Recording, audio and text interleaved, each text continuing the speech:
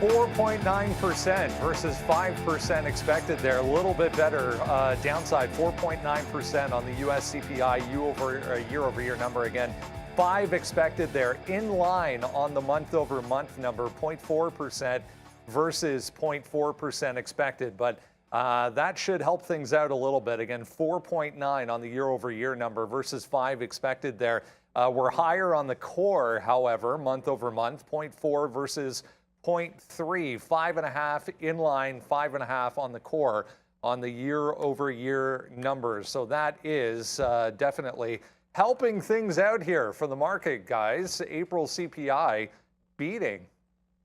Yeah, I mean, core looks like it's as is. You've definitely got a small beat there when it came to that year over year. So, I mean, the market's trying to press through, the market. NASDAQ's trying to press through that 13.3 zone that's been unable to. So you know where we have to go if this is going to have any legs to it. And this has been the channel that has been pretty much unbroken the last week and a half. It's led to so many of these choppy days. So I think if we can get through that, then it gets a little bit interesting. I think there's some fades up here when you get to that high. I got my eyeballs over on AMD, and I mean, Meta's kind of an interesting one as well. But yeah, we've never been able to get through this. So I'm kind of be skeptical that we're going to make the move here on mostly as expected. Mostly as expected. Yeah, I'm short right now. I'm short. I'm short. Yeah, I'm short the TQQs right now. Welcome. Do I have my mic on? Yes, I do. Okay, I'm all good. What's up, Randy? Coffee time in a minute here. We're just trying to trade this number right now. I was looking at the triple Qs here, trying to get back to that level. Let me go to the 20-minute chart right now. We're trying to get up to, it's the same level that Neil was just talking about. The core comes in pretty much, I mean, we just read the numbers. They're pretty much as expected there. A little bit better on the year over year, but I don't think it's enough to break through the range that we're talking about. It's 28.60 here on the TQQ, so I am going to be short. I'm short right here, right now. And let's see. It doesn't look like it's enough juice to get through. You know, the NASDAQ, the Dow's been down 6 of the last 7 days here, most likely in anticipation. My out is 28.60 if we break. Otherwise, we'll be short this until we get that going again. We've seen this number before. Not this number, but we've seen this move before. Here's the daily chart. It's the NASDAQ daily chart. We're just bumping up to those April highs. Again, we're right in here right now. So 28.60, 28.60 is the level there for the TQQ. I'm going to go short now until we see that 28.60 level. So yeah, I don't think it's enough numbers here. I don't think it's enough juice to get this market really going, but it's a nice bump up. You can see the NASDAQ definitely up 0.5. So it's a good little move here, but I don't think it's good enough, Brendan, to get this market where it needs to be, especially on a day where we wait for Google. We didn't have huge earnings yesterday either, so Roblox missing here. We've seen a huge move up already in Meta and in a lot of these names. So I don't think the NASDAQ is going to carry up too much further than where we are right now.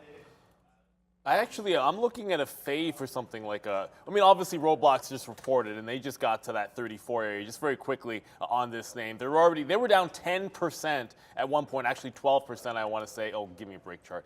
12%, I want to say, but the previous support was 34, and you're essentially at that number now. A little bit, 1 million shares volume is pretty decent, but I just look at us in the NASDAQ and overall market and target, and then you get a nice little bounce up. I just want to see it settle down at that 34 level, and then we can go for like a little bit of a short there. Meta's at 236. That's been a brick wall. If it comes back under, I think that can be a fade. I'm going to stay away from upstarts breaking 20. That one, 36% short interest, I would stay away from. You got to be very, very careful trading a little upstart. And then the last one I want to get to is AM Dizzle. AMD been an absolute beast. It's through 96. I like this for a breakout in general. I'm not taking this break on the number. I can't. It's just, if it breaks this later on in the day, that little flat top, fair enough, but I'm not punching the high on a number like this as expected. I feel like that's almost a bit of a trap there. So I do like it. I think I tweeted out this morning that I like this flat top break, but I'm going to have to hold off until we see like more activity closer to the open and then buying above that price. I don't want to punch it long at 835. Not a possible trap like that, no. All right, just getting set up with Jeff Mendel's in the building from OTC Markets. We'll get to him in a few minutes. But in the meantime, guys, yeah, let's do a bit of a recap here as far as what happened. If you're just joining us a little bit late this morning, better than expected CPI print there on the year-over-year basis. 4.9% versus 5 month-over-month in line with expectations. 0.4 versus 0.4, 5.5 on the core. year over year. We did get a bit of an uptick there for the core on a month-over-month basis, 0.4 versus 0.3 expected. So overall, helping the market, but we'll see if we can hold up here at the top end of the range. A ton of things moving around as far as earnings are concerned this morning. We'll talk about Upstart. We'll talk about all of them. Twilio downside, obviously Airbnb downside.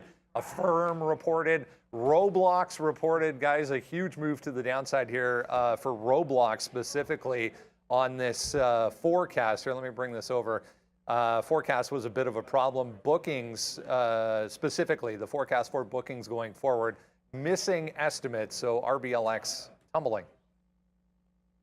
Yeah, it's not a good look for Roblox right now. I did jump into Affirm. I was looking for another name that I did like to these levels. So Affirm had a false break, not a false break. It broke $12 yesterday. It's back underneath that 12 previous resistance, so down 5%. I just wanted something to fade up there that actually made sense. So why not go to a weak name? Roblox, when I pulled it up, obviously it's a little bit thinly traded, and there was a bidder, and there's still a bidder here on Roblox actually for now, and it's actually larger. It was 30,000 shares when I first looked at it, and now I'm seeing 100,000 shares at that 34 level. So that was the price that if it had started to fail and curl, I was going to look for the short. But then this guy shows up right on the bid there for 100,000 on Roblox. I think you got to be careful when you see that in the pre-market.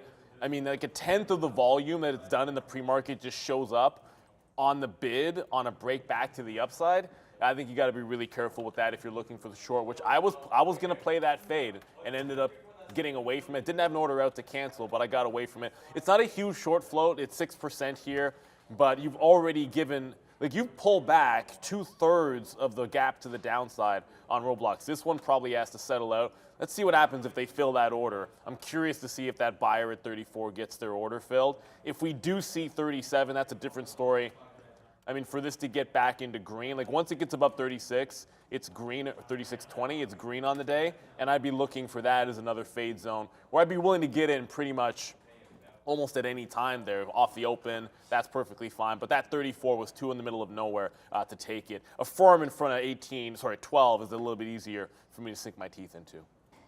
Yeah, I'm not overly concerned with Roblox. I'll be checking that out in a bit. I just want to wait to see some levels develop. We talked about how trades sort of give themselves to you at some point, so I'm going to try to be as disciplined as I can here and wait around for that little dip buy opportunity, or if it can't hold some of those bases, then we'll look to get short. But I mean, right now I'm just focused on the market. We're short here, the TQQs. We took another trade at 26. So our average price is only right here at 27. But I don't know where we're going to go. I'm hoping to the downside. Here we go. Now we're starting to fall down a little bit now. So we're short the market, waiting to see, if we can get back to zeros. I don't think that CPI number was anything to write home about.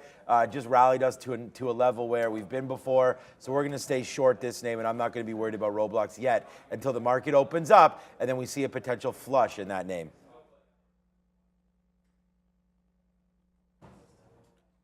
What? Oh, sorry. No, I just didn't realize we're staying on us for a quick little bit here. So a couple of things that just happened. I just saw people talking about Amazon and coin. I'm going to go to the latter first and then come back to Amazon later. $60 on coin. If you remember yesterday, very late in the day, I think I probably mentioned it, but either way, coin got to 60 earlier and then just flushed off it. It broke it late in the day. You're now back above that key price level and continuing to rally. Now remember, if the market, when the Qs start to get going, you can see this go. Double checking Bitcoin over here. Just want to make sure that my Binance chart's reloaded. So there we go. Nice little spike in both Ether. Now I want to check BTC, load. Yeah, we just broke 28,000 again. So above that 28,000 marker, you've got the 50 period sitting in here at about 62. That's locked and loaded to go for coin. This has now gotten bullish. I need to see two things. Well, if I'm going to short it, I need to see a slowdown in BTC, which is doing this. Let me just pull it over so you can see. Breaking a recent channel. If this starts to slow down at 28.4 was a little bit of a hump previously. If it starts to slow down there and that 62 is in play, fair enough. But if we see 68 to 70 on Coinbase today, and it's one of those types of days, like a past 10% squeeze day, I am shorting this once it gets into the high 70s to be sure. I need to see it breaking the 50 period to kind of join up top to think about that long trade, but that 62.5 does sit up there. I just need to see some weakness in Bitcoin before it happens. So Affirm is a name I knew I wanted to trade to the south side after their earnings. So when we got the market pop, I took advantage of that. But coin is going to be on the watch today one way or another now that it's back above that 60 level. Yeah, I don't. Bitcoin's been a little bit of a wild ride as of late. We always wait to see what that next level is going to be there on Bitcoin. We're excited because we have Jeff Mendel in, so we're just going to organize that, get going about OTC markets. So if there's any sort of questions you have about OTC markets or any stocks, let us know. We can talk about those there in the chat. Let's do a quick little look here on BlackBerry, Bed Bath & Beyond, 20 cents. Okay, that's over there on the market. FRCB. I'm just going through a couple names before we go over to Jeff. 44, 45 cents for this one. SIVBQ is the other name, 50 cents as well there today. Look, it's going to be also another good day here for Google. We're expecting to see some. I'm just working on the sticky note. It's almost out right now. I'm writing some little brief things in there. I think that should be pretty cool to see some of the reasoning behind some of the trades that we're looking for. But here's a nice little bump up for Google. It's going to come out right now in a minute, that's the sticky note. But I think that, you know, this 107 area here for Google on what is going to be their AI day here, where they're going to talk all about Palm 2 and a few different ideas coming through for Google. So we're going to have a quick look to see what happens with them here today, but it's already a nice move up. We're looking at 107, that was in play, and then all of a sudden now you're up to 108.25. So we're looking at that. The dollar's heading to the downside right now as well, so that's helping this market go back up. As you can see right now, our TQQ position finally going against us right now. It's been in the money the whole time. We're going to see if we can get another average price here in the 40s. Remember, our target for this name is a 60 break. So if we break up here into the 60s, then we're going to get out of the TQQ here on what was a pretty muted CPI number. All right, the boys are ready over at the desk. Let's throw it back to Brendo. Jeff Mendel, as promised, head of broker-dealer sales at OTC Market in the building today. Welcome to the city. Welcome back to the city. How are you? It's great to be back up here. It was a little bit warmer this time, Yeah, that's no for kidding. sure. But kidding. I'm actually in town for the Toronto Stock Exchange conference. There's a lot of people around, so I'm just running around, seeing everyone that's in town, and hearing what's new in the Canadian marketplace. Big event coming up. Is it today or tomorrow? It is today. Yes. 2 days or just one? 1 day. Just 1 day, okay. Shout out to everyone down at the TSX. We're going to talk a little bit about what's been moving around lately. Obviously, you heard Sean was mentioning there are a few of those banks that have blown up in the U.S. and ended up on the OTC markets. Obviously, the latest FRC. I want to start with this one, though. BBBYQ now, if you're keeping score at home. What is that? 1, 2, 3, 4, 5. Now the 6th day since moving over to OTC. Disregard the quote. We don't, unfortunately, have quotes for OTC listings here in the pre-market, but straight back to the upside since going down to OTC. Yeah, so this came over last week, Yeah. right? So you said it's been 6 days, right? There has been a ton of trading activity in it. The first day, I think it was, kind of slow, in the grand scheme of things. It's picked up over the past few days. It started trading, I think, around 7 or 8 cents maybe when it came down, and now. It's up to 18 cents, so it is moving around a little bit. If you're looking for some of the trade down here, I mean, there's a ton of liquidity at the inside in this name too. So, Yeah. Definitely something to look at. Bed Bath & Beyond. Everyone knows about it, and everyone's heard there. Everyone's been to one. Yeah. So unfortunately, this name did go. They did go bankrupt, but we provide a platform for them to continue to trade. And on that, I think maybe we can just give people a little bit of a refresher here as to when this happens. If something is listed, a company is listed on one of the bigger boards, NYSE or NASDAQ, it doesn't matter, and they end up in trouble, they end up going bankrupt or declaring Chapter 11. Run us through the process here again as to how these shares end up going from the NYSE in this case to OTC. Well, unfortunately, I think we've been talking about this process a little bit too much lately. But basically, what happens is the exchange puts out a notice, a corporate action, right? Like you're used to seeing on any time news is coming out for a stock.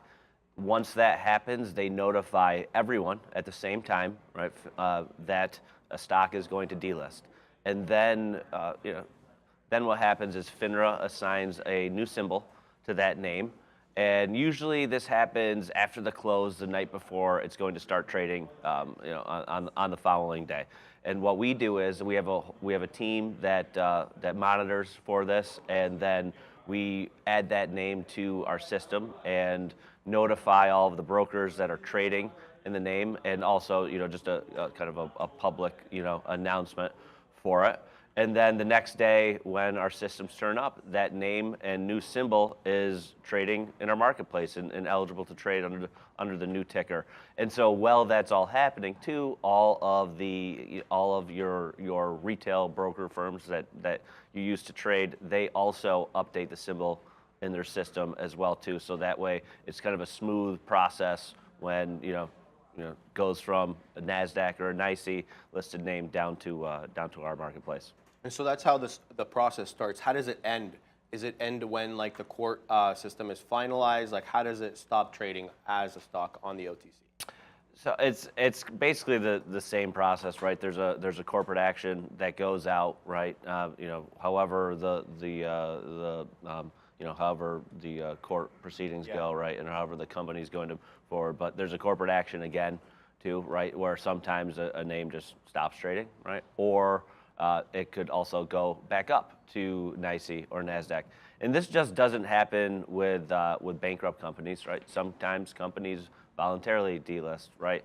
Sometimes there's an ADR that trades, in Germany or in Hong Kong, that they just decide that it's no longer necessary for them to be on the New York Stock Exchange or NASDAQ, and they come down and they start trading in our marketplace. And a lot of them also, when they do that, they take a look at some of our tiers and some of our marketplaces. So we have QX, which is our premier market, and QB, which is our ventures market.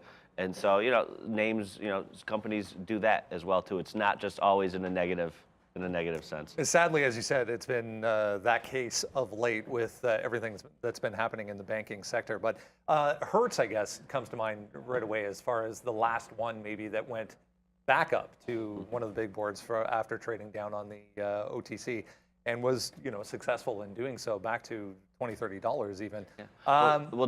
I mean, then if you look way back, right? I mean, GM, right, as well too. That was another name that did it as well too. That was how long ago, right? Yeah. But yeah, and then you also mentioned like some of the banks too, like FRCB, that started trading last week as well too on OTC markets. So it's right now it's trading at about 43 cents, right? I don't know much about the actual fundamentals and what's left there. Yeah. But it is trading in our marketplace, for now, and it's trading a lot actually. Tons of volume. Yeah, tons of volume in FRCB. Yeah, obviously JP Morgan coming in, scooping up the pieces. And in this case, I guess what's left over then is what ends up trading on OTC. And as Jeff was saying, until further notice, until they decide to change that. We'll shift gears a little bit here. Some of the Chinese names have been back in focus over the past couple of days as far as news headlines. We got some disappointing economic data out of China earlier in the week. Tencent has been top of the list as far as most active over the past couple of days.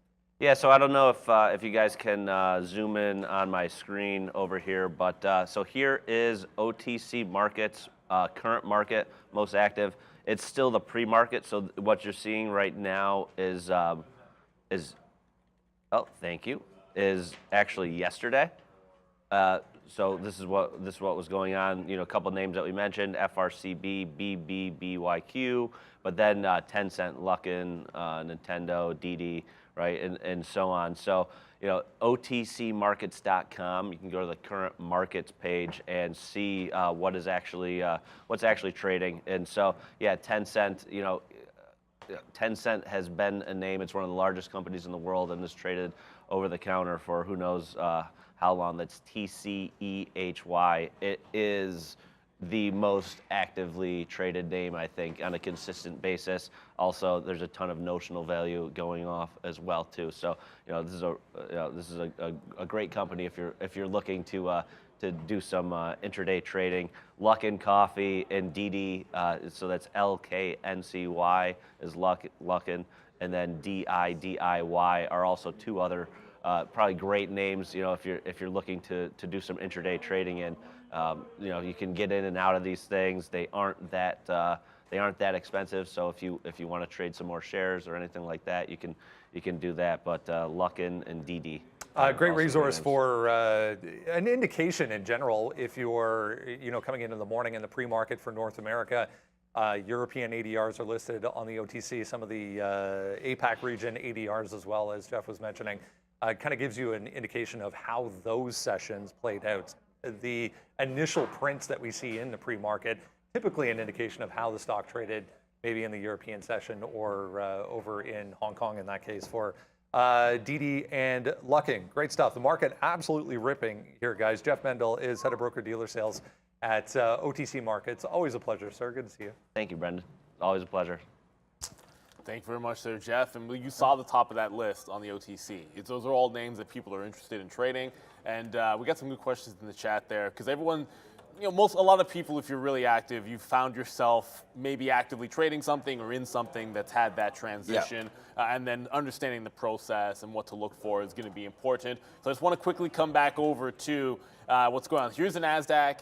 There's sort of like that bracket that I've had on the top side. I mean, the market's had this bracket. I just put some lines in there for you guys. But you just wicked above that high from last week, kind of like that May 1 high, and then got right back underneath. I'm short a firm because I figured I'd pick on, a firm beneath that $12 level, but the market is holding the top end of the range. We're not really breaking out just yet. I backed away from the notion of going AMD long because, again, I did not want to be punching tops, but that 96 is gone.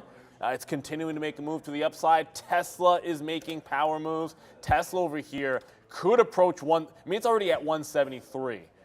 I mean, I had just deleted my 175 from my notes because I'm like, whatever, we'll cross that bridge when we get there. We have to really clear that 170 area first. Well, we done did that, so 175 back in play on Sir Tesla, as I know Sharif likes to say it. So big power moves happening in the market, some individual names outpacing others. Yep. Meta's having a decent day. Google's back at 109. That's a pretty big level for Alphabet there. And, I wanted to mention what's going on with Apple. So Apple, which obviously one of the bigger names in the market, kind of languishing is not the right word. Trailing things a little bit out of big tech. So only 0.6 on Apple. Hasn't really even broken yesterday's high. Like all the other names I just pulled up, Google, Amazon, Meta, Tesla, Nvidia, they're all relatively stronger than Apple on the day. So that's worth filing away, at least temporarily here, that Apple, I'm not saying it's having a bad time, it's just that Apple not nearly as strong as everything else. Yeah, we were, meanwhile, as the market ripped up there, we did get out at 60 there because we were like, okay, is it going to break higher than that? It only went as high as 70. I'm talking about the TQQs there. So we did take an L. We took another short at 50. There's the out at 60. And then we just shorted it again against that previous high of 70. Of course, it's so stupid of me. Of course, the level is going to come up and try to test it again here on the TQQs. Sorry about this with our charting here. But this goes back to April. It's just these levels right here. I mean, whether or not we got it exactly at 60 or 70, we used, bless you, that top there of 60. We had to get out in case it came up there and broke it and just continued to go. But that didn't happen, so we went back into the short. So 0 for 1 here, but now holding a 62 short. With our best out here was 55, which is right now. We just took 2 outs there. We're now out of 10% of the trade. I still think we can retrace back into the 30s and 40s. We've seen these numbers come out and then give it all back. But again, the CPI comes out not as dangerous as a lot, maybe not as bad as feared. I don't know what people would think there. Comes in as expected, and what was it? The core was 5 versus 4.9. So a little bit worse on the year-over-year number, I think was the number that we're looking at. So now we'll have to wait to see what happens with the futures. I'm going to get out if this breaks above 70, which is the current high. It's okay. We were getting some out here. Hopefully it can drop down a little bit more. And then we're into the mid 50s now. I have a bid at 51 here. So that would be a good take. And then we can get some of this money back before we get back into the 30s where I have my next bid. So low 50s now and then right back into here where we settle down. I don't know what that second little bump was all about, but let's just see if it wants to hold these highs. First segment, as always, guys, brought to you by Surge Trader, where traders can get a funded trading account up to $1 million, keep 90% of the profits, trade stocks, indices, Forex, crypto, and more. Program has simple rules, no time limits. SurgeTrader.com/TTV. Promo code bottom of the screen there, TTV, gets you 10% off over at Surge Trader. Here are a few upgrades and downgrades for you so far this morning. Some Canadian content on the upgrade side. With the banks coming through, not a heck of a lot. I mean, Grow Generations, we saw some of the cannabis names popping up earlier in the week on more banking headlines south of the border. Dutch Bros, yeah, a bit of a miss for them. Nicholas here, PayPal and Airbnb. Airbnb. Yeah, not the best day for Airbnb. 5, 6. Yeah, thanks, Adam, for those updates there in the chat. So, by the way, I covered, you can't see because Surge Trader's there, so I covered a firm when it broke that 12. I just didn't want to be fighting it too far there. I was about to talk Airbnb. It broke 12 upside there? Yeah, it broke out. Well, it did. It's still holding above 12. That's a level I liked. I'd probably revisit it at the open if we're still hanging beneath that level. I'm just going to process pay for short here very quickly. And then, yeah, so Airbnb, and actually it was a good point that actually got made by Sharif, because he had some analysts talking about how really demand has been absolutely fine. They just have some inventory issues. People are kind of staying in the cities a little bit more, and then that's creating a bit of a problem for them, and that's why you might have gotten the bad forecast. But bad forecast is what you got. You're down 14%. It was worse than this a little bit earlier, and quite frankly, there's some big levels that are coming into play here. In fact, we already bounced off of the April low. Technically speaking, that was at a 107.5, and if you go all the way back to not really the beginning of the year, but February, you've got this 106.5 level. So you've got some zones in there where I could expect a little bit of a dip buy to possibly come into Airbnb. This is a name that was probably trading at a high enough multiple that everything had to be perfect, so they're going to get beaten up for that, and this can be a good opportunity. I mean, I think if it breaks this support, this is a chance to get into a stock which maybe had gotten away from more reasonable valuation. So I'm kind of putting like the Mobileye idea on this. I want it to break. Okay, like you don't want a stock to go down always, but I would like if it broke 106. I think that'd be a chance to get this thing sub 100 in the coming days and weeks after things settle down on earnings. So I'll be looking at that 106.5 for a bit of a dip buy situation. As far as looking to fade back into a short idea, it's so far away from where I would traditionally look at it, like 15 to 17. That a lot of things would have to happen for us to get to that point. I think maybe if you're looking short, just kind of play the whole pop and fade notion. It's a little bit far away from me to be thinking short down here. I'm kind of looking for that long off the bottom. If we get 106.5, that I could sink my head into. All right, I was just looking. Let me see these glasses. He came over here with these red glasses on here, and yeah, Florida Panthers red. There we go. Yeah. Oh yeah, Florida Panthers. Get these out of here. Yeah, man. we're all about the Maple Leafs on here. Are you a hockey guy or not really? I can't say that. Okay. I know. Well, he's Dallas. We know he's Dallas Cowboys. So really, his opinion on the hockey. That tells you all you need to know. Sports is no. We're just talking about some of those OTC names and trying to get a few things figured out here because, like Brendan mentioned, if it's trading sub $1, it's a little harder for us here at Day Trade the World to access those shares and get those going. But I do think that we did make an exception. I think for SIVBQ on the first couple days. So I'm thinking that could get going again, and then. But anyways, yeah, Jeff Mendel right here, great guy, and I got to keep friends with him because he's going to take us golfing. At some point. He's gonna get that all figured out right now. But otherwise known as taking you drinking. So I have no idea what we're talking about here because I was slightly distracted, which is all good. But if it's Airbnb, I know that maybe next time I'm visiting Jeff or at some point in the lovely state of New York, I may be in an Airbnb. And the thing about Airbnb is it's just taken down that 110 level, and that's below the 200 period on the daily chart. So I think Airbnb is a buy at some point. Reasons why? It's pretty simple. I think the experiences are hot there, right? I mean, there's also switched over to rooms. So maybe you're not wanting to rent out a whole, apartment or cottage or whatever you're renting out. It's a sort of a new thing that they've come up with, and it's rooms. You can grab a room in a place, might be a little cheaper, might expose a few different consumers to their brand. So I like Airbnb down here. Well, let's just see. I said the same thing on the sticky note. I just put it out as before, and that would be that, hey, let's wait for it to base out a little bit and then figure out where to go long. So right now it's looking like 108 wants to hold. I want to see this happen off the open. So if the market does flush there and Airbnb can sort of base out somewhere, then I want to hop in there and grab that long. I wouldn't be surprised if it takes out 110 at some point here today, and then we get back to the to the upside here on Airbnb. I don't think we're going to turn positive. It's still down 14%, but Airbnb is still a name that I like to trade here today. Let's just make sure it makes a base. All right, let's bring in Arun here. Get a check of the overall market as we head towards the open. I mean, still trying to take out highs here, Arun, after that number. I mean, for the most part, comes in better than expected, but wow, what a move so far. Yeah, and I think this is kind of what I've been talking about for the last couple of days, where as long as we didn't go down too far and we were able to kind of go back to the top end of that consolidation range, there's a chance that we get to expand to the upside. 4120 was the location I was looking for. It wasn't really a level, but it was like, oh, you know what? If we can stay above there, it's fine.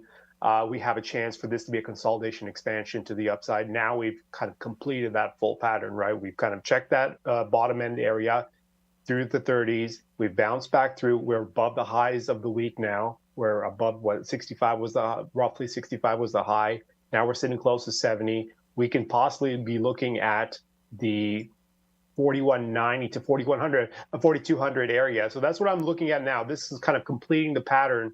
It took a few days to work, but when you have a trend like you had on Friday, a couple days of consolidation sideways is a good thing. Not necessarily, it's kind of boring, but it's a good thing for the overall pattern. And you're seeing the rest of that pattern now resume. And I think this could be a great expansion to the upside. I'm targeting 4200, 4140 on the bottom end to support. The fail point here is, say we do get through 70 and we find a 30-point dip. At that point, you've got to wonder, has this pattern completely failed? But you have to see that happen. Until that happens, to the upside, 4200 being the target. And this is actually a good pattern. I think it took a few days. When it does take a few days, it might take some time to get going, but once it does get going, I think we can have a decent expansion to the upside. So I'm looking for any sort of dip buys here. Anything into the 60s, anything into the mid 50s would be good against 40. And of course, if you lose 40, then you really do have to consider the idea of a trap out and then possibly look on the short side. But this should be a decent location to get some bids on the way down. Took a couple days, but we should have enough levels to work with through the 50s to catch bids on a dip. Great stuff. Thanks, Arun. We'll check back in again tomorrow morning. If you haven't done so yet, make sure you grab that. Super easy. Scan the QR code, go to watchlist.tradertv.live, enter your email address, and then you get that every single morning. Absolutely free. Has everything you need to know on it every day in the pre-market. Here we go. Google, top of the list, coming up this afternoon at 1 p.m. It is the annual I/O Developers Conference for Google. As we learned earlier in the week, hold on, bear with me here. I will update that. There we go. There we go. As we learned earlier in the week, we're going to learn a lot about AI. Once again, they came out, I think it was Tuesday after the close, they came out and said, there's a whole bunch of new stuff going to come specifically targeted at obviously ChatGPT and what Microsoft is doing. In addition to that, we'll get a couple new phones, Flip apparently, or a foldable Pixel. We'll get the 7A, and we'll get a tablet coming up at 1 p.m.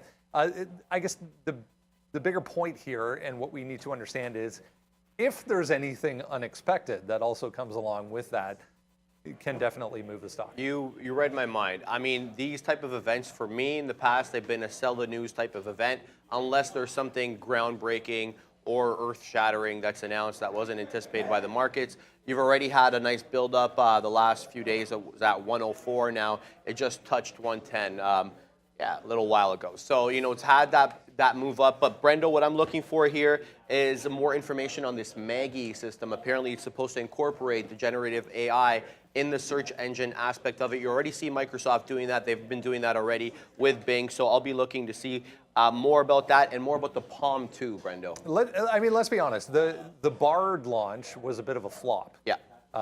They had to rush it. They came probably too early with it. But is this, I mean, and here it says this is code-named Maggie. So is this an internal version 2.0 of Bard maybe that, you know, might be a little bit more finalized and finished? I mean, we haven't had access in Canada to Bard yet. There's been a wait list that they haven't even opened. So I'm really excited to see if that even comes today, that if we can, you know, jump on it. But in the States, they've had it for a while. So we'll learn about that and more coming up at 1 o'clock this afternoon, guys, for Google. Yeah, and this is one of those, I feel like sometimes you get a sell the news type of event, but you know, whenever you have a CPI or a market moving event early on, you tend to want to have things calm down, and maybe it throws a wrench in some other ideas. But one that did not necessarily get blown out was that 110 yesterday. So Google went to 110. I was long several times. The initial breakout gave you a tiny scalp. The dip by, you know, sort of into VWAP into 109 gave you a few opportunities in there, but nothing really big. If anything, it was a stair step to the downside, right? So you could have, it wasn't that bad because at all points you were really able to get out of longs. There was lots of places for you to be able to get out and sort of limit the losses, but they were still losses if you were going to the long side of the open. So 110, I don't have to tell anybody that that's the line. There's it at the daily. You got that wick up there again.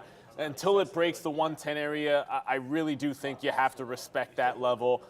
Right now you're 1.3, so it's stronger than the overall market, which is churning above that resistance level. That 13, you know, that 13.36, or maybe like a 3.7 really, is holding above. And if we break that even handle on the NASDAQ, I expect you could see a real run at that 110 level. But almost every other big tech stock I looked at today has kind of, with the exception of Apple, has been breaking at least one minor level. NVIDIA hasn't broken 290 yet, I don't think. But that 110 stands in the way here for Alphabet. So that does give any pullback in the market, I mean, shorts off that level pretty valid.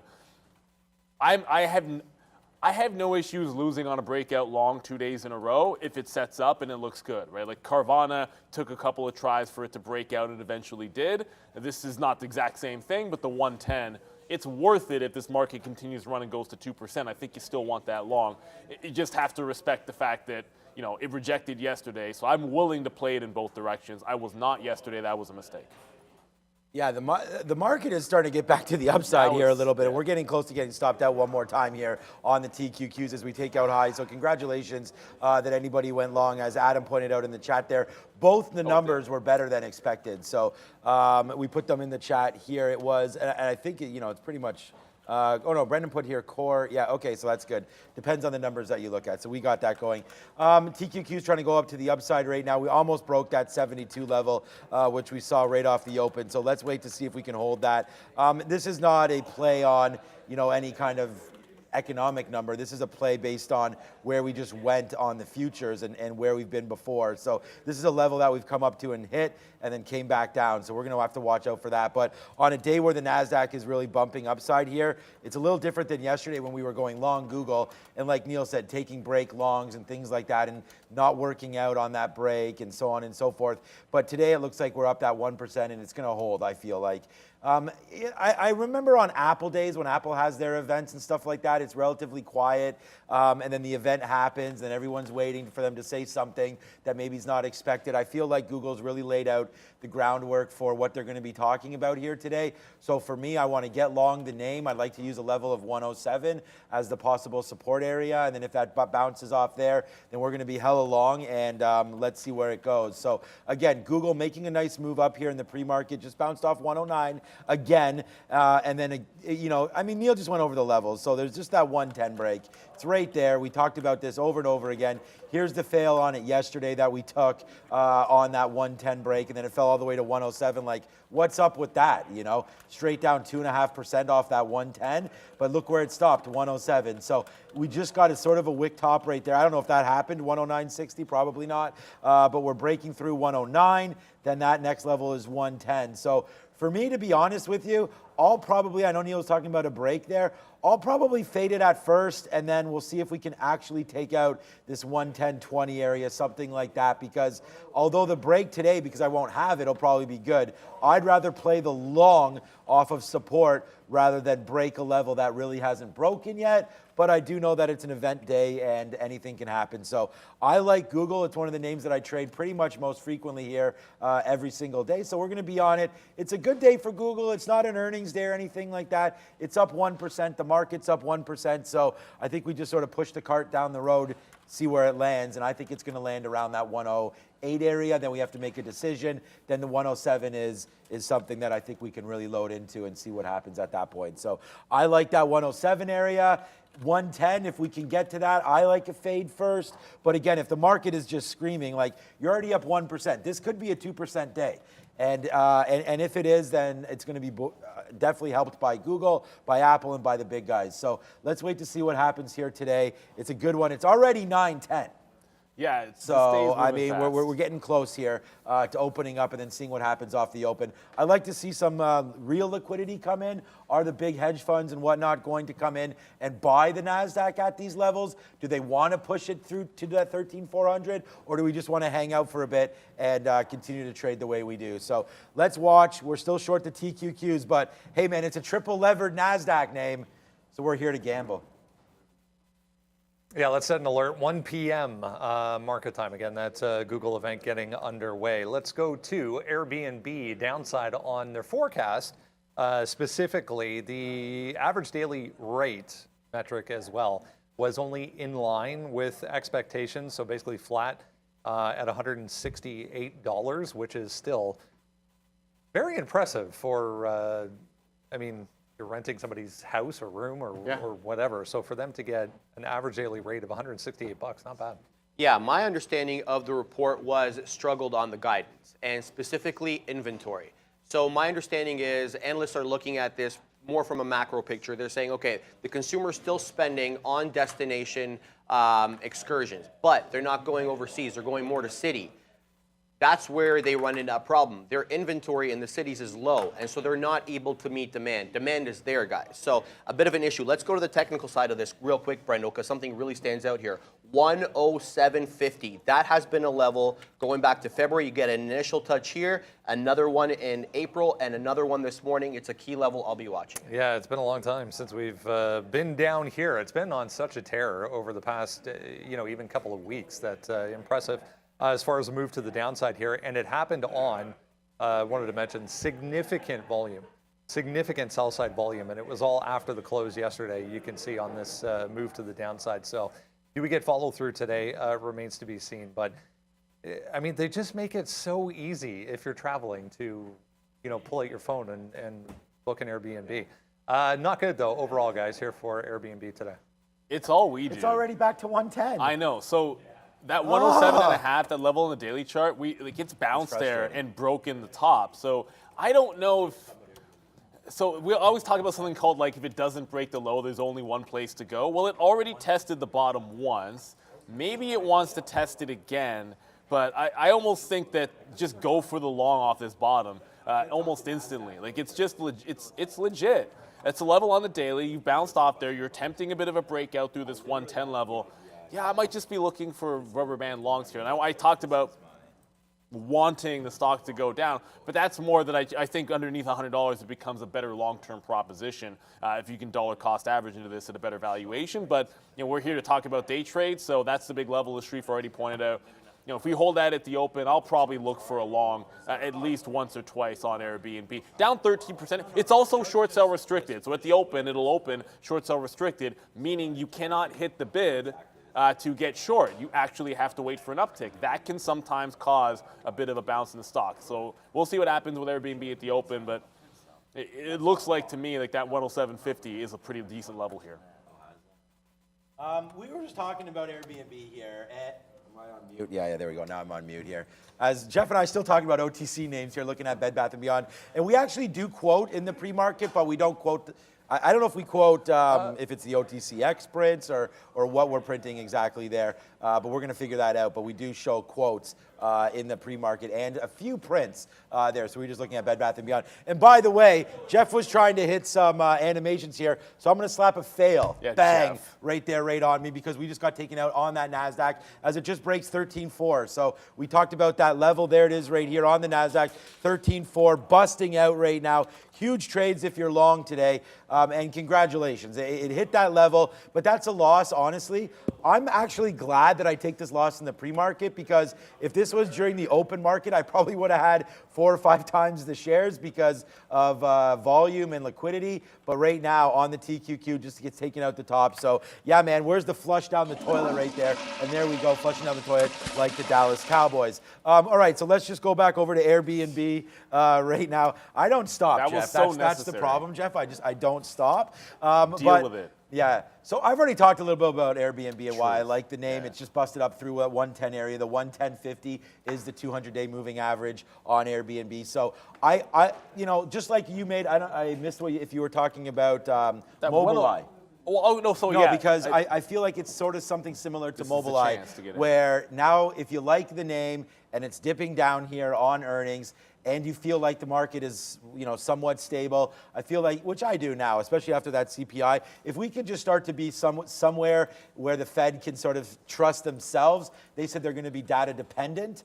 So if the CPI and everything is starting to come in line, then yeah, maybe they'll actually hold their word, which they've sort of been true to their word. They've said they're going to raise rates. They did 500 basis points of raising, and now they say that they may pause if it's data dependent. So with that being true, I think Airbnb can work in this environment. I'm not sure what their PE is right now. Airbnb. It was 35. Yeah. I don't know what it is. Okay, well, I'm not sure if this is updated, but we have 42 right now. Oh, goodness. So Okay. that's I thought bad, it but was- for a growth company, it's actually, I'm okay with it. thought it was in the 30s. Microsoft's is quite large right now as well, so I'm okay with PE. And if you want to talk about the PE game, then let's not talk about what everyone loves and with NVIDIA and things like that, right? So I think Airbnb as a growth name can work off these levels. I'm still waiting for a base to form, and it has to form while the market's open. So it looks like it's probably going to be around this 107, 108 area in order for me to get long. But I'm just impressed with the NASDAQ coming up to 13,400 right now.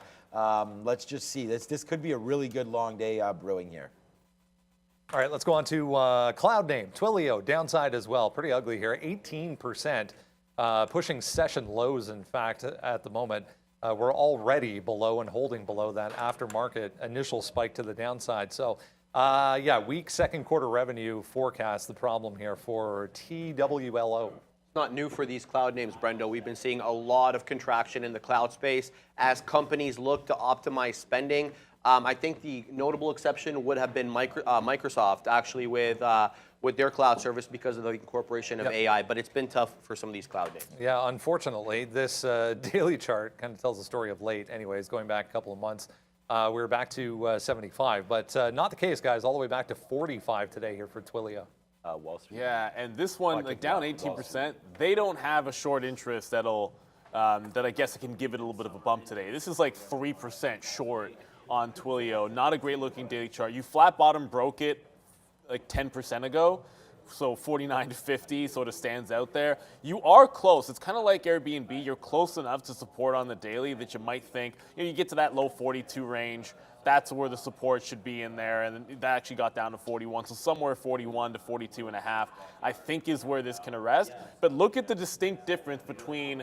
Let me do this for a second. We showed you Airbnb breaking back up. Affirm didn't have a good report, but they're kind of gliding to the upside. I got stopped out there on my short there, and quite frankly, I'm not seeing any love for Twilio. Like, where's the bounce when the market's running? So this is, this goes in the ish list today as far as I'm concerned. Like, when I see that, I'm thinking one direction, and generally speaking, that direction is going to be southbound. There's a lot of names carrying above support levels that are on breakout trajectories. This one is a breakdown that cannot bounce with the market, doesn't have short interest to have it go. I think I'll just be looking for places to get into a short, whether it's 47, whether it's 50. This is not the one. A lot of times there's a rising tide lift all ships, but you can see this one didn't go anywhere when the market made that bounce just now. I'm still talking here with Jeff. I mean, it's great. Oh, cheers, Neil. We did Randy get a gave us a coffee reload there with Randy. So boom, yeah. Oh, don't And he knock asked over Jeff- the bull today. The Bulls are in control. Can't Yeah, knock them screw the over. Bulls. I'm just joking. I'm pretty much a bull, pretty much every day. Go Denver.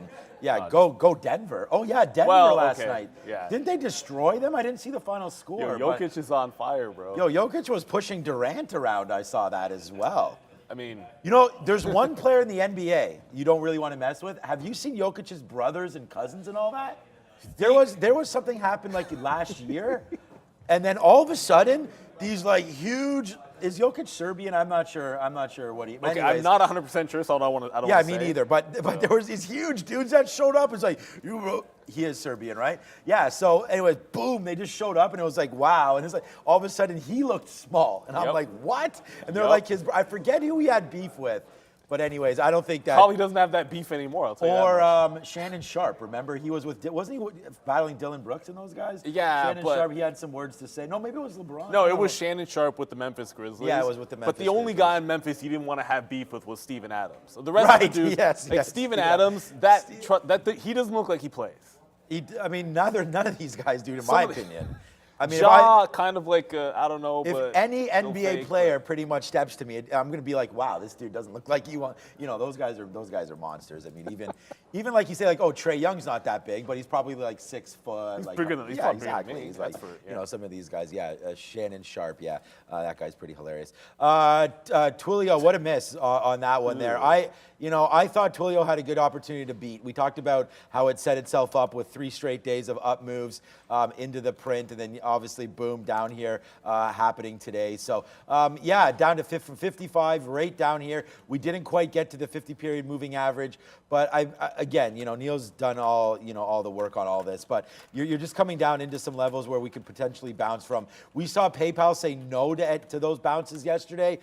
So what is the 52-week low for Twilio? That is a good question. I'm going to find out exactly once I look at eSignal, but it's looking like it's going to be 41 and change right down there. Do we get to that? Unfortunately, we might. Even though that has to be another 10% to the downside, I don't think we go there, especially with this market mooning a little bit right here. But for me, Twilio is going to stay away.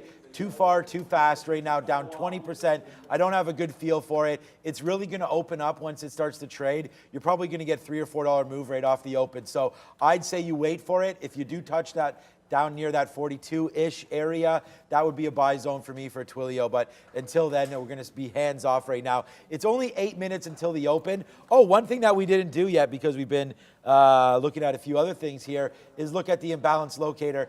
Generally, when you get a number like that or movement like this in the pre-market, I feel like you normally see a bunch of bids here, and right now we're not. There's Twilio with a sell. Oxy also came out. There's a sell on Oxy there today. And Palantir is a sell as well. But I really like what Palantir is doing. We're going to talk about that soon, coming up to $10. We'll see if that can break. If not, we look for a bid down here near 9 on Palantir. But for right now, it's looking pretty meh here on the imbalance locator as we'll wait for the NASDAQ at 925. So right now, let's go. We have Rivian talked about. Yesterday, we had horrible numbers from Lucid and Fisker, but it looks like Rivian's here to save the day. Or is it? All right, let's go to Rivian. We were just discussing the fact I was listening to a great podcast with the CEO who was talking about not only have they already started developing the R2 platform, but they're already working on the R3 platform that will get progressively smaller as they go. So these vehicles in general, the R1s, both the T and the S, are built on the same platform, right? That's the concept. So what he was saying is essentially as they progress to R2 and then R3, they'll get smaller and more affordable, less luxury, less frilly things, but potentially anyways, the opportunity to kind of open the door to more audience and more potential buyers. But yeah, upbeat Q1 reaffirmed their production forecast as well down here, 50,000 units coming this year. Which is the way Tesla started too, right? I mean, they started by becoming, or they were, a luxury auto vehicle maker with the Model S and X, and then they expanded to something more affordable with the Y and the 3. An interesting look for Rivian, Brendo. We were talking off camera, maybe first time green on earnings. Yeah, I'll go back and check that out today, but I feel like it's got to be the first time, guys, up, especially 7% off a report. Yeah, and the key thing is, look, reiterating their forecast for production when Lucid was doing everything, I guess, the wrong way. Like, they can't they're not producing as many, and then they have a demand issue. Rivian doesn't have those issues. They're a little bit cheaper of a product, and you hear that progression. They're moving on to other models. I love it that you're breaking the 50-period moving average here. You've gapped away from it a little bit, so you sit 15 to 16, 15 to 14. You're kind of in the middle of the zone, which makes it a bit tricky. So I would prefer if it were to give you some kind of a dip buy into like the 1450 area that you could work, maybe a little bit tighter to that 15 even, without having to take a break. It's gone above and below. 15 has been meaningless this morning, right? Like a little bit over, a little bit under. I almost don't care about that number. It's 14 and 16 for me. I'm not looking to go short this name today, but I am acknowledging that sometimes we do see that dip on the earnings, especially for EV names. But I've seen it before on Rivian where you get that dip on a day where it's gapping to the upside, and you want to be patient at the open. So we'll let it drift down. My goal, if we get a break of the pre-market low, is to be long on the curl. It's an easier thing to say than to do. I've said it a million times. I've had trouble with it oftentimes where I'm getting in on the actual dip down instead of allowing it to form a level. And if it forms a level, then get in when it shows some strength and put the stop underneath. That's the plan of action for me at the open here on Rivian. Oh, man. I just told Jeff, I just got out of the TQQs here at 70, and that I hate this job, and that if there's any openings, I may be the newest employee of. Oh my gosh, we're pulling back? Yeah, I don't know. Oh no, firm would have been. No, all right, so yeah, no, we're pulling back pretty good. Well, not pretty good in the futures. I'm not going to. I mean, we took a hit. It's a hit. It's a round of golf I lost. So hopefully this guy will pick that up next time, or the first time we go out. All right. So anyways, yeah, look, Rivian again, up 7.5%. It's a nice one. You still have to pay for shorts. I think this name is one of the ones that could go to the upside here. We've had some bad, bad days here in the EV land. But Rivian, off the daily chart, it's breaking the 50 period right now. There's not too many names that are like that. But the last time we looked at the 50 period was back here in February, and that was $21. And we bounced off that to the downside. So right now we're doing the same thing again right here, bouncing off that 50 period. Maybe I can zoom in, you can see it even more. But there's the break higher. It's about 1450. So last time that happened, we wicked a little bit higher right there in February before coming right back down. So right now, kind of looks like we're poking its head above one more time here. Will they whack that turtle back down, or will it continue to get back to the upside right there? I'm looking at a $16 break before we really get excited about Rivian. And there we go right here. The futures, the imbalances are now out. There's the TQQ, of course, as a sell. Yep, I was short, but not anymore. And then there's SoFi with a buy. We can talk about that. That's actually had a nice bounce off $5. So there's your Affirm Neil as well. That's a bid right there, but that's still at 12, so no worries about that. And then an interesting name here, the biggest of the big caps that I can see on here right now. It's funny that we just talked about Affirm, and then one of their clients there, Amazon, on here as well with the sell. So we'll see what Amazon's doing. It's having a hard time breaking above that 110 area. So we'll have to watch Amazon on watch today. Up almost double the market, Amazon right now. All right, my wife must be over there spending some money. So, all right, let's watch out for that 110 coming through on Amazon. Only 2 more minutes until we get ready to rock and roll. We'll wrap things up with Meta here, up 1.2, trying to come back to yesterday's high. What a move, though, yesterday, as we did sell off into the close, essentially, but they came out, if you missed it, and said they're going to do some more work as far as monetizing both Reels and Instagram in general. Across the board, opening up the door for creators to further make money, which is obviously a positive on both sides. Yeah, it was just a matter of time, and you wonder how much the market has already discounted that news item going in here, which is maybe why we sold off. But come to my chart, because this is a person whose long's dream. Look at this is the 4-hour chart. Starts early January, ends today. We're almost at highs.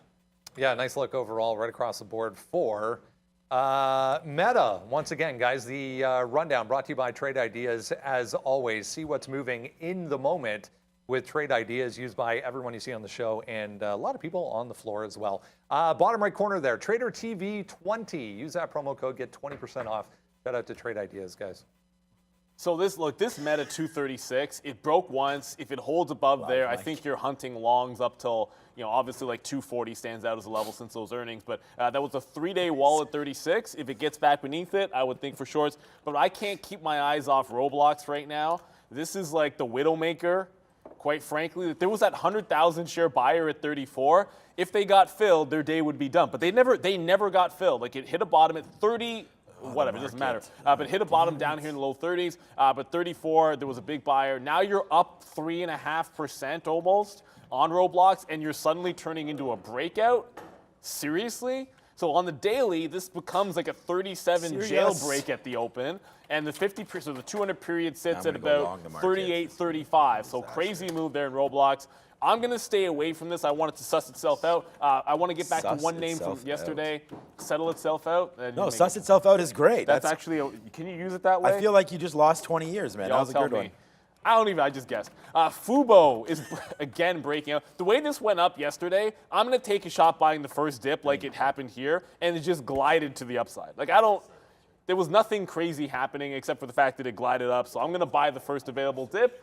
As we go over to the bell, we got Katrina on the bell.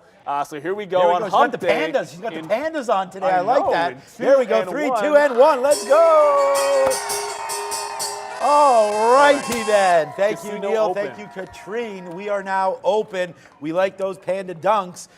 We got the Jordan's 12s on today, and we're ready to rock and roll here. 13, sorry, as we're ready to rock and roll. 28.50 here on the TQQs. We're going to watch out for a VWAP retracement. If we can get something long at the 40 level, then we'll do that. I'd hate to be short, and then I go long, and we get the double whammy. So let's wait to see what happens. No whammy, no whammy, no whammy. Stop! I'm not filled. Okay. Airbnb right now, wow, what a move up to 111, and it's starting to go right there. Hey, Mr. Mendel, what did we call? We called a long on Airbnb, but that is not coming through right now.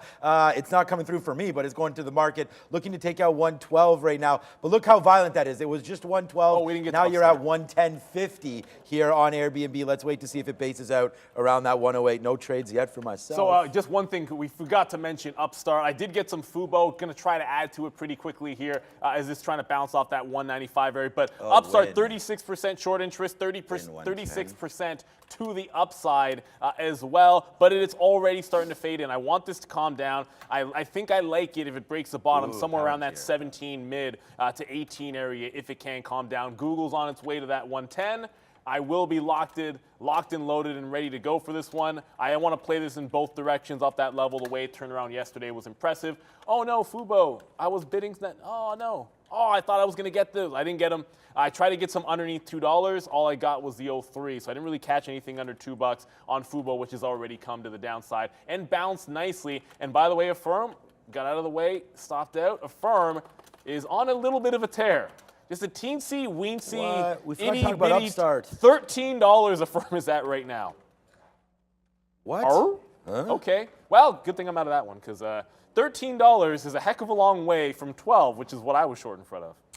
Yeah. The market is Rip City right now. Tarn, take out 13.4 right now. So there goes TQQ. We talked about trying to get longer, and we missed that dip buy opportunity. It only goes to the 50 period. We were waiting at 44 right there on VWAP, and there it goes. Taking out that high right here. I feel like we got to switch over. We are into...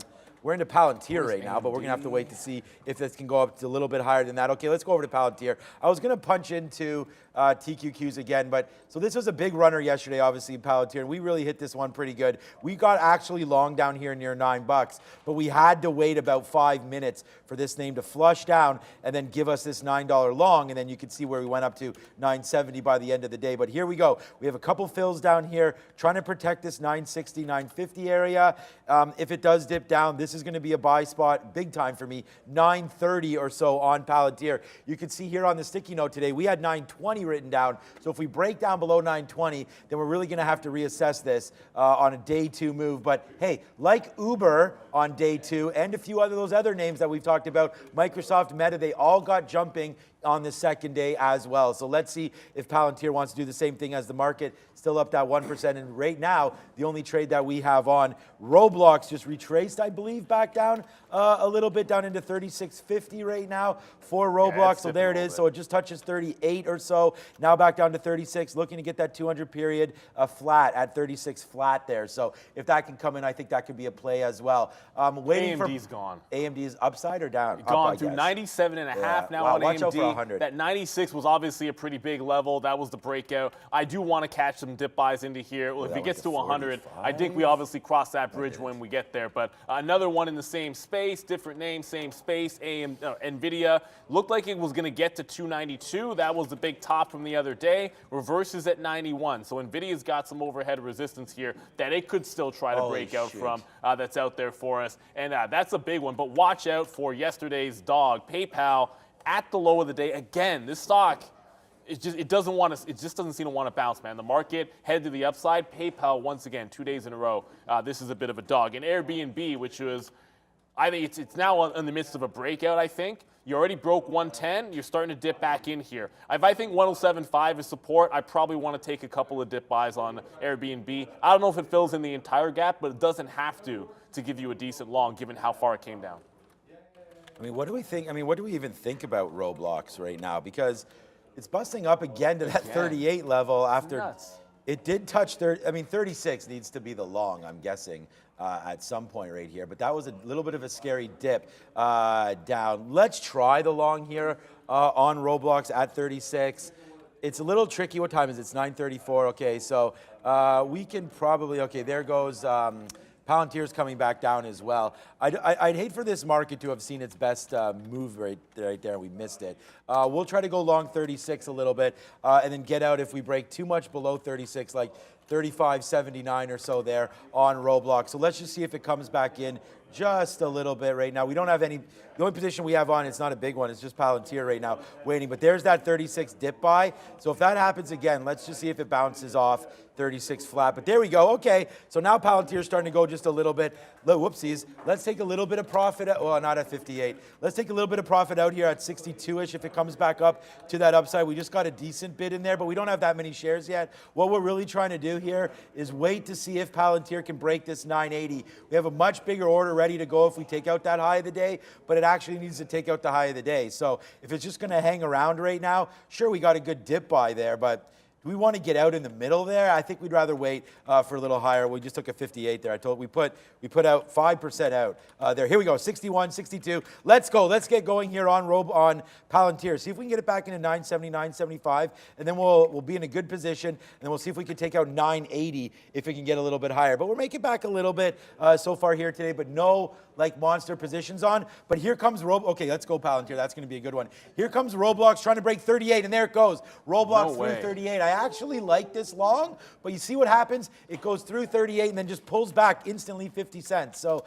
maybe this name's a little too violent here on earnings, but let's go Palantir up to 68, 69 again. Maybe we need to put on our Palantir investor hat again and see what happens right now with Palantir. Mooned a little bit yesterday, up to 67 right now. We're long at 53. We got to get something out. Yeah, so all I have is the dip buy going on Fubo, but I'm looking at Rivian here. We wanted to wait patiently for the dip. It's starting to come back in. It's all about being a little bit patient on this open. You're at the highs right now in the market.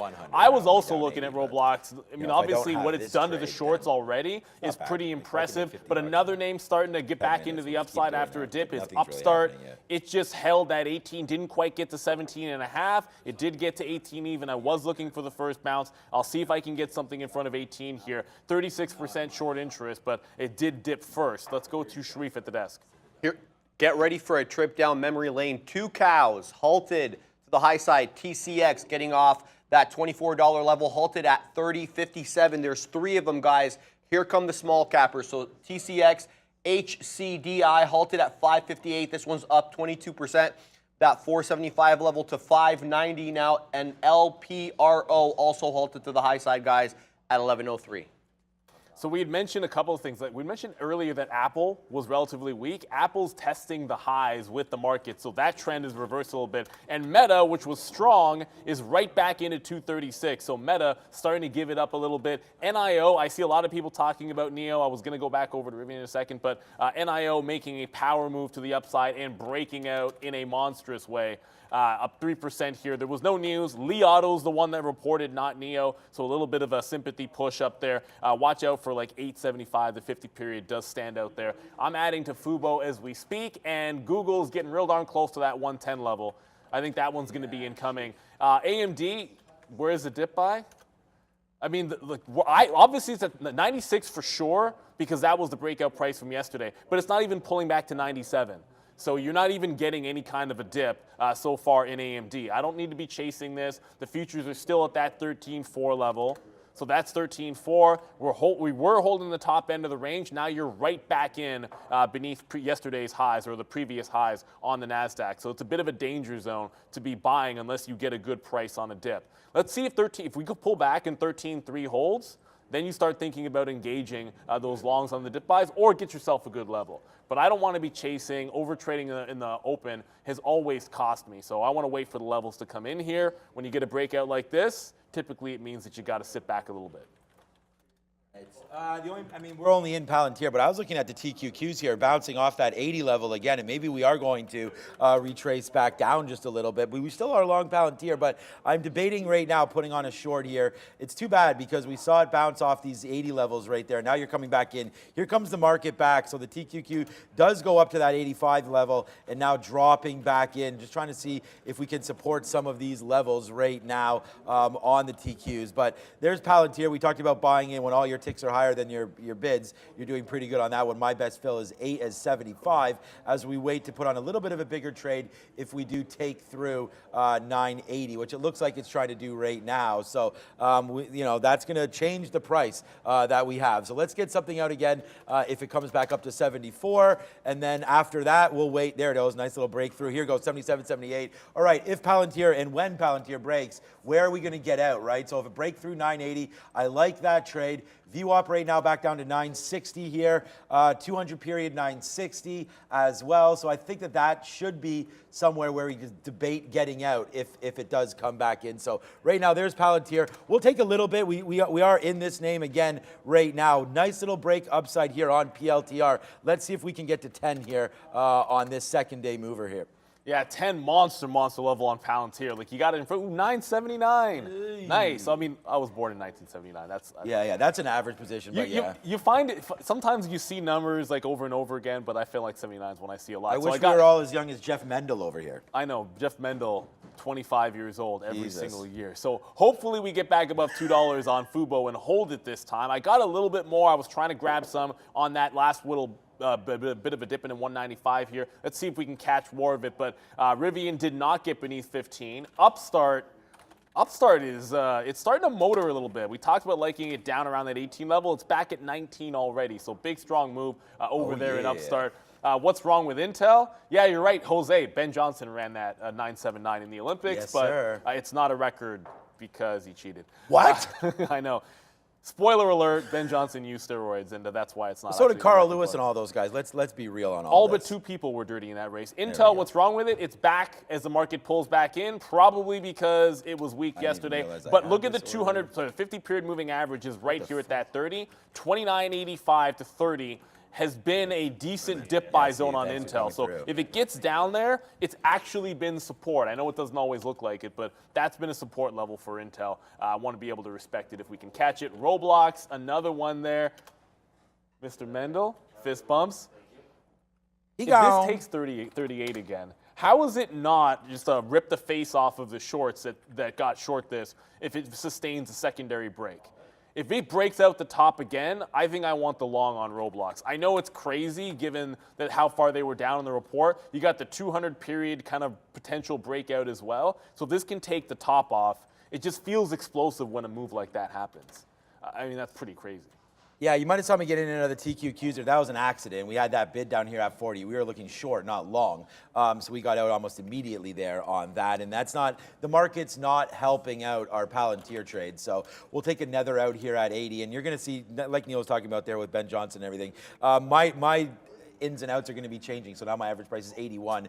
That's how we calculate it. It doesn't give an average price. It goes first in, first out. So as we start to get out, this is my last punch long. So that's every price from now on is going to be 981 unless we get something down here again. So far so good, but we keep bouncing off 90. We need to get this a little bit higher. We've made back almost everything we lost early here on the Palantir trade, and we only traded that TQQ, of course. Interesting about that AMD, we got to find ourselves into something else, but I'm happy. You know, this is a little bit different for me. Normally, we're into many more names, but we got one trade on, and it's a doozy right here. It's Palantir, and it's Sharif over at the big desk. Yeah, guys, Lee having itself a day up over 8%, looking to go 9%. Yep, it's up on the back of solid earnings. They were forecasting possibly up to 80,000 vehicles per quarter this year, guys. Big day Freely up over 9%. Yeah, crazy move there. There's a few other names. I know a lot of people are talking about Alibaba in the chat. Baba got to 84.50. 85 is, oh goodness, did it get close? It got close to 85, didn't it? Yeah, it did. There's your daily chart. There's 85. I don't have to tell you what that looks like. That is resistance if I've ever seen it. Load low, PC load letter. There we go. So 85. It needs to break that one out, otherwise you're just in the 80 to 85 channel, and you respect the high, and you respect the low, and yada, yada, yada. Guess what is right back to square one? A firm goes all the way up to 13. I was short at pre-market, got stopped out at 12. Accidental long, by the way, which I got out of right away. It happens sometimes. And right back beneath 12 even. So I might give it a little bit more room because as far as I'm concerned, like if it holds a higher low, lower high, sorry, check that, a lower high. The way this falsified that breakout and got to 13 even, like if this holds beneath 12.25, a stock like this usually wants to die. I mean, just that's usually what I see happening. Google is not there yet, but it is one of the strongest of the bunch. It just bounced again. It doesn't seem to want to get down to any of those lows, but it's bouncing again. I think it's headed to that 110 level to be sure. And yeah, we're talking about some Airbnb as well for potential longs. This one does not dip back in to give us a shot at the 110 long. Maybe you had, if you carried it a little bit out in front, I guess you could have already been in it, but it's headed toward that high. Just a kind of nasty one if you're short this name. It's been all upside. I know it's down 11%, but it's really been all upside since about 8 o'clock. Well, 8:30 really, if you talk about the number that we got. So I'm back into a firm. I'm in Fubo, and AMD doesn't want to dip even like a teensy little bit. So AMD might actually be off 97 now. I think I can stick a fork in the 96 long. We're looking at 97 now. All right, Square. Oh, man.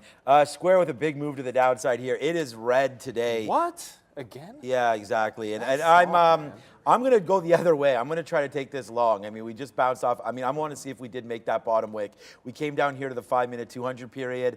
And if you're going to look at Square from yesterday, it's right in to a level there that we bounced off of. So let's see if we can get it. I mean, obviously it was resistance there.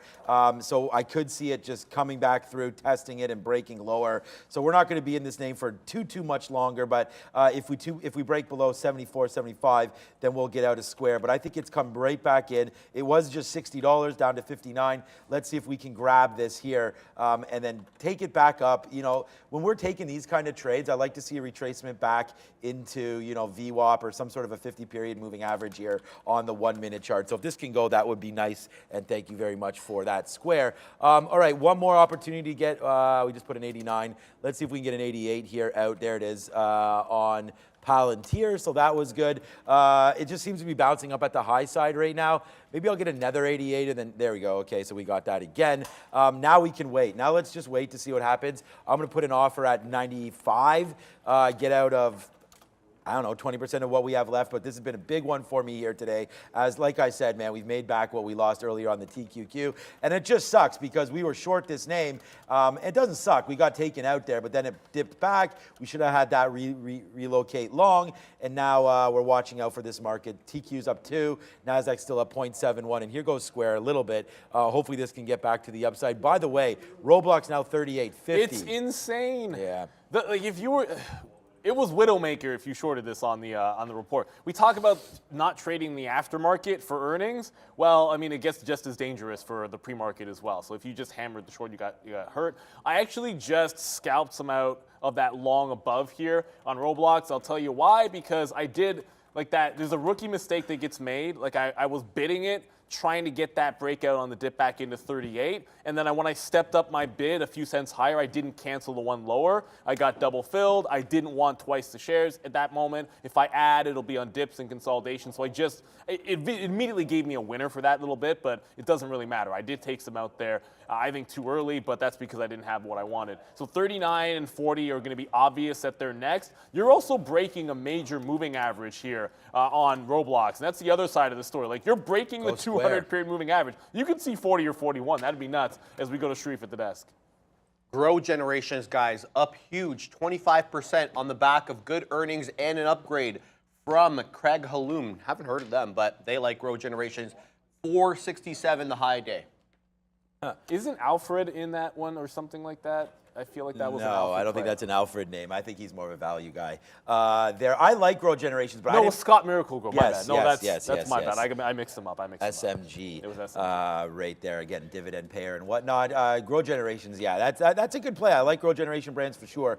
But again, got to let that marijuana sector sizzle a little bit. So Square just went all the way up, man. We took 20 cents. Well, sorry, we're long at 92. We just took 17s or so. It just bumped right up. So first of all, we did take a 10 out, and then we took a 17. So it's a nice little move there on the NASDAQ bump, but I don't know if the NASDAQ's actually going to go anywhere right now, so we're going to watch out for that. It's below the 50 period, and I'm not loving going long on names when we're below 50 period. So we're out now of half as it went up into the money, and this is a scalper's market right here on Square. I still think we can get back up to the upside, but I'm going to hold the rest as we take out profits on half, and now we play with house money. So that's what we're going to try to do right now. Okay, what a great trade for Palantir today. Again, second day play, man. Stick with what's good. We talked about Airbnb long at 110. We still have to check that out. We talked about Palantir long today. We talked about Google long, and then Rivian long. We only had longs written down today, and that was before the number came out. So yeah, we definitely should like them now again. But the market's fading a little bit, only up 0.62. Wow, Rivian long at 14, I guess, didn't come through. But that 15 break was quite sweet, as there it goes up to 15.6 and now ripping even higher. Now getting into the 70s, it looks like, for Rivian. So that's going to be a good one. Okay, Palantir, you came to the party, so now let's see what's up, because now it's 995. We're all the way up here. We're long already from the open at 950. Then we busted the long through 980, and now we're all the way up on PLTR. So let's see if this one wants to get through 10. I'm going to take the opportunity to take one more piece out here at 95, or 96 then if you want it. Actually, it was 95. We'll take another piece out there at 95 and see what happens here at $10 flat for PLTR. And speaking of a name that was strong but now weak, the market's back beneath support. Meta's back beneath that 236 level. So looking at that into VWAP for a bit of a fade play, I'm back into Affirm because once that got reestablished below $12, we did grab that short, but I like this Meta back into VWAP there. You're still getting some things running as the market pulls back. One of those is EV name that did not report. Tesla double tap 174 right now. So a bit of a strong move here in Tesla. I like 175. Obviously, for 170, 175, 165 have all been levels on Tesla, but now it looks like 174 could be that resistance zone, and you're already starting to curl in here. It feels like there might be some trapped longs on the breakout of the futures here, and if that's going to happen, I think there's a few viable short names in there to be sure. Intel is at that 30 level. It is right at that previous support, 29.85 into 30 even. If it can't hold up here, Intel is in a world of hurt. So you're already down into an up market. This is a pretty prime level, but it's a 50 period on the daily. It needs to break it. Like, I don't want to be short at the bottom. I need to see it break, or I fade back into it on some kind of a dip. Roblox is starting to dip. This is why I trimmed some off that top. I just didn't want to be holding on to. I had double punched. I didn't want to be double in off that high. I only want to be able to give it back into this 37 and change. So giving it that buck, didn't want to have a double-sized position back into that $37 level. Not really anything happening on Fubo. I'll get to that if that actually starts to move. But watch out for Intel. When something's at the low of the day into a strong NASDAQ, or at least what was a strong NASDAQ, you know it's a dog for that day. Yeah, we'll kind of say that it was a good idea to get something out of Square, because that name just fell down again, and we got out for a flat trade after all. We said we were going to play with house money, and there it is right there. Square up, Square down, Square flat on the day. That sucks. I wish we would have had the follow through there in the market. The market didn't do anything, so obviously Square, being one of the most beat up names that you can think of, obviously with PayPal yesterday. We could check out PayPal right now quickly just to see where we're going. Not good. No, 64. Yeah, not good. What? Not good at all. Yeah. Okay. So wow. All right. So maybe that long and Square there was a little bit silly, but that's why we took that profit, and we knew that we didn't want to be long on weak names. So yeah, no love there for PayPal, as we've already taken out the 52-week low, and looks like it wants to continue to go. My best out rate here, we did get a 98. We didn't even wait at 99. It ticked up to 99. There was some fills there. I second guessed myself and put a 99 offer, but we didn't get it, so we had to take 98. So we actually take 98 on the way back down. We didn't get 98 on the way up. We got 98 on the way down after we saw that it was failing at $10. So we're going to have to watch out for Palantir. It's a monster trade. I mean, I'm up quite handsomely on it. I'm pretty happy with it. But again, you know, we just making back some of our bonehead play there on the TQs. And I don't think it was a bad play at all. It came up into the level, 28.60. We wanted to get that short. We shorted it until it broke above and got out at 70 there, which wasn't bad because it did go as high as 86, 87. But right now, the market's just trying to figure itself out as we still are below the 50-period moving average right now. What else? Okay, there goes. Okay, now Palantir's making the run. Okay, so it just got juiced. The thing about Palantir is look at the size here at 10. There's a decent amount. So now if we can get an opportunity to take out 5%, there it is. We take out another 5% at 99 as it blasts everything there, except for all the dark pools, I guess. There it is. Wow, it just took out 10 like it was butter. Nice little upside move right there. It just hit. I mean, that's fine. This is what happens, man. It goes up there. We tried to get 03s. I put an offer at 03 almost immediately, but it just took out about 600,000 shares there on the lit market, let alone what was underneath there on the dark pool. So there goes Palantir. It just took 10 and stopped. That does not mean this move is over, man. This is just what happens. They take out that level. Let's now wait to see if we can build off of that. Here's the pullback in. I'm not sure where we're going to get long. If it fails, it should come all the way. I was about to say 9. No, you're dead on right there. I was going to say, if it pulls back, then you're looking at this VWAP here of about 975, 980. So nice little pullback potential developing here for Palantir. We're still long, and my only offer right now is at 03 for another 5%. Holla. You're not even wearing the hat. Where the hell is the hat? You're not going to wear the hat today? Well, I wore it yesterday. It was pretty good. Come on, son. If it's breaking 10, 1030 is also a big level. We got to get going. Level. Maybe if we put it on, we'll break it. If you were ever going to wear the hat, it's like, really? Today? Because 10 was that monster. Like, if it gets to 10 on the daily. I wore it yesterday, earnings day. It was up 30%. But anybody short is like, they're really scared above $10. That's the other thing. So just a couple of things just to update here quickly. Roblox is... I'm offering 77 and it got to 38.74. That's annoying. But I have my first bid out on a firm as that heads back into the downside. I just got it. We'll slap the fail on it the first time. You take a short, you take a trade off the number. It's going to happen sometimes. It runs some stops, but it reestablished the level that we liked. I was shorting it pretty much on the break, but then I waited for the curl. I waited for this little fail right here. It tried to get above 12 last time, wicked to 12.18. I said if it broke 12.20, forget it. And then it wicked back down. You're adding on the way back in, and that's the right direction, at least for now. Fubo's not doing anything. A lot of people keep talking about this. Look, I bought the dip on Fubo, and it kind of did. It was a slow grind to the upside. So it's the same thing again. This one not quite bouncing the way it did yesterday, but it's been a steady grind the last couple of days. If it can't hold 190, then we just get out of it. But I'm looking at it since those earnings and just playing it alongside. I might be in it all day. I don't really know. I'm just not really doing anything right now. So back over to some other names there for you that actually are moving. Tesla, this 174.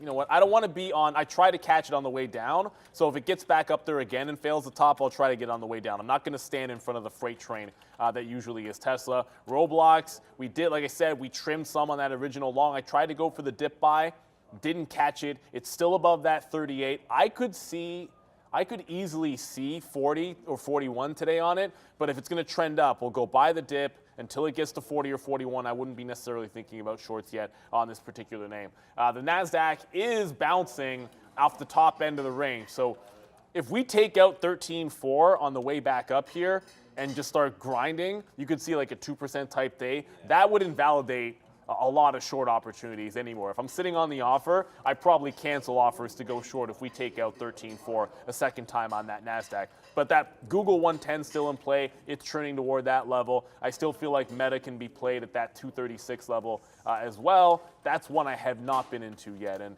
I'm trying to be pretty patient this morning. The things that set up, we'll go for it. As a matter of fact, I just talked about 980, and I was about to go to Meta and show it to you guys, and Palantir fills 980. Palantir all the way back down. That was quick. We'll wait to see what happens there. Good little load back up there. We're going to wait for we were waiting for 975. I didn't even realize that it dipped down there. So good trade, Neil, putting that bid there. All right, I'm going to go long the Qs again. We're trying to break upside, so I'm going to try to go long the NASDAQ. You're now above the 3-minute, the 50 period here on the 1 minute, and just trying to get going there. There's VWAP on the 5 minute is right here at 50. So, we're definitely looking at that kind of a break, and then upside through 60. I'm going to take that break.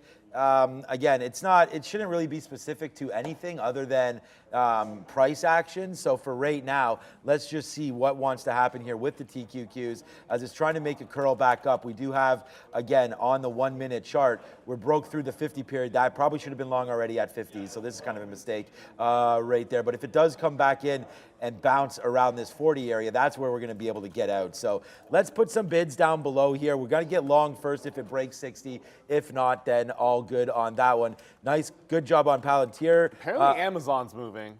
Yeah, there's probably lots of names moving right now. Nicole Harris talking about it.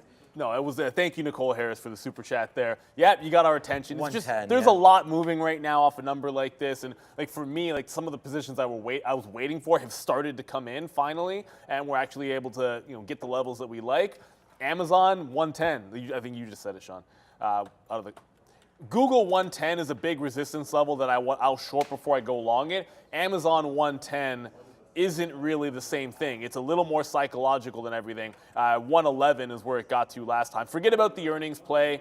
That was all air up there on the earnings. The actual high that day was 111. So I would say 111 is the big resistance zone for that one. Palantir is back above 10. This is an ad here. This is not a takeout. This is an ad above that 110 because as far as I'm concerned, Palantir's on the way to this level, that 1030 level. So adding to get like an average of like 1090, I think 1030 is in play here. If it breaks 1030, I'm not even sure what the next $11, I guess, is a potential, but that's the big level, this 10 to 1030, and we just breached it now. As we go to Sharif, what's happening now? Hey guys, happening now, brought to you by Masterworks. Masterworks returned over $25 million to investors last year, allowing you to invest in a real asset that rose 29%. Fine art. Paintings are all SEC qualified, and each of their last 12 exits to date has returned at least 9%. Check them out using the barcode below on the bottom right of the screen there. Let's see what the markets are doing. We got the S&P almost up half a point at the moment. The Dow flat only up 0.08%. The Russell finally moving to the high side after a dismal 2023. The NASDAQ knocking on the door of 1%. And the irony here is it's TSX day and we're red on the TSX, well, at least for now. So we'll see how the day pans out. What's happening now, though, is Rivian. It's up over 11%, forecasting 50,000 vehicle production for the full year 2023. Contrast that to Lee. They blow away expectation. They forecast a possible 80,000 vehicles a quarter in 2023. We'll look at the chart in a second. Oxy, the Warren Buffett darling, is down on the morning after reporting a huge quarter-over-quarter decline in revenue. The charts look good for Rivian, near high day 1569. We're at 1562. Likewise with Lee, a bit of a pullback off that 2785 top, looking to test $28 on the day, up over 10%. And that's the Oxy chart. Down and to the right now, looking at almost 3% down on the day, guys. There is literally no stopping AMD right now. Well, first, Palantir will be, it's very close to that 1030. So we're right at 1019. I've taken one out. I'm looking at the next one in front of 1030. I'm still not, I don't know how we get into AMD here because every time I put a bid for consolidation dip buy, it's like it's $1 higher the next 2 seconds. So it is headed to the upside. I think 100 is pretty much inevitable at this point. If we get to that 100 level, I don't want to say I auto short it because I think Nvidia might be at that 292. So Nvidia hasn't broken today's high, let alone the week high at 292. That puts it in a bit of the dog list. And then there's going to be Intel if the market bounces a little bit more. Intel bounces off that 2980 area we're talking about. If the market turns, I know I like this, but the market's going to have to turn if I'm going to load back into this one to the south side. So everything so far so good. Roblox is still looking for that dip 37.5. Carvana's at no, it's not. No, it's not. What? Carvana's at 13 again. Oh my goodness, I want to get Carvana. some puts on that, man. Honestly, Carvana's up at 13. Oh, damn it. Yeah, Carvana in the break. Obviously, we're looking at some other names today. There were so many earnings squeeze type names that you wanted to try to pick your poison. But Carvana back to that 13. Double top. I'm going to go pay for some locates because it rejected the crap out of this level last time. They were pretty cheap, so I think it's like 1/4 cent a share. But I want to have them in my back pocket, either for this level or for the $15 level on Carvana. All right, Adam DeLuz, you want this? We ain't delosing at all. There's the money right now. Look, I mean, we got right back into it. We called this TQQ trade. So, like I said, man, I mean, wait. Just wait and get going. We're along the TQQs. We're along the NASDAQ right now, basically at 13,360, and you're up to 12. So we got about 50, 60 points of a winner here on the NASDAQ. And there it goes, man. Nice move up for the TQQs as it is starting to blow up right now. And Neil and I were just talking about share size and things like that. And honestly, I have to start planting some flowers here on Palantir, because as it gets up to these upsides, man, we've already done damage on this name now today. So I would love, that's that 1030 level. That's fantastic. We're close enough to it now. I think we could probably hold on the rest now to see what we're doing, but we're still in a third of this punch. So we still have a third of that. We're all out of these already. We got out of these right here before it even broke. Well, we held on to a little bit, but we got the majority out of our 950s here at about 980. Once it broke that day high, then we went up to the upside, and now we're bouncing a little bit off 1020. But I always see this back and forth, and it's like, maybe I should get out. So there we go. I'll take another out at 17 there. Now let's wait. If we get, I'll put an offer at 1025 to get another piece out on that one. But for right now, it's a nice move to the upside. And let's take something out again here on the TQQ. So again, nice move up there. That's 23 cents. We'll see if it wants to continue to go. And just going back to why we like the long right here, it broke. So it broke that 28.50. That's the level that we talked about. We've talked about that over and over again. This is the NASDAQ. Why am I not in the NASDAQ? This is 3x, 3 times the move. So although you're going to get a lot of movement, obviously, in the futures market, but that's what this is. So there it goes, a nice move up. There's the TQQs. Just imagine we bought the futures right there on that break. That's basically what we did. So it's a huge move up. We're in the money, about 50 handles here. Let's see where we go as Palantir. Yes, sir. Taking down, we only have one trade on today. We have Square, which is a flat trade. Then we have Palantir, and then back and forth with the futures. You guys wanted me to trade more futures, and there it is right there. It's a nice little win for the TQQ. In the open market, we lost pre-market. Yeah, and by the way, 13.4 is now taken out. So we're through the high of the day. That's the other thing. So if you're sitting in front of shorts, they better be pretty darn good if you're going to try to hold on to them. I have one on. That's a firm. Maybe a bit of a different story. If it's beneath 12.20, that's still valid. I've been in it pretty much twice. Roblox is getting back up toward that high, so we did get a bit of a dip in there. I still want that 39 level. It's more about the wipeout. Like, this just wiped everybody out in the pre-market and then kind of is breaking out. If we sustain it, I can see Roblox just squeezing the living crap out of people. There's so much to get to. Upstart, I'm putting this one to the back burner. I know I said I liked the dip buy, but I'm throwing this one out the window for now because, quite frankly, you can see it's not moving as much as I would have expected. 36% short interest. It's at the same level it was 30 minutes ago. That's not going to play. You know, that's not what I want to see. NVIDIA, that's a name that we could see ourselves into, at least off that 92. Forget about the 90 level. It's got to be 92. And I hate to say it, but the market is up 1%, breaking out of the highs of the day. Intel is still underneath 30 bucks. At the first available turn in the market, if I see signs of weakness back underneath 13.4, congestion, whatever it might be, I think this is the other short that I want. If I got to take something, I mean, it is what it is. Intel, I don't know why it's this bad today when AMD and everything else is burning, but yeah, this is getting pretty ugly, the fact that it can't bounce off of that. And Airbnb, that's back burner as well after all of this. I think we're going to get 100 on AMD. And if that turns at that level, I probably am already short Intel, but let's see what happens. I'm not chasing this AMD. You need to grab 96 or 97. Should have just punched long at 830, but I didn't want that on the number, is what it is. That Airbnb coil up, yeah. You had to be in those so early. No, I mean, it's still You had to be in it so early. Yeah. Amazon, shout out to Nicole Harris, man. You've been on fire with this one, and we've been on fire with Palantir right now because that is really elevating itself here. So now guess what, man? We're at 30, so let's ring the Reggie again.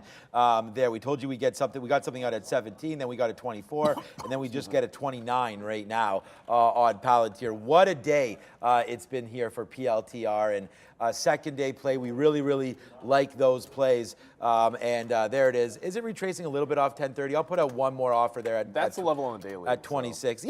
Yeah, it's a good level. We'll continue to watch it right now. Yeah. Google 110, by the way. Google 110. Okay, I saw Amazon as well. Let's just ring the register again and spin this for everybody that's trading the futures with me. There goes TQQ back up to the upside. So those were some good ideas to hold on to this long. We said the NASDAQ had a potential 2% day in it if it does take out those levels. So we were just waiting, for this we went long there, which was a mistake, which looked like we basically picked the bottom, but we got out immediately on that one. We had a little piece left over, and we punched out rapidly there, but these futures definitely bottomed out a little bit. So we are now out of 2/3 of this position right now. So again, long 28.60, it's about a 2% move upside. So the futures aren't even up 2%.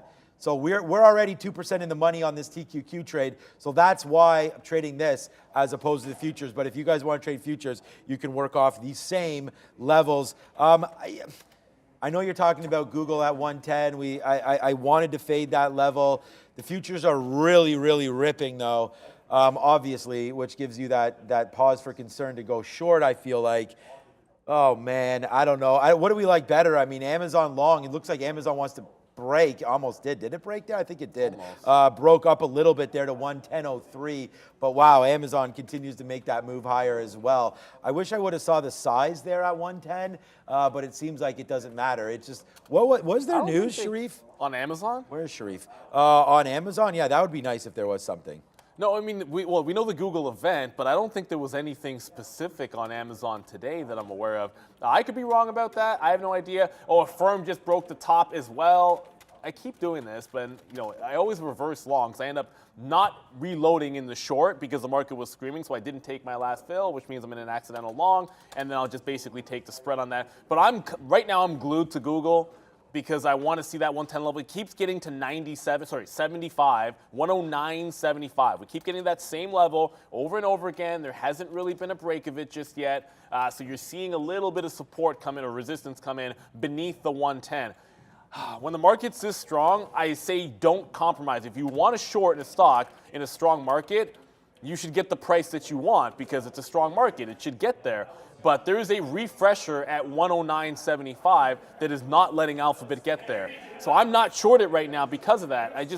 If I wet the beak, I feel like whatever I wet it for, I'm just losing an extra 30 cents on the short because I think you have to give it past 110.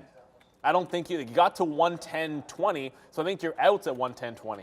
But as I say it, I'm gonna go for it. I'll wet the beak a little bit here. There's a refresher at 109.75, so I'm just going to get something here at 70s. If it breaks that 75, maybe I just take some out before it gets to that 110 area. But I knew I wanted this one short. First sign of weakness, I'll take my first stab at it here. All right, so just a couple trade alerts right now. We're into Amazon. I don't know if that's going to work out or not. We're going to give this down to 109.75, which is, where's my 1 minute chart? Why don't I have...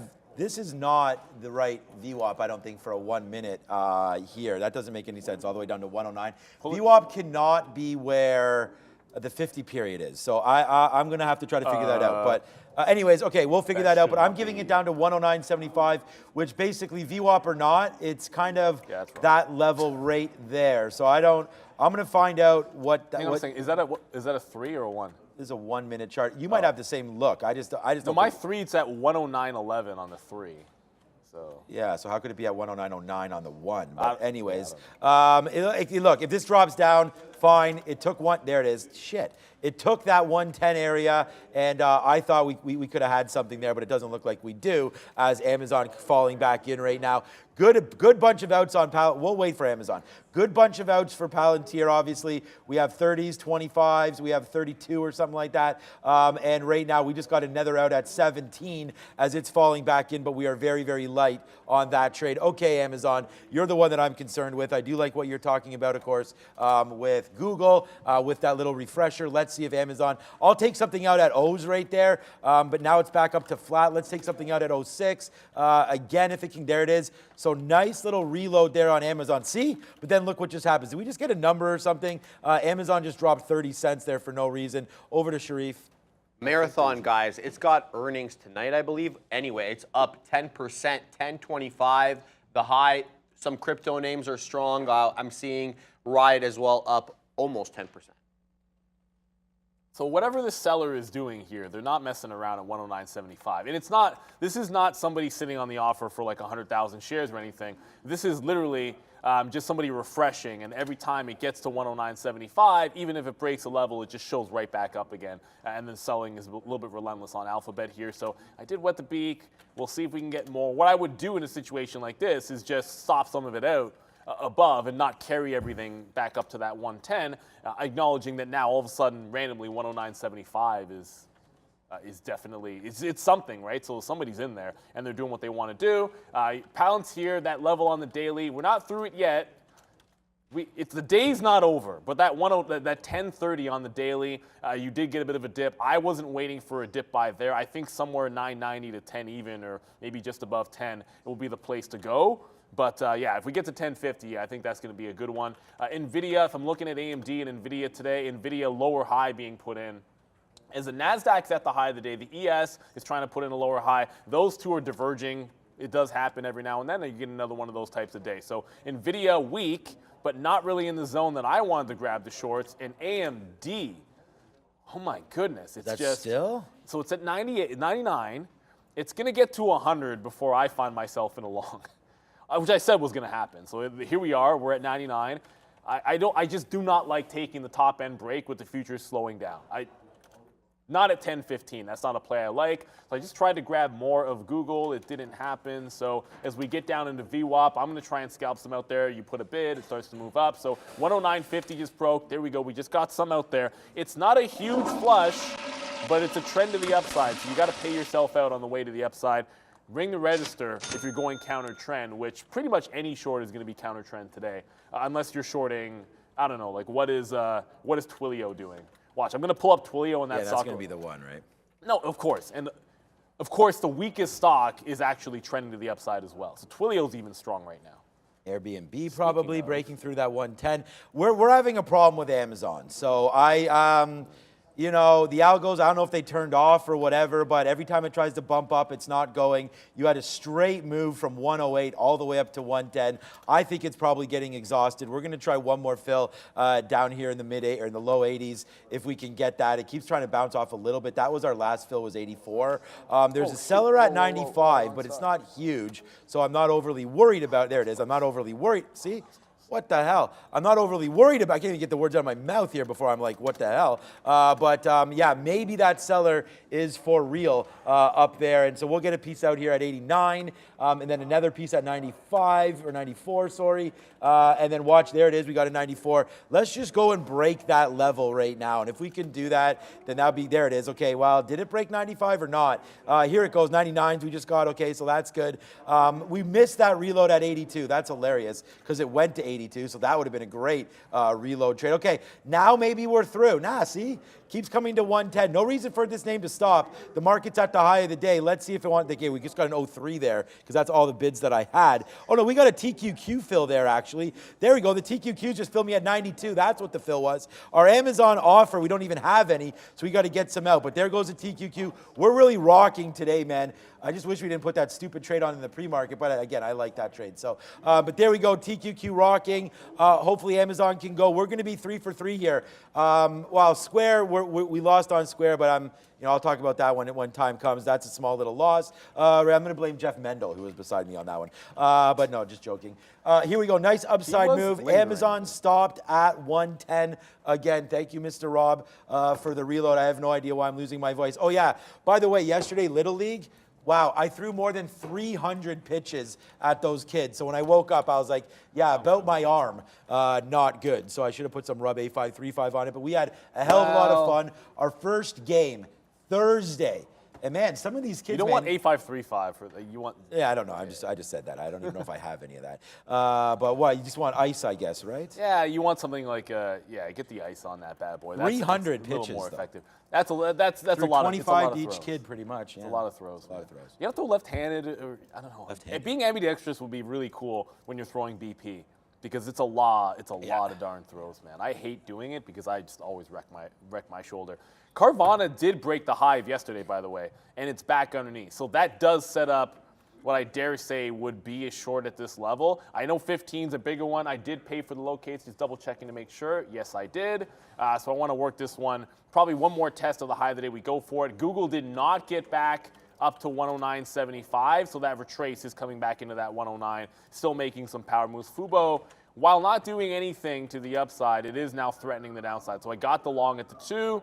I'll add one more time, give it to 190, but this one just hasn't been moving at all. The new position, obviously, I put on was going to be Google. Palantir is getting into that zone where it could be the dip buy as well. So PLTR, trying to get back into VWAP as well. I got out in front of that 1030. That's a huge level on the daily chart. Obviously, that one right here. If it takes it out, you just want to be long, I think. So looking for the dip buy into it makes some sense. But the market is coming back in to the downside. So picking up a short that isn't Google would make some sense for me.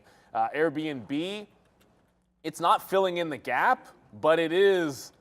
I mean, it is filling in a healthy portion of it. Check out 115 in the aftermarket. That seems like a good level to fade off of. 10% psychologically as well.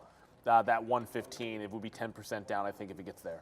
All right, so we're going to, I mean, we're about to get out of Amazon here for the L, it looks like. We already got out once it broke through that 80, but it looks like we're going to get out again right now as the NASDAQ absolutely cratering. I don't want to say cratering, but we did take that 13.4 out again to the downside right now. So the market is falling right now just a little bit. We're still up that 0.8. Maybe we're not going to get that 2% after all, but we'll take an Amazon long right now just ahead of the 50 period on the 1 minute chart. It just fell back down. We also have VWAP here on the 5 minute. That makes sense, 109.21. So we're all good on that. I'm going to have to double check what's going on the 1 minute chart, but right there, VWAP 109.20. I'm more taking in front of the 50 period. To me, that's like the trend change. We bounced off of it there, bounce. So, you know, we could come back into there. And if we bounce again, I'm going to get out as soon as it breaks it. I just don't trust the way this is moving right now. So I'm not going to try to hope that it bounces, because if it doesn't, then we're going to get a nice little downside move. And we will turn Amazon, here it comes, into a L. If it does break that 30 level, we are going to get out of Amazon, which it looks like it wants to do right now. Wow, this thing's pretty violent right now, bouncing back and forth 15, 20 pennies. Might not seem like that on your screens, but, you know, the way I trade, I actually, you know, watch these 10 cents pretty much like a hawk here. So there it comes right back in. So didn't get through 60 there. Looks like it wants lower here. That's Amazon there. Darn it. Nice move down. We get washed out on that trade. I like that trade too at 109. It's just we saw that there was some problems up there. We tried to get out. We did. And then that average in just didn't work. So, all right. But back over to the big desk. We may have just got a little bit washed out there on Amazon. I think we'll try the long one more time. But let's go over and see what Sharif is up to.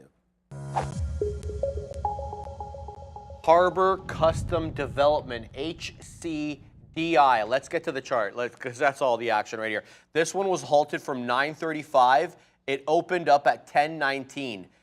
It was halted at 586, opened up above 8 at about 8:05, makes a 975 top. We false halt at 975, move back down to 8, and now we just made a newer high. Here it goes again. Here comes $10. This one is all sorts of crazy, up 110%. Was halted for so long, I forgot about it. So I'll let you guys digest that one. There's been others, though. CANO.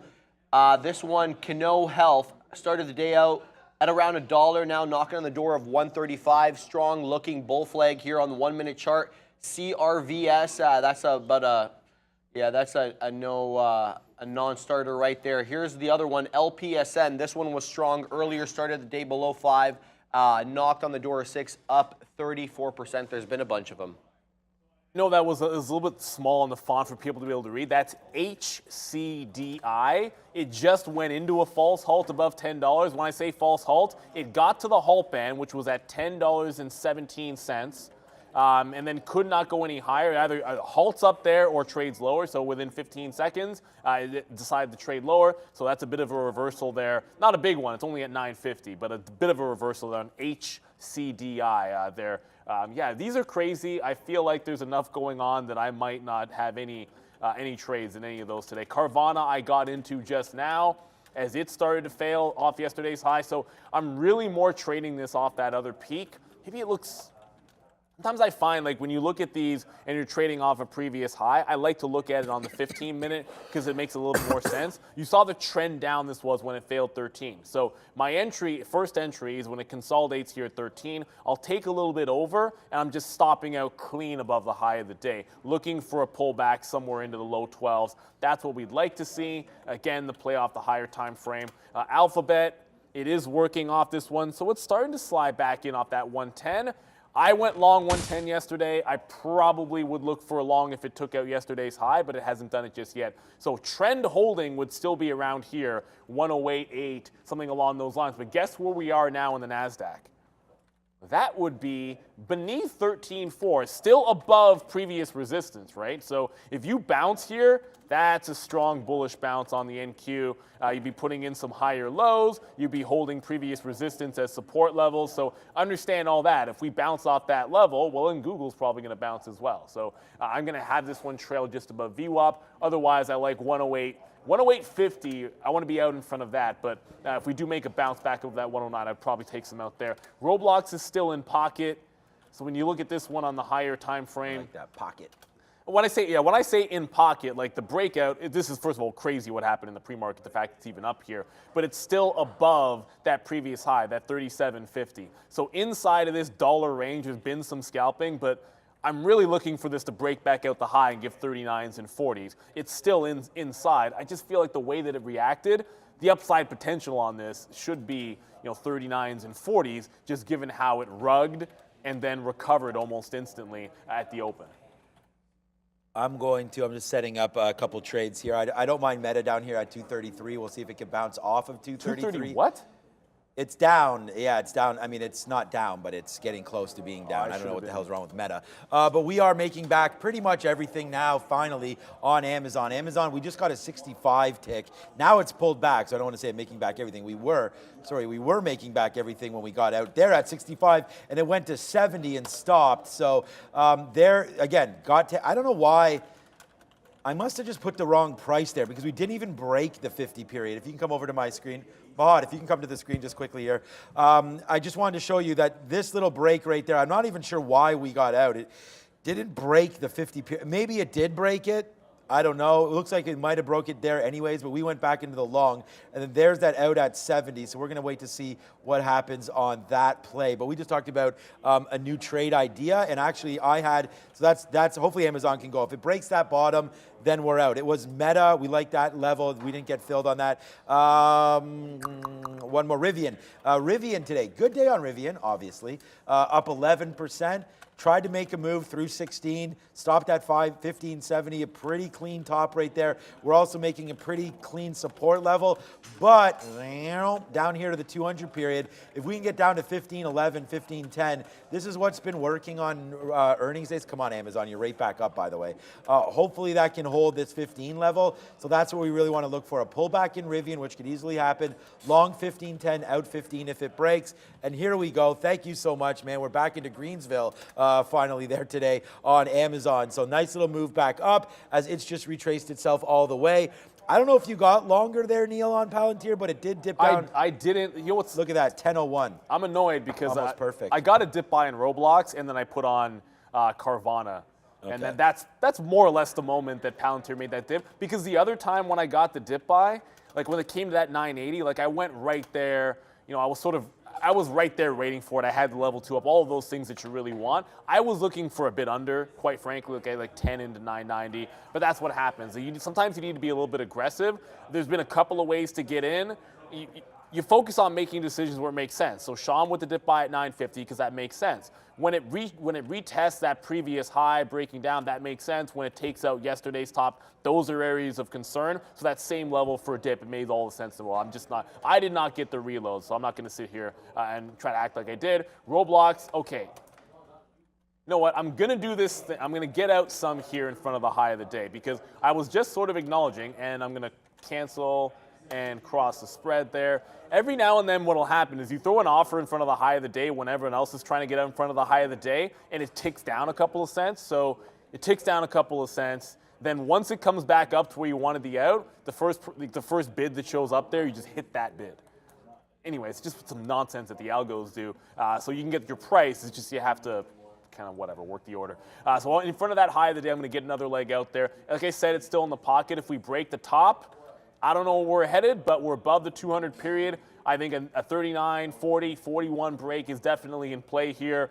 You don't really see this setup very often, where a stock on earnings drops this far to the downside, like well over 10%, catches a bid, and then starts breaking back out again. Like that rips faces off. And that's why I want to be playing it, because if it continues higher and the market continues to break higher, I don't see a limit to what Roblox could do as a shortable name. So now I'm in Carvana, got the next fill. I'm stopping out at the high of the day. I'm not going to cover anything until we get down beneath this consolidation. Once we break that consolidation, this is where I want to get out. Don't want to be out in the range that I'm gathering the short. Little bit of a move back up for the futures here. So we'll take an opportunity right now to get some more out on the TQQ. We almost, again, you know, looks like VWAP's working fine on this name here for the TQs. I'm going to compare that with the VWAP here on eSignal just to make sure that we're in the same I would verify place here, because it definitely was not right on Amazon. Yeah, the 1 minute VWAP there, yeah, well, we have it at 70. They have it a little bit lower. So, okay, I'm going to, again, part of the problem with volume-weighted average prices is the timing of your chart. Right. So, like, if I start this at 8:30, you know, then it's going to be different, right? Because it takes in consideration. So you got to be able to be careful with all of that. So I'm gonna do a bit of work after it. I'm probably gonna not use volume weighted average price for now, and we'll figure that out later. We got a nice move, man. Did you see where Amazon just almost got back up? We got an 81 fill there off of our 40 long. So right now we're long 40. We just took 40 cents right there on Amazon. So yeah, we'll spin that for you, Sharif. That's for sure. As that's starting to go back up to the upside, the TQQ, that was a good out right there. Let's see if it can hold. And then Palantir, we got a 16 fill there. 17 fill, sorry, right there when it came back in. And now it looks like we're busting out higher again. Definitely a huge missed opportunity. I know the 50 period's legit. We have more than 50 minutes in the market so far. So right there, that should have been bought up again on Palantir. And how come I'm not in, Palantir. How come I'm not in Meta? What the hell? Okay, so Meta's still bouncing off that level. My bid on Meta, guys, is 65. That bottom, that's the bottom. So I want to take the bottom. I don't want to get too greedy with this. Let's wait, or I want to get greedy, actually, it's the other way around. I want to wait for the better print to come through on Meta, and then, I don't know, I was just looking at this 233 level from yesterday close. So if we break there, then that's what that is. Before I throw over, I just heard Neil losing his mind a little bit. What's up? No, just AMD's already at 100. Oh, AMD. Amazon's all the way back up as well to 110. Did AMD break, or let me? No, it hasn't broken yet. Oh shit! Yeah, I'm long. I double checked mine. My long-term price is even sub 50 on this, but I don't know if I want to. That's what I was going to say. I don't know. Oh, I did. You did trim some. No, because remember yesterday we were like, it's going up, and I'm like, yeah, I'm just going to throw a stink offer in front of 100 in case we get there. Well, then you next probably couple got of days. filled. So I'm like 90% sure that I'm 100%. Unless your offer is higher than 99, 94. 100%. Then I'd say that you're 100%. No, unless I bungled something. I definitely trimmed some AMD there. And I am in the short. So candidly speaking, by the way, I had an accidental short. I keystroked this when I was putting the short on in Google. Thank goodness, because obviously I didn't want to be short AMD at that time. I punched out of it right away. That was a pure keystroke. I just got 85s. It hit 99, 94, and I got some at 85 as it starts to pull back. This is just 100 is a round number in a psychological level that obviously the markets tend to care about. So if it does pull back, fantastic. This is the strongest uptrend that there is. And I think it's probably going to go higher at some point, but it's a pure scalp play off of that $100 level. Roblox has taken out the high, so I'm looking for it to break 39 next, and then maybe 40 will be a bit of a target for us. On Roblox, speaking of which, I am just throwing an order out on Roblox because I have no offers out if it were to make the break. So 100 short, I'll try to reload it. At the same time, NVIDIA as well, making a press at the high of the day, 291. I don't know that I'd want them both simultaneously, but let's just say Google breaks 100 and is above 100. If it fails above there, NVIDIA 292 is still in play from the other day as a top. So if Google doesn't work, there's always AMD. And we're going to Sharif for the crypto update.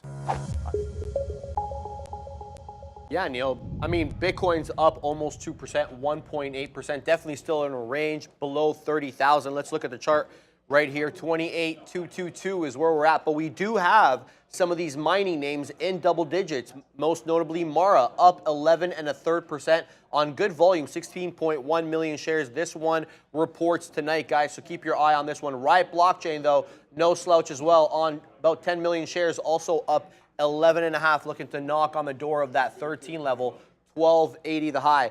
Shout out to Jeff Mendel. We have ETHE. This is on the pink sheets. This is up 2% on the day. If you don't want to trade the coin directly, you can do these ETHE and then GBTC for coin, both on the OTC exchanges. So AMD it's hard to see here, guys, because on my 3-minute chart, I did get a reload at that top. There's actually two purple triangles. If you're tuning in for the first time, the purple triangles pointing down are us taking short positions. All green triangles pointing up do mean it's just you're getting filled on a bid, so that can be going long, covering a short, but the purple means we're going short. That's me in front of 100 on AMD. I got 99.84 a couple of times up there, and we'll try and rinse and repeat getting some out in front of the 50s. It is tearing to the upside. 100 is just the round number that it happens to be at. Oh, by the way, this is the other thing I mentioned. I wanted to mention. I already talked about Roblox. Fubo started to break out again, so I kind of got some when it took out twos again. And we'll see if it goes to the upside. But obviously, this has been a slow kind of burn or nothing burger. But if it breaks back out, I just wanted to add to it because it didn't break the low. Nice consolidation. It trended up all day long. I'm just looking for it to break 205, and then I can start getting out in front of the high of the day. So that is Fubo, the other long. I haven't been talking about Fubo because, quite frankly, it hasn't been doing anything. So when it starts to move here, we'll talk about it. If it broke my stop or tested the low or breaks out, that's when we can talk about it. Mr. R to the I to the V to the N just showing up here into the party room. So let's see what happens now with Rivian joining the party of longs that we have right now. Amazon's 30 cents in the money, Palantir's 25 cents in the money, Rivian's flat. We just got that. And we just got another piece out, I think, of the TQQs anyways. Yes, we did. We just got a piece out on there at 80 or 81s, as that just ticked a little higher as well. So, okay, pretty simple trade here for me on Rivian. Let's scalp a little bit out. If it can come upside here into the 16s, 17s, we'll take a little bit out for that. But if we're going to give it 10 cents downside, we'd obviously like to see this retrace back up 10 cents, which, looking at the 5-minute, you have the 5-minute view up here at 1540. That would be pretty sweet to take that. But, the EV space is not one to be long in right now. I mean, we've seen sort of bad... Well, Tesla could be long. I don't know. I haven't even looked at Tesla. Tesla's going to follow the market here as we go. But here we go. So it's trying to push a little bit lower. Let's just see. This is not going to be market related. Obviously, we've just dropped from 1570 all the way down to 15. And the NASDAQ is held out pretty good right here. So let's see if this does get a little bit of a bump up. Take something out if we can get if I'm saying 5-6 cents for a little bit. We have a position on. It's only a $15 name. So the amount of shares we have is going to matter right now. And we'd like not to lose that 11 cents or whatever it's going to be if it does fall down. My trigger price is at 97. So if it breaks 15, it's going to go down to 97 before we do anything about it. So that's what we're going to have to wait for. But generally speaking, when it does break a pretty key level like that, you do get those downside prints. So let's wait to see if that comes through. And here it comes right now. We'll try a little bit more here at 03, but it looks like Rivian, I should just stay with the best names, man. Don't try to catch these falling knives on the way down. But we did it, and we're going to try it again. And you want to talk about catching a falling knife? Meta just stepped into the building as well here at 233.65.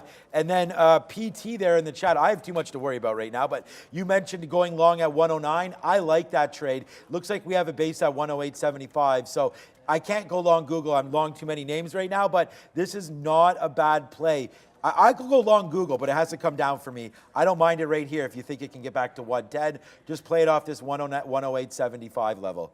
And so my target for AMD is going to be, if it breaks 99, I'm looking at 98.25 to 98 half. That'll be the target there. But there was a question of where would you short Roblox? Would you short it at 40? I actually think I would wait till 41. It's just, if you look at the daily chart there, you've got some actual... On the report that got rugged a little bit, I would think that if you're going to carry higher, wait for the better price if you stand in front of this. It's a moving train right now that rugs people this morning, so give it a little bit more room. I'm going to be on the offer in front of, like if it breaks 3950, I'm going to trail something. I'm going to trail half of it once it breaks that level, and I'm getting out something in front of 40 regardless at this particular point. But I don't know that I want that thing short.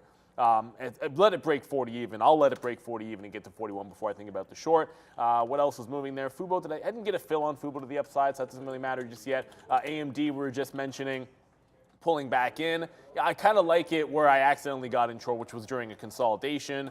That was right in here, 98.5. That's the zone I will look for. I did get in a couple of times, and then I've already taken some out in front of 99 quarter, 99.5.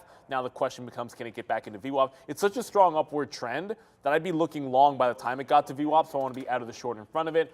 If I'm going to slap a loss on something in the next few minutes, I think it's going to be obviously Carvana. So we're short off of that high from yesterday. It briefly broke it. Did a nice little wick. Now it looks like it wants to take out that high. It takes out that high, I'm done. I'm out. The next level up on Carvana is literally $15. So there's no such thing for me as holding one of these rocket ships like 10% against me. So if it breaks the high of the day, I just want to be out of Carvana. HCDI was that crazy halter. It halted. Okay, it's back up now, I guess. So it halted down, and I guess it bounced here. Opened up at 780 and is making a bounce play. Congratulations! If you so happen to be long this one, I will not be playing that game. So, yeah, good luck. No one ever went broke taking profit. Trade with a stop order. It's going to halt probably 7 or 8 times or like 20 or 30 today. So just be careful. This stock doesn't have a lot of liquidity. For a $9 name, I'm seeing like 20-cent spreads every now and then on the stock, and sometimes bigger. So just tread lightly, or don't trade it at all if you don't have to. Like, I'm not chasing something like this just because it's up 100%. So we are seconds away from getting out of Rivian. Rivian broke 15 and we're just about to break 97 right now. We're watching to make sure that the order triggers. And it did not trigger there? Nope, it did not trigger again. So that stop order is a complete disaster once again, as it does not trigger in there. That's so crazy. Last price I wrote down there, $14.97. Worked so well before. Yeah, that sucks. I don't know. I wonder what's happened with that. But anyways, we sort of thought that we were going to be in a little bit of trouble there. So once it broke 15, we were able to get some out at 03, 04, and then even some out there at 99s. And then there's that final break through, costing me more money using that order again. It did work for something earlier, but just didn't work there again for Rivian. So we got to step away from that stop order, but it's okay. We tried that shot on Rivian there at 15 on earnings play, came back in, we liked it. We actually wrote down 14 right there. I don't think we're going to get to 14, and if we do, then yeah, a little bit of a bigger problem. We'll hold on to a small piece here as Rivian just did flush down a little bit, and I feel like this is a good spot just to like regroup and back away just a little bit.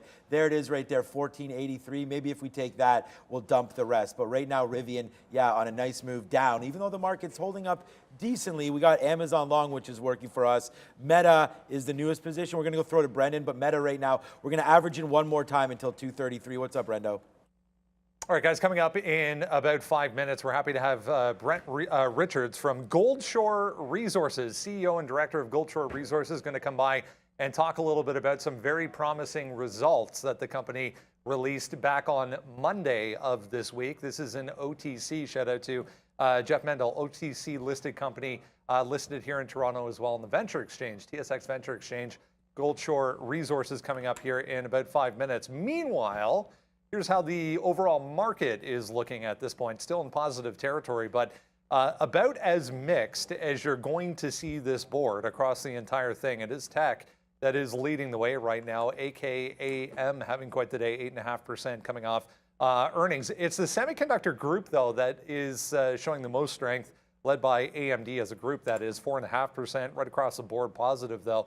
HPQ standing out there, downside 1%. Everything else, though, in the hardware equipment maker group, all positive. Banks are weak today. Industrials seeing some weakness. AXON, another earnings name, but pretty mixed as far as the rest of the S&P is concerned. Back to flat now, guys. I was just, Intel's back at the low of the day. So I missed the chance to go short off that at 30. Carvana stopped out above that high. Do not want to fight that stock if it wants to just squeeze on you. But 30 level, maybe even something down here. If we don't reclaim 13.4 on the NASDAQ, so let's just blow it up here for a second. 15 minutes before I got to move over and join Sharif there. But you've now taken multiple shots at holding that previous resistance level. And if you're down there for good, like, do I want, like, AMD's too strong for it to be the only short I have on? This is too weak for me not to take a shot at Intel. So if the next available pop, if we're still in the pocket and not taking out new highs, I'm shorting Intel into 30 bucks. I probably should have already done it, if I'm being honest with myself, which you should always be.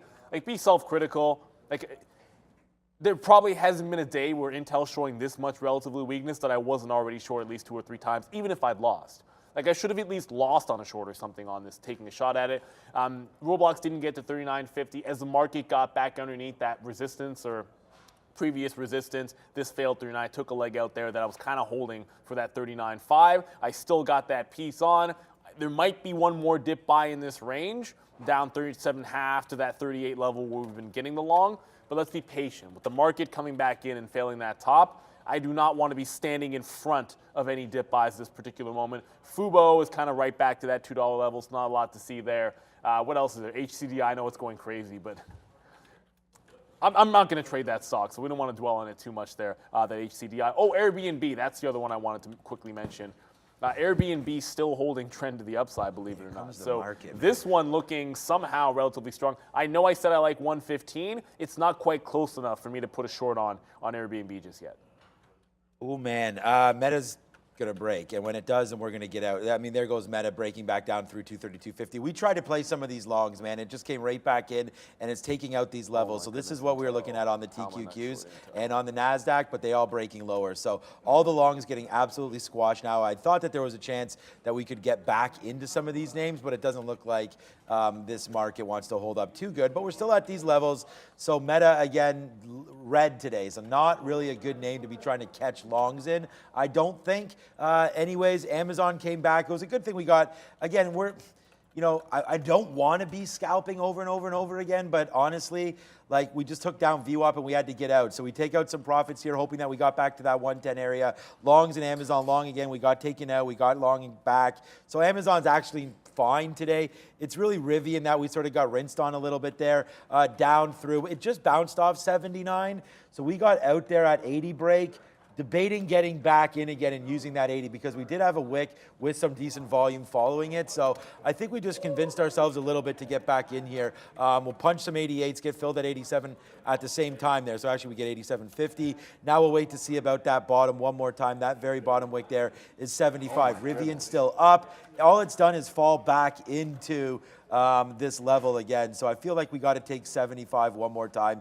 Maybe even take 70 before we're wrong. So we don't have too many shares yet. We'll get a little bit more around 75 and then see if it holds that 70. But right now, Rivian is making a nice little downside move. Watch out for 13,000 coming in as well on the NASDAQ. Oh, God. That's your next potential bounce zone. Well, no, 13.3. So 13.3, my bad. Yeah, if it goes down to 13,000. 13.3, my bad. As we're going to right now, let's get to Brendan and our guest. Futures moving a little bit here. Let's get our learn on. All right, guys. Yeah, as promised, Brett Richards with us from Gold Shore Resources, listed here on the TSX Venture Exchange in Toronto. GSHR, OTCQB listing in the U.S., GSHRF.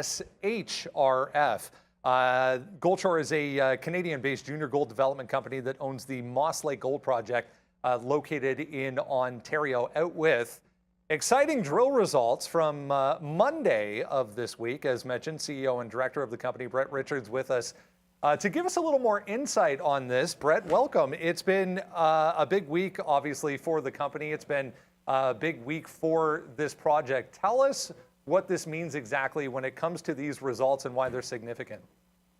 Thanks, Brendan. I think they're significant for a number of reasons. First of all, we have identified a mineral resource estimate at Moss of 6 million ounces at 1.02 grams with a significant high-grade shear domain of around 3.35 million ounces at 1.84 grams. So we have what I feel is a real project here, and we've been defining it and drilling it and defining it over the last 2 years, and this mineral resource update we put out on Monday really is a milestone for us.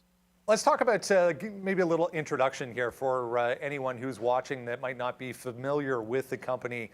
Give us an overview here. Tell us a little bit more about Goldshore Resources. Sure. We've been around for about 2 years. We acquired the Moss project from West Dome Gold Mines back in 2021. Since that time, we've raised about $60 million, and we put the majority of that into the ground. We've completed a 79,000 meter drill program, and we have come out with the MRE, or the mineral resource estimate, based on all of that drilling.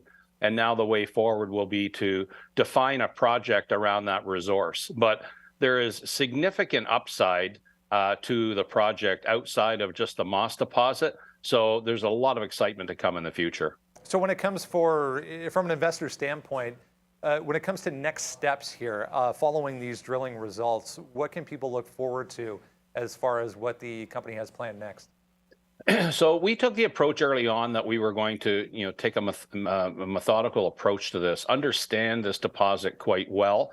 We've done that. And now we need to put a project around that I think what we can finance and that we can build. I've built 3 mines in my career. My associate, Pete Flindell, and I have been together for some time. We built a couple of mines together. And that is one option. Had we taken the approach to drill out all of these targets and come up with a 15 or 20 million ounce resource, there's only one exit for us on that, and that would be M&A. That would be somebody taking out the company.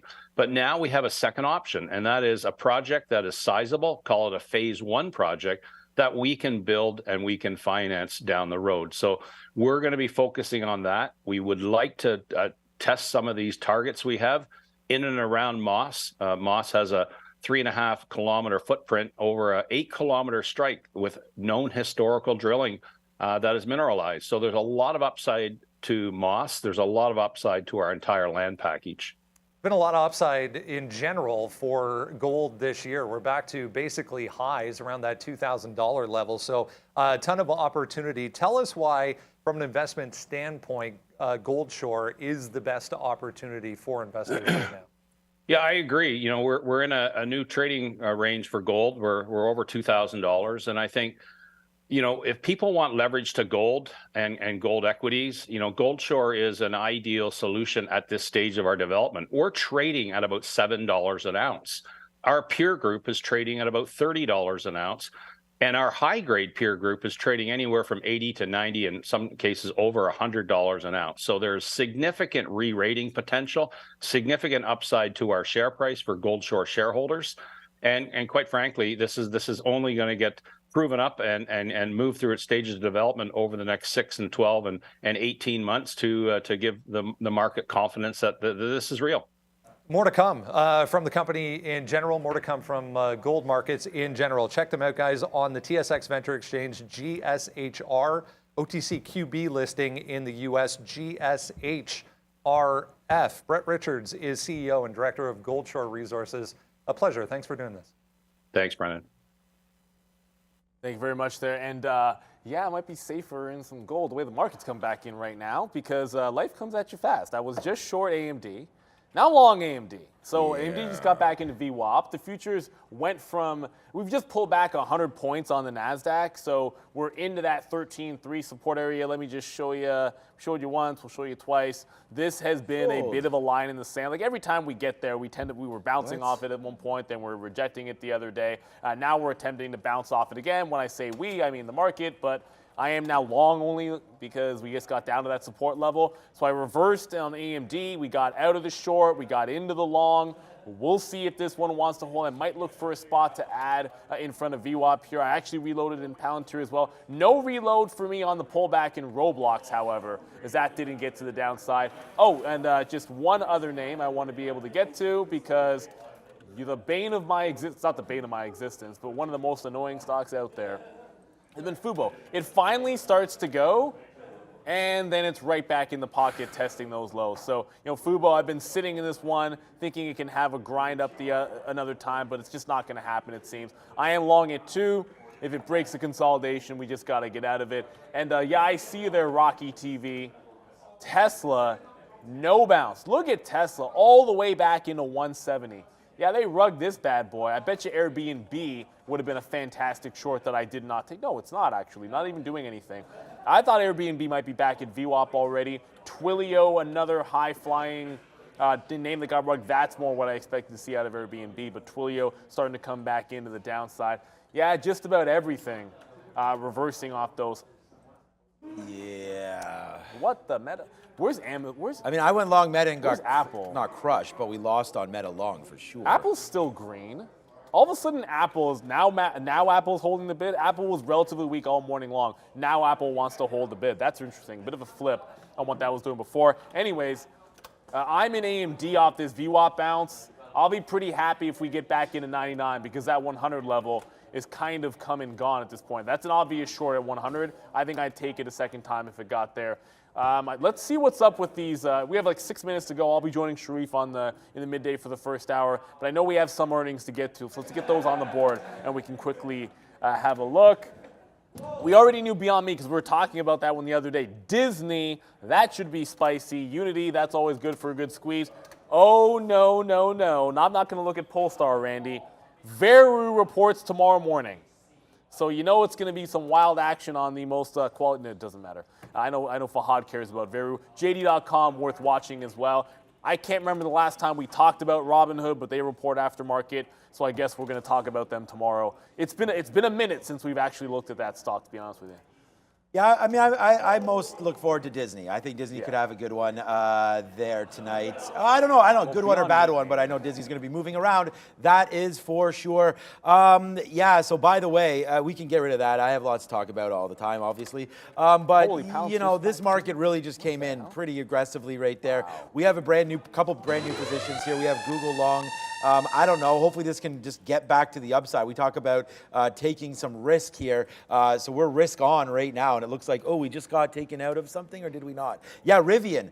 Oh, man, we keep on trying this. We keep getting some out and then it breaks. So Rivian right now, we're into a small piece, but it's breaking lower. Again, in, out a little bit, in, out a little bit, out. Rivian downside and not looking great. We got a little touch there on Google at 25, I believe, 26, 27, 10 cents. We're just trying to take that right there. And then again, the TQQs back into this name. I was going to say off these bottom wicks that we're going to get taken out right now. As there it goes, we should be out of TQQ in just a matter of seconds there as we switch over to a, yeah, you know what? I got to bring over to the dark side. I got to start going short. You guys are right there on this as the longs have been wrong so far here today. The only position that we have on of any real importance. First of all, Palantir, by the way, Palantir is a very, it's my greenest stock, and it's by not even close. We don't have any mistakes on Palantir today. We got out at 10:30 where we wanted to, then we're holding like 2% or something as it comes right back. Palantir, maybe this is the long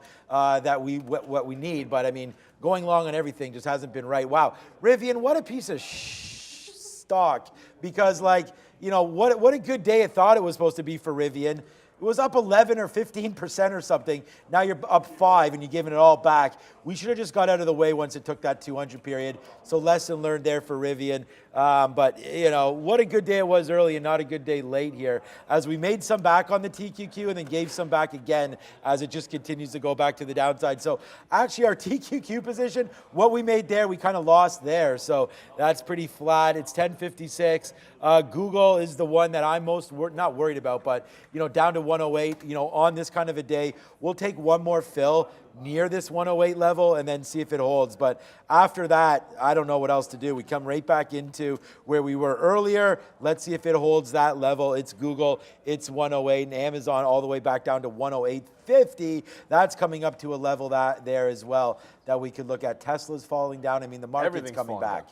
So, I mean, I reversed from short to long in AMD. I'll show you this one quickly. I'm going to be moving over, so I'll just recap, and then I'll make my move to join Sharif there. But there's AMD. I reversed out of the short, which I didn't, but I did, so I'm out of it. It just broke to the downside. I don't want to fight that one too much. And then Fubo, we talked about that breaking channel down. So it broke channel down. It stopped me out there. And if that ends up being, if it holds that low, fair enough. It was kind of a nothing burger the whole way. I still have Palantir, oddly enough.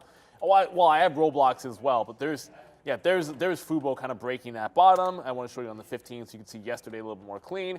And then Palantir, another name where This one I'm actually getting back in. This was the original buy zone for me, so it can hold the line at 970 and still be valid, but it has to hold that line. If it doesn't, then I just got to get out. Roblox, very similar story. It was all the way up and doing everything the right way, and then all of a sudden we're back in. So 37.5, that's kind of where I've been playing out in front of. So fills between 37.5 and just above that 38 level. Now that the market's coming back down in, I only want to catch it if it makes a bounce first. So if it makes a bounce, fair enough. I knew this would happen. Like all I had on was that AMD short. So the second I decided to get out of VWAP, I'm not going to be in anything as it comes down. I do want to short Intel, but like, it's down 1% and breaking the low. Do I short the low of the day when we're at a support zone? I mean, normally I'd be, you know what? I'll wet the beacon here. I prefer in front of 30 even, but this is 29.79, not 29.50. Like, it's not completely ridiculous, but you know, I have to acknowledge the fact that I need to be adding to this between 29.90 and 30, not taking it out. So I'm into Intel. I cannot ignore a breakdown like this on multiple time frames. Like, look at the flat bottom potential break here on the name. You go back over to it. It's already taken the 50 period on the daily, and then it's about to make a bit of a flat bottom break 10 cents from now. So I want to be working into this short and into 30 even. Like, if the market does want to hold, if we go red today, and I'm not short Intel, then I'm doing something wrong. So I just grabbed something here. Oddly enough, at 29.79. Man, that number seems to come into play every now and then. So I'm going to... Go ahead. No, I was going to feel it's you so on weird, this red like, day here with being in the right versus the what wrong a rug names. pull. I mean, what a nasty day so far. Yeah, but you know what? That is the market. We're into Tesla right now. Neil, go over there. Yeah, settle out your orders and get over there. I'll take the ship from here and sail it right into the ground. Okay, well, you can't sail a ship into the ground, right? Maybe into a boulder or something. Yeah, you can. Can you? Yeah, because you beach it. You're right. Okay, so I'm definitely beaching my account today. But here we go. We're long Google, we're long Tesla, and they just both came into levels that I thought maybe want to hold. So let's wait to see. Google down here at 108. So we're long. This is, again, we're up on the name. So hallelujah on that one. And then right now we do have a nice little winner or runner. I don't know if it's going to be a winner or not, but we'll get another out at 50 here for Tesla. It just keeps on bouncing. We want to be able to hold this for that move to the upside right now. So let's get a piece out at 50 and then hold the rest as we do the same thing here with Google as that's trying to bounce back up to the upside here a little bit as well. So in what was a pretty big disaster there, we've actually made a little bit back right now. Should have stayed away from Rivian and then we would have been all good. But there goes Tesla right now, starting to get excited a little bit through 50. Let's see if it can work. We're long 30s basically on Tesla, so it's 30 cents in the money. I wonder if we should just be scalping out. I mean, that's what I've been doing. I'm trying to get it down to where we only have half left. We're only out at 30% right now. Back in here into the 60s, we'll put another offer. There it is.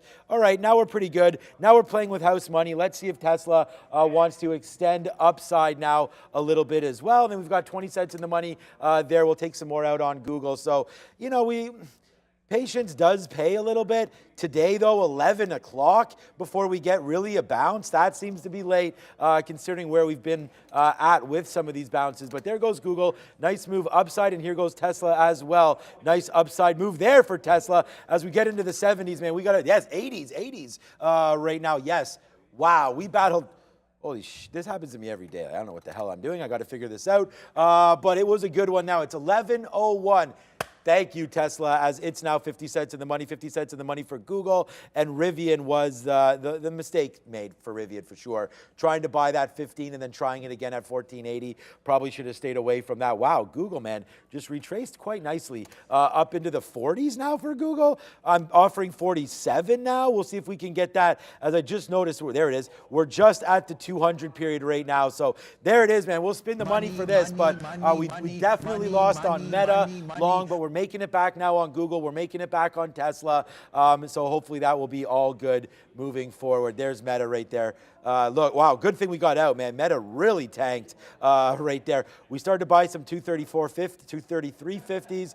233 got out, tried it again, got out. Went all the way down to 230, did Meta? Wow. All right. So let's go, man. Back over. Thank you to everybody today. Bears versus Bulls. Thanks to our guest of the day. Thanks to Jeff Mendel, who was in my ear for the first little while. And again, thank you to everybody who's out there watching us. We would not have a show without you. That is for sure. So, all right, without any further ado, it's Sharif with his midday show. Let's go. I see you're in the red there, Sharif, which that was green. Back over to the guys. I didn't mean anything by it, Sean. It wasn't Florida Panthers red. I just want to put that out there. Just get that out there. What's up, beautiful people? Welcome to Midday Show. I'm Sharif. That's Neil. And today is CPI day. And it was a bit of a mover. That was today? That was today. Feels like a while ago. Yeah, 8:30 a.m., guys, in case you're just joining us, we got a print. It's been making these markets go up. They've since given back some of those gains. We're at critical levels here on the ES and on some of these big capper names. You heard Sean just announce his position into Tesla. I'm right there with him. I'm long 169.31. I'm looking to continue this one at least through 171.50-ish area. You know, 172.50 would be just dynamite. That's where VWAP is at right now. But I'm looking for a market bounce at these levels. We shall see. 13,300 is where 13,300. Come on, wake up. Is where we bounced off on the NQ. So finding a good area of support in and around there and looking to take this big capper along. That's my play. But oh baby, small caps, they're not gone yet. And HCDI is living embodiment of the fact that we're, you know, do you like how I like overhype things? You know, that's just kind of my thing, right? Embodiment of that that statement, which is we're really still in small cap season, Neil. That's just a fact of the matter. I know you'll get this reference, but you're basically the William Shatner of YouTube right now. I like to throw it over the top, baby. Just way over the top, which is great. I love it. Like the living embodiment. Sheesh. There's a little Skip Bayless in there too. Have you been watching this HCDI nonsense halted around 1050? I know some of the traders on the floor have it. Enough to point it out to everybody, but there was way too much happening today to really be. If you're focusing on that, you're focusing on that. A lot of times you can handle like one of those things and a couple of big cap names. You got stops on the big caps, but daylight today, there was way too much happening to even think about it. I even had CVNA that I lost on a short on, and for a brief moment, I was in that for like 10 minutes. But that stock's crazy, bro. Yeah, guys, we'll update the positions board real quick, but we are about to take another little bit here just to wet our beaks on our friend Tesla as it pumps into the 80s. Here we're long 30s. We're hoping that this is a bottom, and we caught it. But, you know, you never want to count... Count your chickens before they count your egg. Chicks before they hatch. Chicks before they hatch. Yeah, there's all these variations. Yeah, we'll get a little. We'll get our beat wet there at in 80s. Now we're in the 90s, Neil, on our friend Tesla as we knock on the door of that 170 level. Oh yeah, it's back again. 170 on Tesla. Tell a friend. And here, guys, just to explain really what the whole idea of the Tesla trade was. We had a huge move off yesterday's close, which was 169-ish area, and we got all the way up to 174.50, and then we literally retraced right back down to yesterday's close. So idea here was to take that area of support, 169, yesterday's close, and take a bounce. Now, the reason I'm holding it and not just taking a quick scalp, you know, with big size for fewer pennies per share is I feel today's an overall bullish day. The market met that CPI print with some degree of bullishness, even though we sold off on, I guess, the majority of the move. I still feel we may retrace, and that's why I'm holding here. And as I say that, Tesla just huadunks off my level, Neil. Wait a minute. We've defined it. You're not allowed to say that. No, that was a big boy. No, it's not. We defined it. You're not allowed to say Huadunk. Yeah. I need like a calculator or something to figure out like the percentages of when it's gonna. There's bigger red candles. Of course. End of story. No calculator needed. Like visual aids only. It should be so big that you don't have to even think about it. Yeah. That's what I'm saying. Like it's like I can't even think of what a Huadunk is. Roblox this morning. Roblox. Go for it. In the pre-market. Oh yeah, that's a Huadunk. because big boy. look at my chart come to my chart for a quick second, just so we can get this out of the way. That's breaking multiple stops. If you were long it, there's no possible chance that you're still long if you had a stop order anywhere. Yep. That's the way I like to look at it. If you still have a long, it means you didn't have a stop order, you didn't care. Blown through stops. That's blowing through multiple stops. That's what I want to talk. Speaking of Roblox, by the way, starting to hold up a little bit better. I mean, if you go to the 15-minute, this is the zone I've been buying the bad boy. Only it didn't dip 38 there, actually held 38. So maybe I want a re-entry in it. I am embarrassed, well, not embarrassed, but this is sort of transition over. And then, I just got stopped out on AMD. And then it wicks underneath, holds 98, and is now back above VWAP. So I can see the problem with VWAP here is like you want the re-entries, maybe even underneath VWAP if we're able to get it. I am short Intel. I just got into that one. We'll see what happens there. But Roblox might be worth a bit of a re-entry, just given the strength that I saw. Yeah, guys. All right, so we bought back up right on Tesla. Now we're back into the 70s again. So we'll continue to do this dance as the market does its dance at key levels. The key levels on the ES, 41.34, yesterday's close. The key level on the NQ for me, 13,300. We bounced off there almost to a T on that last little move back down. So those are my levels, and I'm sticking to them as we knock on the door again of 170. We're in the high 90s now, not taking any out. Let's run 170. There we go. We're knocking on the door. I'm seeing some 99 prints here as we do that dance with the whole dollar level. We'll let that one develop as it may. Keeping my eye on some other names. Vana. Yeah, that was solid earlier. Okay, we'll wet our beak out with a little bit. If you were long. Pardon me? If you were long, it was solid. Long. Yeah. I was not long.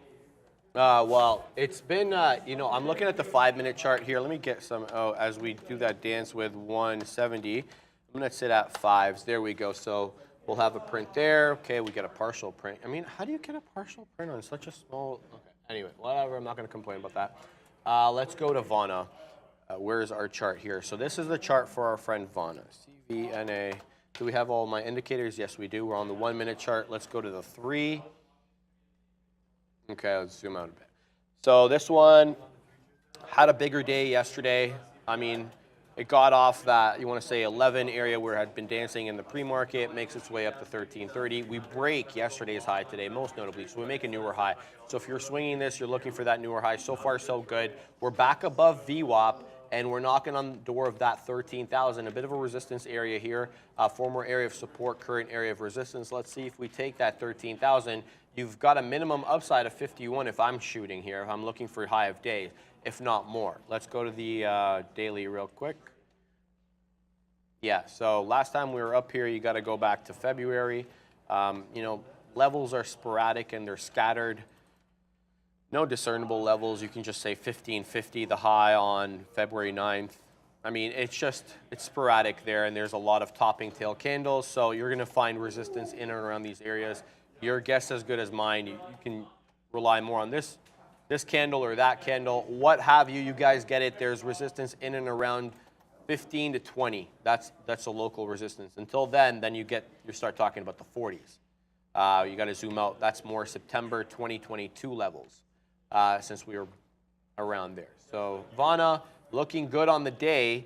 You think maybe since we broke that mid-February high, these two candles here, we may knock on the door of 15, right? So this one, could go. 15 that's a big level, man. I don't know. I should have sat it out till 15 on Carvana, quite frankly. I wish I had. Obviously, when you lose a trade, you're like, I wish I had done it differently, but it did set up for the short off yesterday's high. It then even gave me like some signals to add to it, so I went ahead and did it. So, this is my trade on Carvana, playing off yesterday's high. It was right in here. Like, when it wicked that lower high, right then, that moment, I'm like, oh, I like it a little bit more. Let's add that consolidation, and then this is me. So it's not to say that, because quite frankly, it's a little bit prettier if you make the wick top. Obviously, you have there's a sense in pride that I'm that guy. So I'm not that guy today, but I'm that guy today. So that's when you're talking about Carvana, I'm like, go to hell, Carvana, as far as I'm concerned. Sorry, bro. It's like, what are you gonna do? Yeah, that's not. No, but that's you hate that. I mean, I hate that. for every time you're in a short and it's just like and it rolls over and you trend all the way to the downside, and you're just getting out beneath VWAP all day long. Man. There's the other end of it, because here's the thing, if I don't take that out and it carries through higher, like maybe I give it some room above there and don't have a stop order, next thing you know, I like it, I get in more, and then it just grinds higher and higher. Where's my out going to be? Like if you don't have an out, then you don't have a trade. That's the way I look at it. So, top wicks and bottom wicks just mean you are making decisions at the right place, which is the start of a good trade. And then you just executed kind of poorly because you got rugged a little bit. So we'll see what happens with it. Palantir, I'm going to get back to Palantir. Before I went over, I usually try to go over everything that I'm in before I make that move back over here. And I did mention Palantir was back into like one of two buy zones. So like the first buy zone above like the breakout yesterday, like 970 was your high of the day. So, you had that little consolidation there. Then there was the high of the day break here. So those only two places I've been long. I did start early at 990, but in earnest, I've been kind of waiting for it to get back down to add to it. But underneath this like 970 area is going to be my stop. Can it get all the way back? I'm gonna say I doubt that it gets all the way back. Not sure. I mean, I'm offering, which is kind of ridiculous. But the reason why I doubt it gets all the way back would be where it stalled in the daily chart. Oh yeah, my daily's not. That's kind of a pain in the butt. So 1030 was the big level on the daily. 1030 is exactly where you turn. That's why I was waiting till 1030 to cover this thing. But if it cannot hold right here, I think you're looking for like 10 to 1020, any kind of a VWAP or tracer with just a flat out turn that's going to hold the rest of the day. I am in an Intel short at the low. The other thing worth watching here, AMD. I'm back on the bit of AMD. I did get out right before we came back over. It's now bouncing off VWAP. So I reversed the short, and probably a little bit too early that I reversed that short. AMD starting to come back in here. Another one worth watching is Alphabet. That's back on my radar. Not necessarily for good reasons. That was a short at 110. I don't need to have that offer out anymore. That's come and gone. Now it's this 108 level. So it bounced here right at 930. This was the consolidation zone at 830, then 930, and it's bounced again here off that 108 level. So if it shows one more bounce with the futures holding the line, and by the line I mean 13.3, then this is worth a scalp trade to the long side. But also Roblox, that's starting to bounce off 38. 30 underneath 38, 37.5. That's my reentry zone, also where I want to stop out there. Yeah, this market really rugged it, but we are still holding that previous resistance level on the future. Yeah, that's keeping my eye on That's worth Tesla mentioning, here. right? Like if you come back for a second.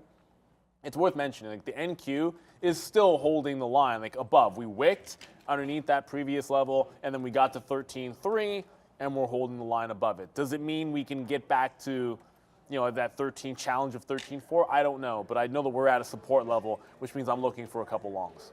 Yeah, I'm keeping my eye on Tesla. I want to see how it trades in and around this area, if it gets bought back up. Some bamboozlement happening. If we continue to sell off and make newer lows, I'll keep my eye on that 168.5 level again. We shall see what happens here, but I got to make a quick decision.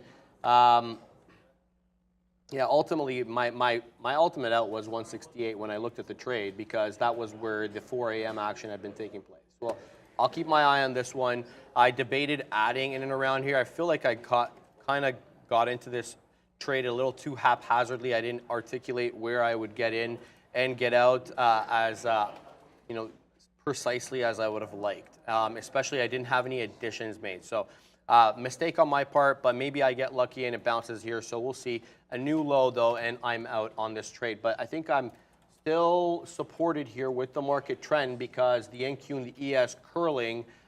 Tesla, sadly though, weakest among these guys that are curling. You're getting a good curl on Apple. Not great on Amazon. You got a decent one on Meta here, 230.72 low. Now you're at 232.57, so almost $2. Microsoft, decent curl as well.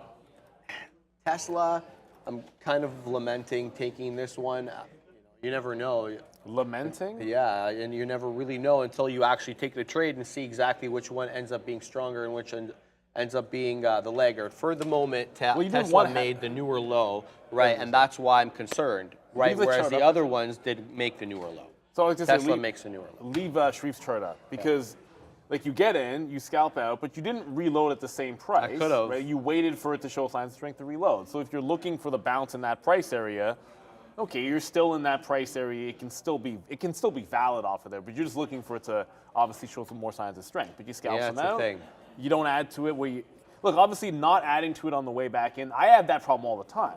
I get that one level, it bounces nicely, you take some out, then I'm adding at the same price level without it showing strength first. Right. So like to me, that's step one. I actually just got into Google myself. It's a similar style play like this 108. I said if it bounced there a little bit, I'd try to get that long. I just grabbed it. I know there's so much moving right now, like NEO, Darwin just mentioning NEO, was up on sympathy.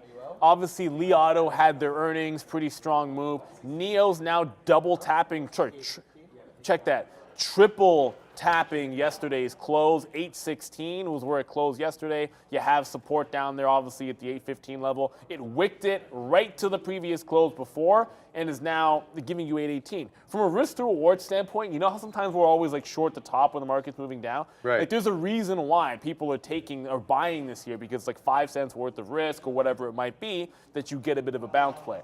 Very similar. I'm already in something pretty similar with Google, but that's not a horrible opportunity that I do see there. I'm waiting on Roblox to just give me an indication that it can do like a dip underneath 38 and be long.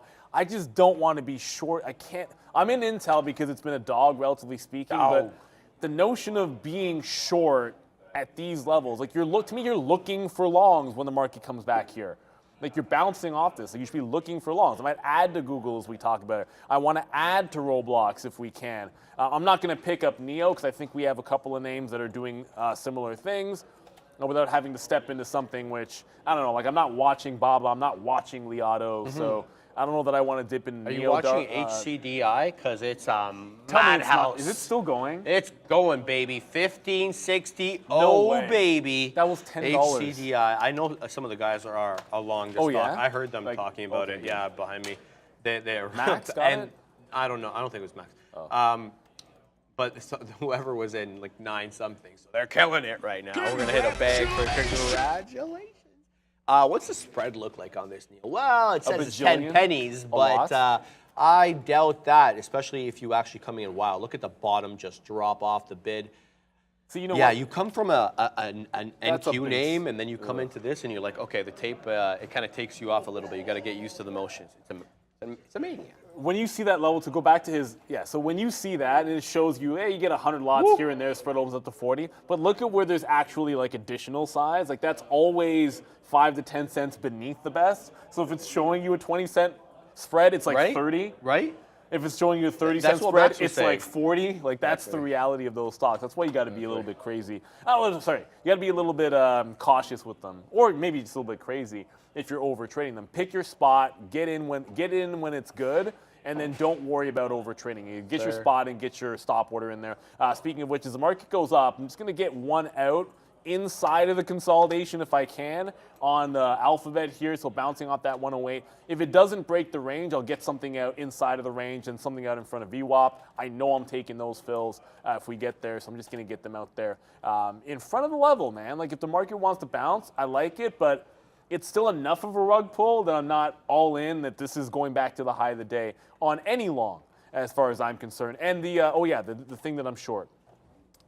So Intel, throughout everything that happened this morning, right? Like Intel got to the top before the open, double tapped the high yesterday, and then just started falling. And the market was running and running like the Far Side song, which is a classic, by the way. And then I don't know, man. It's a dog today. And then it broke the 50, which I can't show because my daily's not working. So it broke a major moving average there on the daily chart. It's headed towards a potential flat bottom break. I just want to be sitting in this if the market flushes. If the market gives it all up, I'm short Intel or I'm making a mistake. The way that I'm seeing it, down 1% today, it's weak. AMD got to 100. Like everything about this is just a relatively weak name. I just talked about Google getting some out inside of the range. We'll go ahead and do that. Ring the register. If we get VWAP, we'll take some more out. I wish I could tell you that I held the short all the way down into 108. I did not. I got out at 109. But now that we come back into VWAP, looking for something long, giving that consolidation. Darwin in the chat pointed out NEO. You could be in that one bouncing off of those levels. But to me, when you get to that point in the NASDAQ, as a day trader, you're looking for the long off support. Not a place to go short in my estimation, unless you're already sitting in something which was valid from before, which, obviously there's a few things that you could be sitting in short that wouldn't be working right now. All right, I got out of Tesla. As soon as I got back in the money, I'm out of that one. That's not the name I want to play for the relatively strong bounce. I'm looking for the relatively strong name for a market bounce off that retracement, and it's not the one I want to go with. I'm going to keep eyeing an opportunity to get into a different one here, or maybe just look at the futures in general and trade the MES, because I'm trying to play the level on the future, and then the equity has its own nuances that influence the price, and so you end up maybe choosing the wrong one. So if you're going to play the level on the futures, maybe just take the futures. And that's what I'm going to be looking at here. Interesting level that we're at right now on the NQ. Let's talk a little bit about this one because we bounced off that 13,300 that we talked about, and then now we're at a critical level because it's a VWAP retracement back into that 13,350, 356. That 10-point range. We're breaking through that right now, which is nice. So let's see if we get that continuation. High at days 13,433. We made that, about like an hour after the bell.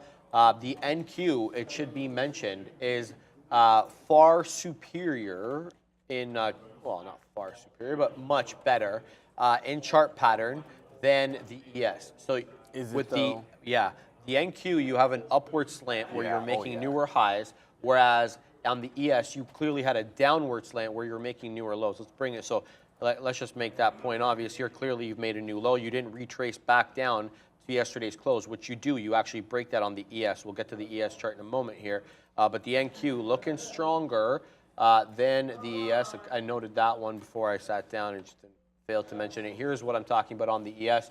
You actually get that lower high, lower high, lower high, and then you end up breaking yesterday's close, going beyond it. Still holding, though, the pre-market lows, though, Neil, coming down to that 41.25, not quite making it down to 41.20, that morning 4 a.m. low that we made, obviously on much, much less volume. Anyway, Tesla holding out, but it's just not the one I want to go with, so I'm going to be looking for another possible name. Wow, Amazon pumping to the high side. Can I get you quickly? I know you have your news service up there. Can you check out live in here, the LTHM on the New York for news? I know there's news. There's something on it. Mohammed Alabrasha mentioning in the chat here. It's going. What I love about this particular setup on a stock that's grinding higher like it was the last week, you can see on the 15-minute, is look at what it did. I'll get to Palantir in a second because this could do a similar move.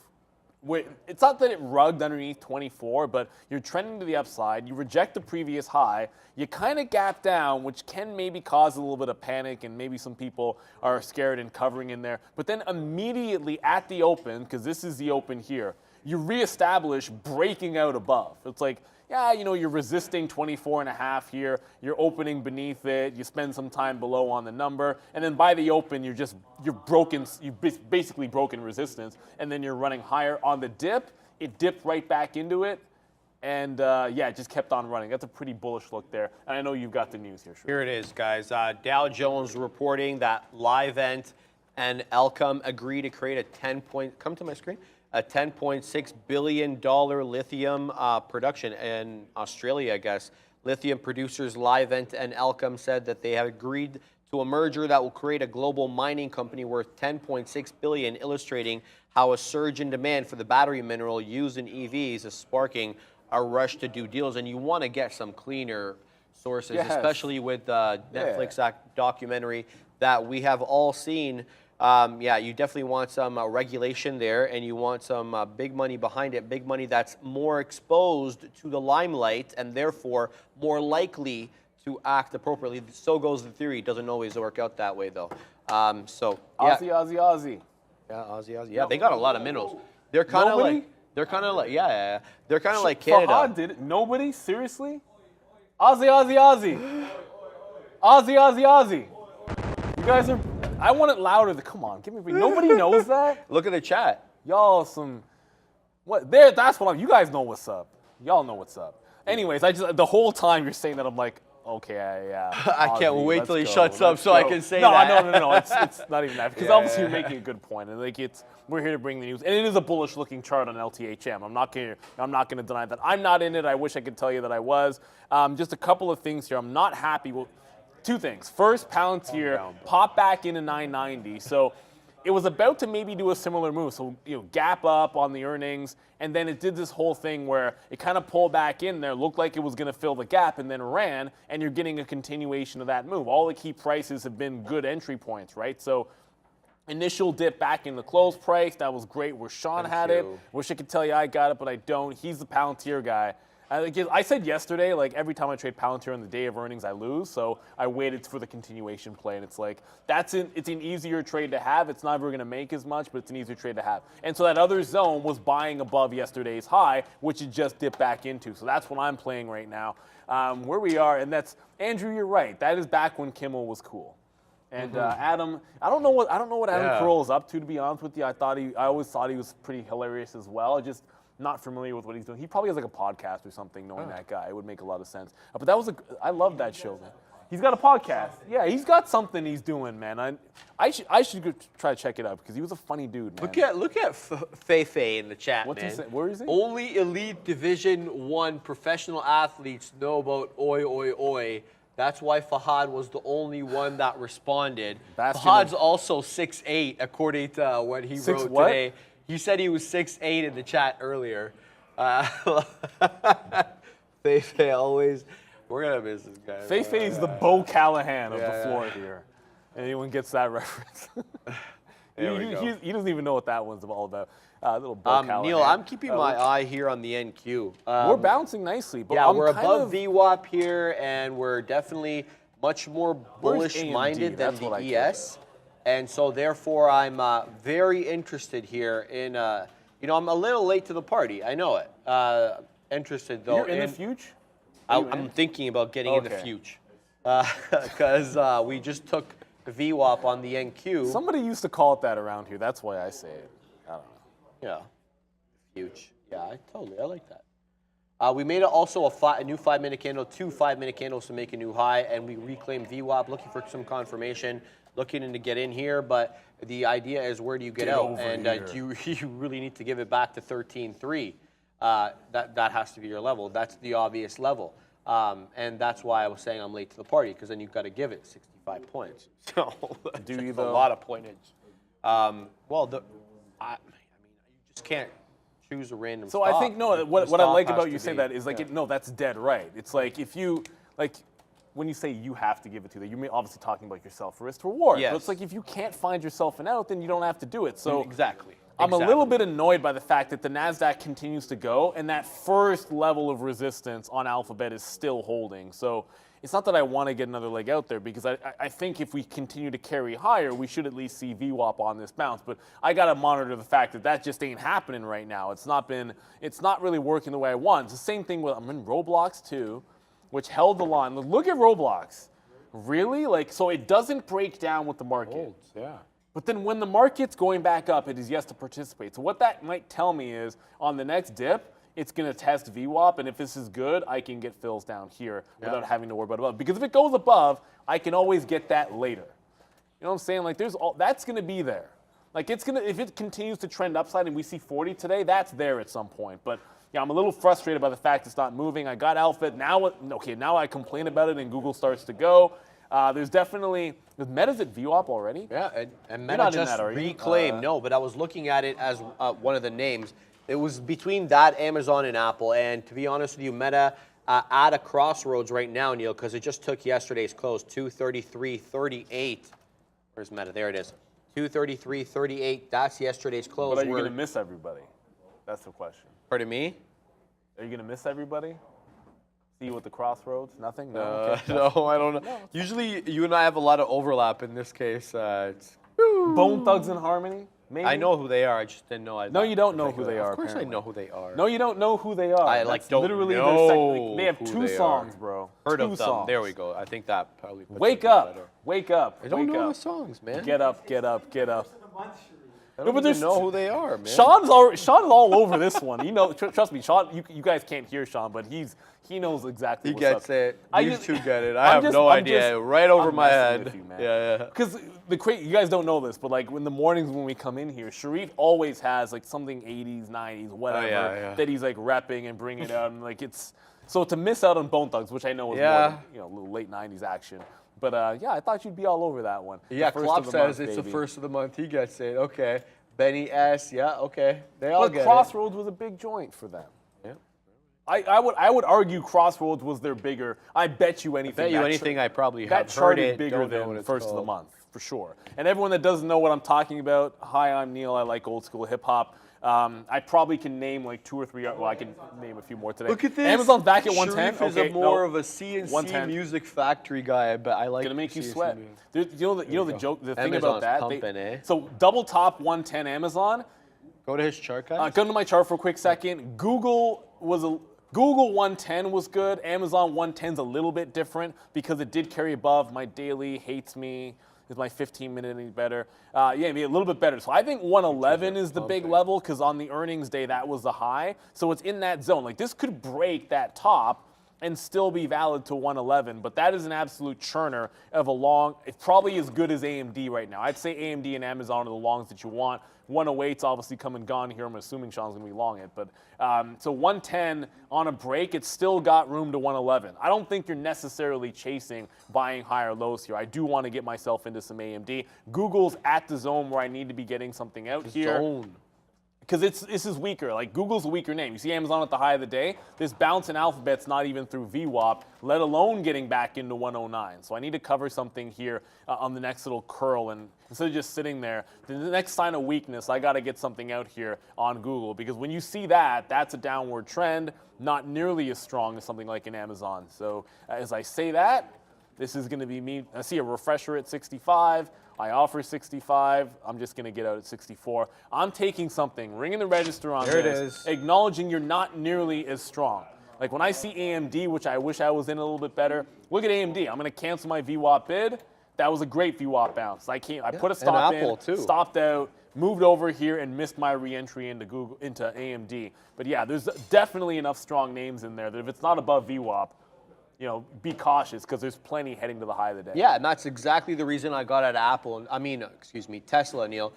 For that exact reason, the market was Tesla? curling and it was not making the move. And I said to myself, it's just not doing it, right? Said to self. I said to myself, self, you got to Get out of Tesla, self. You got to talk to yourself, man. Sometimes I'll call myself an idiot because it's like that's me talking to myself. And it reminds you like what to do, what not to do. Because I'll defend you against you. Don't worry. we any all day of know the week. we all know who we are. No, Yes. you don't change yourself as a person. Like that's sort of the thing. And as a trader, you're not likely to make drastic changes to your personality, your Unlikely. risk parameters. What you can do is know the types of mistakes that you make, call yourself out for them so you don't make them as often. Sir. You don't reduce them to zero. It never happens. You just Unlikely. try to reduce them in general. It's Right. never to zero, man. Every single mistake I made when I was a trainee, every now and then I'm making the same damn mistake. Funny It's enough true. how that works, eh? Like too tight of a, like, okay, look at this. Look, come to AMD right now.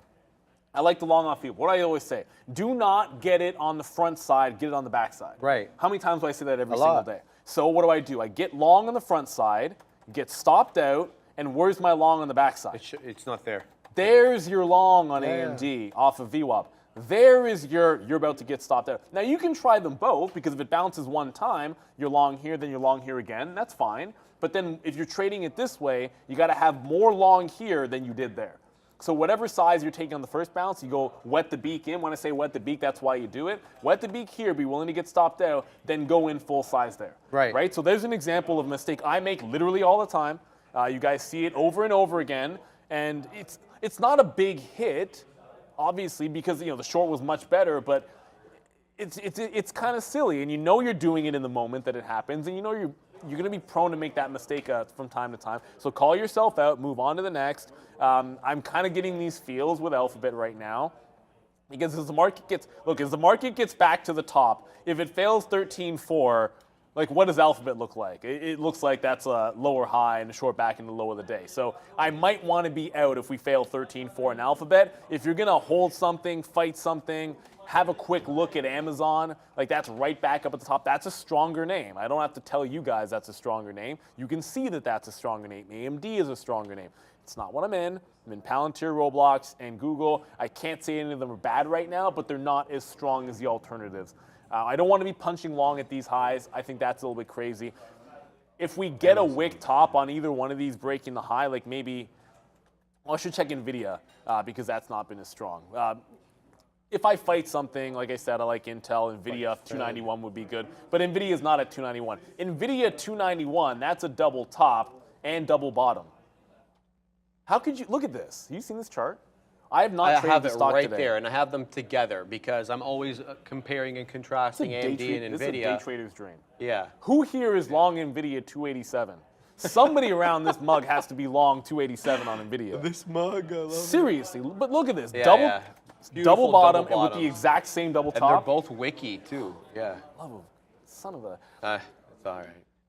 I'm in a couple of positions here. I'm in Somebody's got Meta, it. trying to hold on to the yesterday day break. Let's see if we hold this level. My out 233. I'm also When does the long stock do that, the Fred? MNQ. So On this crazy. one, I'm Double long top the and bottom. MNQ at 79.5. So riding this one, 10 points in the money. Let this one run. Obviously, Boom. my goal is high of day, which is on my chart 13,433. So still a ways away from that. Let's let that one run. The meta play is kind of a branch off the NQ play. It's also secular in the fact that it's at that key resistance, support level, whatever, depending on where you're at, I guess. And that's yesterday's close. We're dancing around that. I'm looking for the fact that we've taken it to hold it now and to run through 234. That's the play here. That's what I'll be looking for. And that's the idea as we run into the 70s. But Meta, you know, it's definitely no Amazon at the moment. What is?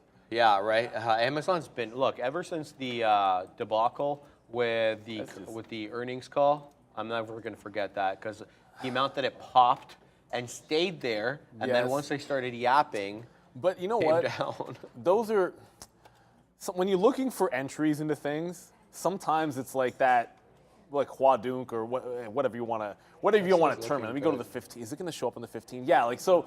If you're looking for a long in something, like when it wiped people out down there back into that 100, like that's definitely getting people out the next 2 days. Yeah. Makes that hard bottom, puts in higher lows, and the clean breakout 107. Like it's giving you a great long setup if you're willing to stay with it.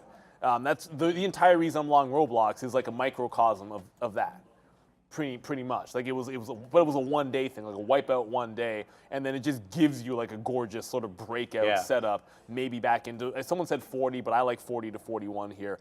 As a matter of fact, once it starts to break this channel, which I think it could be finally doing, no, it's still going sideways. I want to be adding to this, but it hasn't given me a reason to add just yet. So I'm still in it, but I want a reason to add back into Roblox after Huadunk and then just ran everybody stops.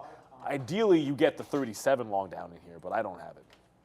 Yeah, I'm seeing some people in the chat saying Tesla's starting to look a little stronger, and as I look down, yeah, it's looking a little bit better. You know, printing higher highs and higher lows on my on my 5-minute time frame. So yeah, if you're still holding that, good on you for knuckling down and weathering, knuckling under. And Which stock do we think?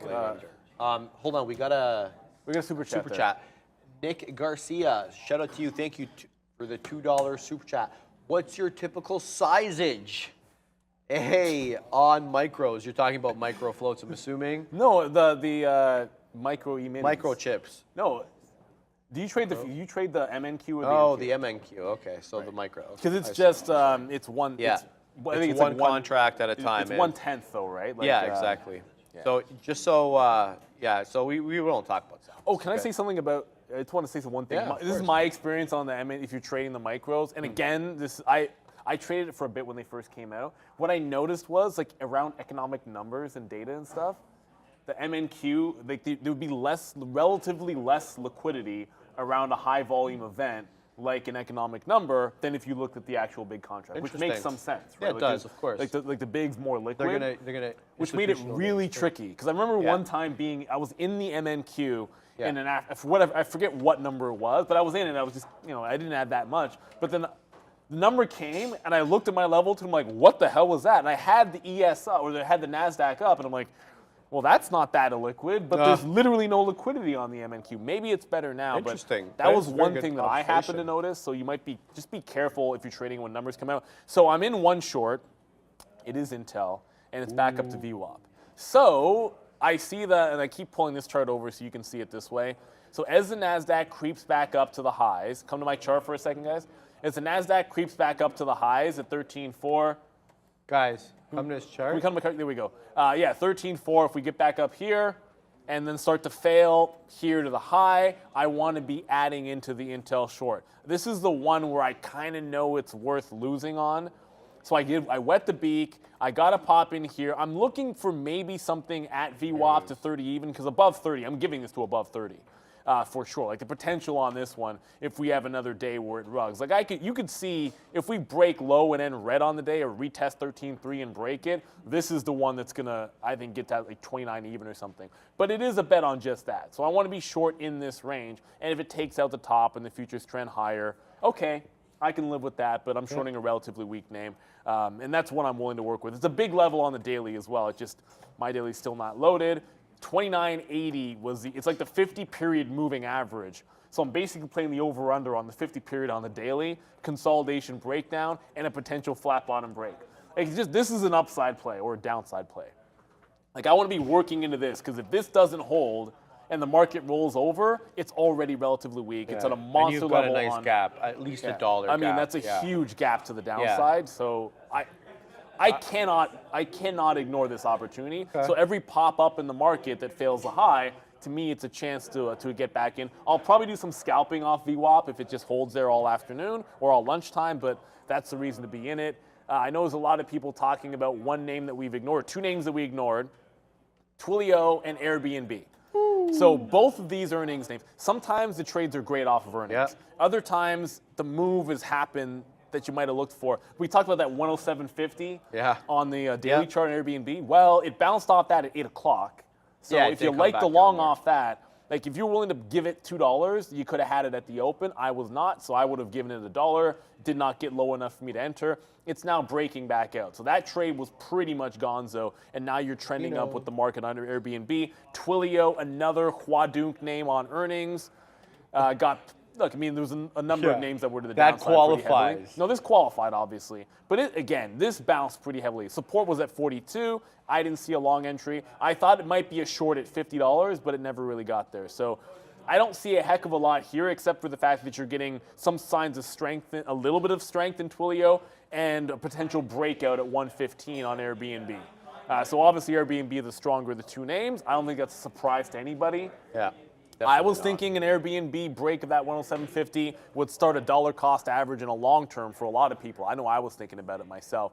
Darwin saying, how about an animation of a drinking bird with my head for wet the beak? I like that. Like the Homer Simpson when he, because he used to have to hit one key when he worked at home. So he got that little like tipping bird, just be like, I'm down with that. So funny. I could see that. I'm down with that. We need to get someone to make it, though. Obviously. Yeah, I know. That's been the issue, and like the I'm ones not artistic like that. My brother's the artist in our family. It's going to be nice when AI can just do it for us, and we can tell them, here's what we want, AI, or give me like all these different options. Right now, Who says it can't? Well, the video one, I know it can. They do make video ones now. There was one that was actually I saw on. Can it? Let us know. I saw on Brendo's Twitter feed that someone had just made an entirely AI movie, and there was a lot of criticism that it didn't have. It was supposed to be a trailer for a movie, right? It was all AI made. People criticized it, obviously, saying, "Oh, it had no plot and nothing. You couldn't follow it." I'm like, dude, this is just like we're scratching the surface here. Oh, like, there's lots of crap that has no plot that's already making millions of dollars. Yeah, right? Let's be real Honestly. for a second. Yeah. Anyway, so I think we're just scratching the surface. Going to be absolutely. You know how you solve that? You basically just tell it, okay, like loosely follow this plot of a successful movie. Right. Like, right. Did anybody care that Avatar was literally Dances with Wolves? No. Did anybody care about that? No, I don't think so. Nobody cared. I don't even know Did about that. anybody care that Fast and the Furious was literally Point Break? I mean, it's the know that either. exact same movie. If you've never seen Point Break, Fast and Furious is Point Break. No one cares because it looked cool, Really? and that's all anyone matters. And that's not a spoiler, Darwin, because I'm talking about the original. I haven't even seen the second. So you know Avatar. what happened, right? And if you haven't seen Fast and the Furious, the first one by now, then whatever. There's a limit to spoiling. But I'm just saying, like, you can do that. And I haven't seen. Listen to this. I have not seen Independence Day 2, Tyler, and I really don't want to. You haven't seen the movie? second one. Oh yeah, no, the second one. I heard it's no, terrible. I watched about a quarter of that. Shut it off. No, I wasn't like, you're killed it. You killed the franchise. Oh, by the way, yeah, Pocahontas as well is another one that you can say Avatar is. It's kind of. So you both. know that a song came out using Drake's voice and Weeknd's voice, and Drake's like, his team has come out, and they're like, anybody who uses my voice and any streaming services who put that song on there, they will lose all my music, like in perpetuity. And so they're coming at it like that. Okay, so that's one way to come at it, Neil. The other way to come at it is another obscure artist, and not even obscure, I'm disrespecting them. They were big, they're not big anymore. And so she said something like this. Sure, you want to use my voice? I'm good with that. Come, send me the song. I'll approve it to make sure that that it's clean, it fits my my persona. Okay. And if I'm good with it, 50% is mine, 50% is yours. Have at it. So the different perspectives coming for this AI generative is really interesting, right? Like you've got it from like the artist who isn't producing anymore, who's looking to stay relevant, wanting to use it. The artist who is relevant, not wanting to have. So Rick Astley's gonna make bank, is what you're saying. I like how you bet on Rick Astley. There's another one too. You remember the Tupac hologram concert thing? Mm-hmm. I'm just saying right now, like the way you can do these like fake like holograms, how realistic it looks. Yeah. Yo, Taylor Swift could be everywhere. You know how much like is it like she could be doing a concert in like 10 different places at once. People watch a hologram, man. If what they'll pay for to watch her for real, they'll pay to watch a hologram. You make unlimited gobs of money with that nonsense. You could have loves Taylor Swift. And I'm telling you, like that's the next thing. Like they've already done it. Like in Rogue One, which I don't know if you know this, but in Star Wars, in the Rogue One movie, they literally had a guy who was dead. But they basically had his voice. They had like images of him from the previous movies, and he was just a character in the film. And the actor had died. Now, obviously, the state has to approve it. Right. You're going to see a lot of stuff, man. Yeah. But a lot will. You're going to see a lot of that, and it's going to be. That's just how it is. We're going to be seeing it. So Roblox is finally starting to go. I'm going to get back to the market for a second. I got 10 minutes. Yeah. 10 minutos. How does it always go by so quickly? Because it's fun. Because it's fun, my friend. I did not feel that that fun. hour So now go it by. starts to go. So now I'm getting reasons to add back into it. Alphabet is getting to 109. That's the one that I'm cautiously optimistic about this breaking VWAP. I'm very cautiously optimistic. So we'll see what happens. Obviously, it's already a stronger bounce than yesterday because yesterday did the exact same trade. Like it went to 110. Pull back, bounced off 108 a couple of times, did not break first channel. So obviously, if I'm going to take this here, I'm going to get some out first channel. I'm going to get some out in front of VWAP because I'm a little bit skeptical it's going to go all the way. Stronger day than yesterday, that's step one, but not stronger than the overall market. Market fails 13.4. I'm out of Google, and I even think at that point it could be a bit of a short. I'm loving the fact that as you press higher, Intel just bounced down again. Next time it pops up, I'm going to take something over 90 here. Going to further wet the beak here because this is a weak name, man. It's actually held a lower high as the market made a higher high. And just a couple of other names out here from yesterday. I just saw someone pop in PayPal. I haven't even traded or really even looked at PayPal today. This can't even get off the bottom. Jeez. What is going? You know what? Yeah, this stock is done. Yesterday in PayPal, the breakdown short was in the pre-market, and then at the open you could maybe have like a 69-70 area break. Today, like the only trade was like, okay, well, it breaks support at the open, that's it. At 66, and then you're taking 65. This is a short till it's not when you see this happen. Like when a stock gaps down on earnings, like this, usually like within a couple of days you settle down. It hasn't done the settle down phase. It is still just falling. So at this point, I know it sucks because I didn't trade it short today, but I think you just assume you're coming in looking for a short in PayPal tomorrow. If you find a setup, great. If you don't find it, you don't have to trade it. But I'm not looking long this stock until it holds something for 2 days in a row. Like, it made a bottom yesterday. It destroyed that bottom today. It's obviously going to bottom somewhere today. Can it hold? Once it holds that next one tomorrow, I'd go for a long off that first hold because the risk rewarded favorite. But yeah, that ain't happening right now. That ain't happening. All right, took some out on Meta in the 90s for about a 40 penny winner. I'll sit again on the other side of 34s. I'll sit at 234.05 for the next print, so we'll leave that one to hang out and possibly continue. It's encountering, obviously, the whole dollar level in addition to VWAP. VWAP and the whole dollar level are essentially at the same level at the moment, so running into resistance. To be expected, though, on Meta, as we also run into resistance, it looks like simultaneously on Apple and our friend Amazon, which did make a 110 touch, and now is curling off that 110. I think that could be a short opportunity. Yeah, Neil calling that out. And concurrently, we're seeing a 13,390-ish rejection curl off the NQ. And so my play into this one is I've already taken a couple of outs there on the NQ. I'm looking for a VWAP retracement near 13,360 for a possible dip trade add and a bounce off VWAP and then continue for a possible newer high. But definitely looking for a higher low. 13.3 obviously. Yeah, so, by the way, I'm out of Google, by the way. Okay. That first curl beneath 13.4, Google's not strong enough. I'm not going to jump into the short in Amazon just yet, but I'm out of Google. I don't want to hold that. Yeah, well, Google at an interesting level as well. Just touched VWAP at that 108. You want to say 85-ish, 87-ish. Yeah, so we shall see what these futures brings. We're coming, doing basically kind of what I expected, which is to kind of top out here on the NQ and then pull it back into VWAP. VWAP on my NQ chart is 13,358, in and around that area, 13,360, give or take, a point or two. So that's my look on that. Some other names, though, that are moving that are worth noting. Vana at high of day just printed a new, just tied high of day that it made earlier on around 1040, which is that 1351. This is the chart on Carvana. Bit of a double top possibly here at that 1350 level, despite the fact that we are very much near the high. 1337 is where we're at now. You're short Vana? No, I'm like, don't short it. Don't short it. Okay.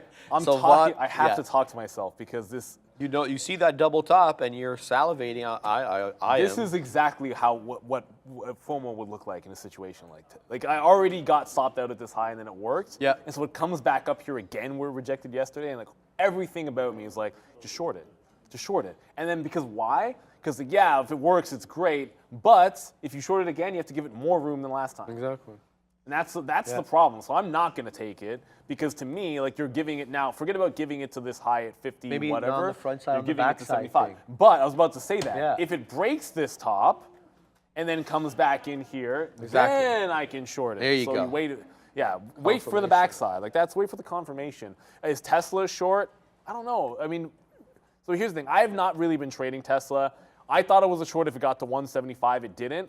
Maybe 170 is just the thing now. You've been trading it. I think you have a better feel. Oh, I'm out. And really the reason, this, it feels weak. You know why I got out. Because while the market was curling and most of the other big tech names were making clear higher highs, this one printed, like I told you, that lower low. And I said to myself, if you're looking for a bounce, you either take the equity or you take the future directly, or you take an equity a lot stronger than this. This was weak.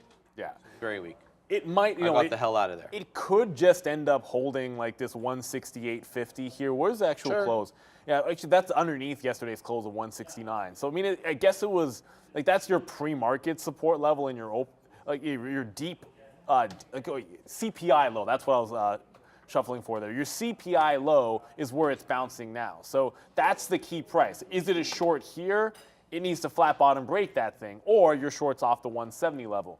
So if you're willing, to put up $1.50, then you're shorting the bottom, giving it to like above 170. But that's almost $2 when you factor in slippage and these wicks above here. I would rather be shorting pops because the market has been generally giving them to you. I just keep on massaging into Intel. I just got another fill in there. We haven't really got much at VWAP, but when the market made its turn, when this started happening on my 15-minute, see that? I got out of Google when this happened. A little bit of confirmation of a lower high, and I added to the short that I'm in, obviously, which is just Intel. Amazon probably did set up there. Shop short 65. Oh, I forgot all about Shop. There's so much happening today.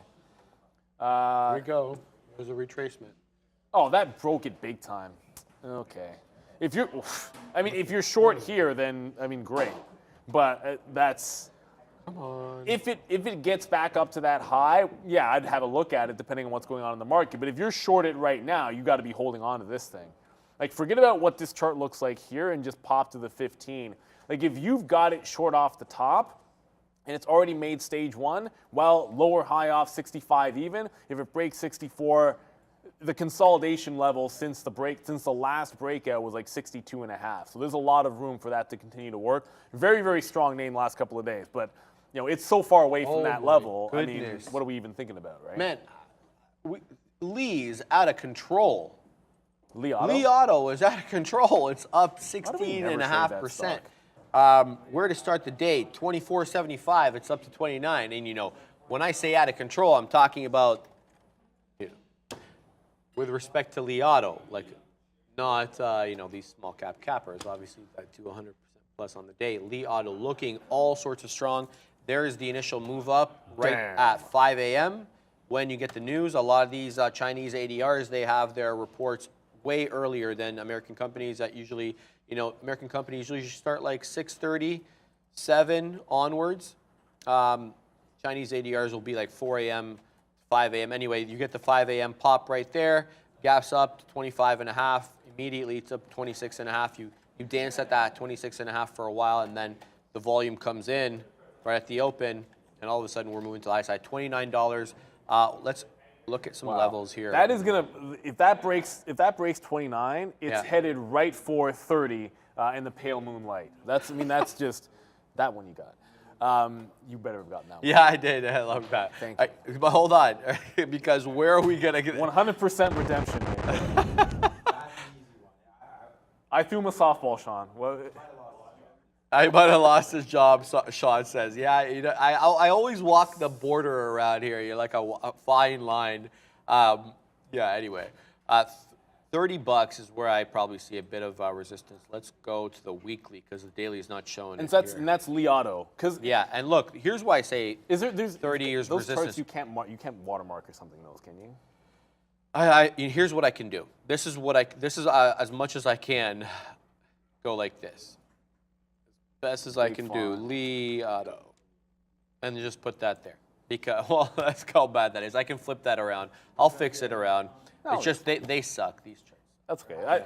I'm sure. Yeah, I'll play. I just want people to be able, because when you give good analysis, I want them to know which stock you're talking about if they just tune in late. This is the bad boy Lee Auto that we've been looking at since the morning, Neil. It's $29 at the top and retracing a little bit maybe to that 28 and it's 28.70, and now looking to test the high of days again. It's been stair-stepping up the majority of the morning. A lot of volume, though, stepping back in here at around 11:30. We kind of calmed, we kind of calmed down between 10:10 and 11:20. Volume really dropped off, and here we go again, increasing back to that like kind of 950-ish levels on the volume, and even increasing. Oh shoot, it's 12 o'clock. Yeah, and we have Mad Max coming on, baby. All right, so as I do that, I have to look at this Meta trade here because Meta is at that level where. Hello, let's go, buddy. Hello, McFly. Yeah, I know, right? McFly. Right. Meta's at that level, that 233 level. That's a level I've been looking at for a possible add. So let's go ahead into there and give that one a go. We are at VWAP on the NQ, and that's what we were looking for. So I do get that dip trade into there on VWAP, looking for that NQ bounce, possibly above that 13.4. So that's the look. See there. Amazon also in the VWAP as well. Some of these other big cappers showing signs of weakness at the moment as we retrace into some levels here on the futures. Tesla making newer lows. Wow, 168.50 comes and goes. We are at 168.27. That's a low of day. Looking all sorts of weak on our friends Tesla. Now down 0.5%. Meta is flushing there, but I'm gonna get out of here. Thank you, everybody. It's been a lot of fun. I'll be back. Obviously as usual at 2 o'clock. Mad Max will come in there, and Darwin. Hopefully our lunch isn't Jamaican patty salad, because they have that tendency to have, like, our salad gets like the whatever the protein was the day before tends to be on the salad. If they do that, quite frankly, I won't hate, as long as it's on the side, but that's a little bit weird. My guess is it's chicken on a salad, because that's what we always get. So I'm going to log out here. Thank you guys so much. We'll let Mad Max take over in just a minute. All right, guys. So where are we on these futures? We still haven't printed a newer low. We're still looking to hold that consolidation area at 13,337. Let's see if we get a bounce at these levels. What else is going on? What do we have at high of days? HCDI, this one. We'll talk to Max a little bit about that and see how the floor was trading. Look at this one. This one was all sorts of strong off the day. Nothing really that I'm seeing, to be honest with you, for a news item on this one. Actually, here we go. Trading after the company announced a buyer waived all contingencies on a $14,250,000 sale of townhomes. All right, so that's Harbor Custom Development. That's the news catalyst on that. Obviously, that's a disastrous news catalyst. And this disastrous trade that I'm in Meta, I'm going to have to get out of this because, I did get out. Okay, so thank goodness I had to stop there in the presence of mind to get out of that. Oh, looks like I only partially got out there, Max. I don't know what was up with that script order, but I only get the partial fill through there. So that's a tough trade on our friend Meta. Still in the futures trade, though, looking for that 13,350 bounce. That's a loser on Meta, though. That will set us back. We had a decent winner on Tesla, got out before the Huadunk, but that Meta trade puts us now in the red on the day. Yeah, tough one there. You can't win them all. So we'll shake ourselves off and see what else we can try to bamboozle here from the market. We're still in this futures trade. Hopefully that pans out a little bit. Oh, wow. Now I just Meta started to pop off as I get out there through that 32.5. So maybe I got out a little too early. We'll see about that. Yeah. So where else? HCD, we talked about. We talked about Carvana being at 1370. Li Auto, we talked about being at 29. AMD, Neil talked about this one. A bit of a double top, maybe possibly brewing here. Very similar pattern to Amazon. The AMD and the Amazon patterns very much similar, and they're at similar levels too. Where they're both at VWAP, they're both double topping a little bit. They both have a defined V-neck break here. So we'll see what these two bring. A lot of them, I think, will depend on the market. Oh, how you doing? What's going on? How's everything? Good. Another day, another. It was whatever. It was whatever. That CPI trade gave a little bit of opportunity off of that 830 number, which I hit. Nothing crazy there because we have not seen that be successful in quite a few months. So I didn't really size up on that one, but we got a little win on that on the futures. Played some Airbnb, trying to get some bounces, and just went a little hard, a little heavy, a little early, and was trying to get the 1 cent stop for the $10 move, which, that just doesn't work in this market. That I was looking for those vintage longs on Airbnb, and it wasn't giving them to you, but I didn't get too badly hurt on that. And right now, just long Palantir, looking for that 10 test again. Come on, load up here. All right. Yeah, Palantir kind of made a nice base here around that 970, which was also this level here, like 975 is basically where it broke out from this morning. And 970, what was yesterday's high? Like 970-ish, I think. So kind of gave you a pretty obvious double bottom here at 971 and just made a nice move up. So waiting on the next profit taker here. I still have about half the trade left on and looking to see if we can get back into those 10 levels. Clearly, while I was on my way up here, it bounced off of my tiny little order there and didn't want to fill me, but not concerned about that. We'll see. I mean, you figure it's got to test 10 one more time before it decides to dump, if it decides to do that. But like for now, holding these trend lines, kind of holding VWAP to the downside. So make a decision. My stop is in below 980, chilling on that. And yeah, hasn't updated yet. So I am long 976 for those who are interested. Yeah, I don't know what else I'm looking at. Amazon, I tried, man. Amazon, I had a couple good shots, Interesting right now. but none of them stuck. Like, Bit of a reversal or a bottoming tail candle at VWAP. You wonder if you make a new high here on the 5-minute. I might take this one long. on Amazon? Yeah. Yeah. I mean, it's wanting to hold that 109. So I tried the 109 hold twice, and obviously market said, no, sir, you have to test lower. And then, I mean, this is just kind of obvious to go long here at this 108.50 where it consolidated off the open. But, you know, I take 2 shots and then I step away, and we're back above 109. Holds it again just now. So I missed another 109. Maybe if we test that again, try to get long 109.05-ish if it can dip down. But, yeah, Amazon clearly strong today for whatever reason. I don't know if they had independent news or this is just, you know, just strength. I mean, after earnings, we have this crazy move. Days. Look at this. Amazon.com currently up 7 consecutive days, on pace for longest winning streak since July. I don't know if that's 7 consecutive days. Well, these are red days. Be the highest close. Did it make a newer high on every day? close? No, not really. Is that the daily? But I mean, yeah, look so at the basically we dump Sean's 3-day rule, right? 1, 2, buy on day 3, and it goes actually right back green. up. Yeah, your chart's off. My chart's off? Yeah, This look is at this. P-Pro. Look. Maybe 1, this includes, 2, 3, 4, 5, 6, 7. is this They actually are including green. after hours or something? Maybe this is like, this includes pre-market and stuff. Who knows? Obviously, The all bamboozlement charts, is real at all levels, Max. at all levels, all charts are constantly messed up. But yeah, I mean, however you want to chart it, whatever. I mean, Amazon basically made that bottom at 101, and we saw that bottom being made pretty much. Yeah. Like, you could see it live on the tape that buyers were there at 101, and we have not seen that level since.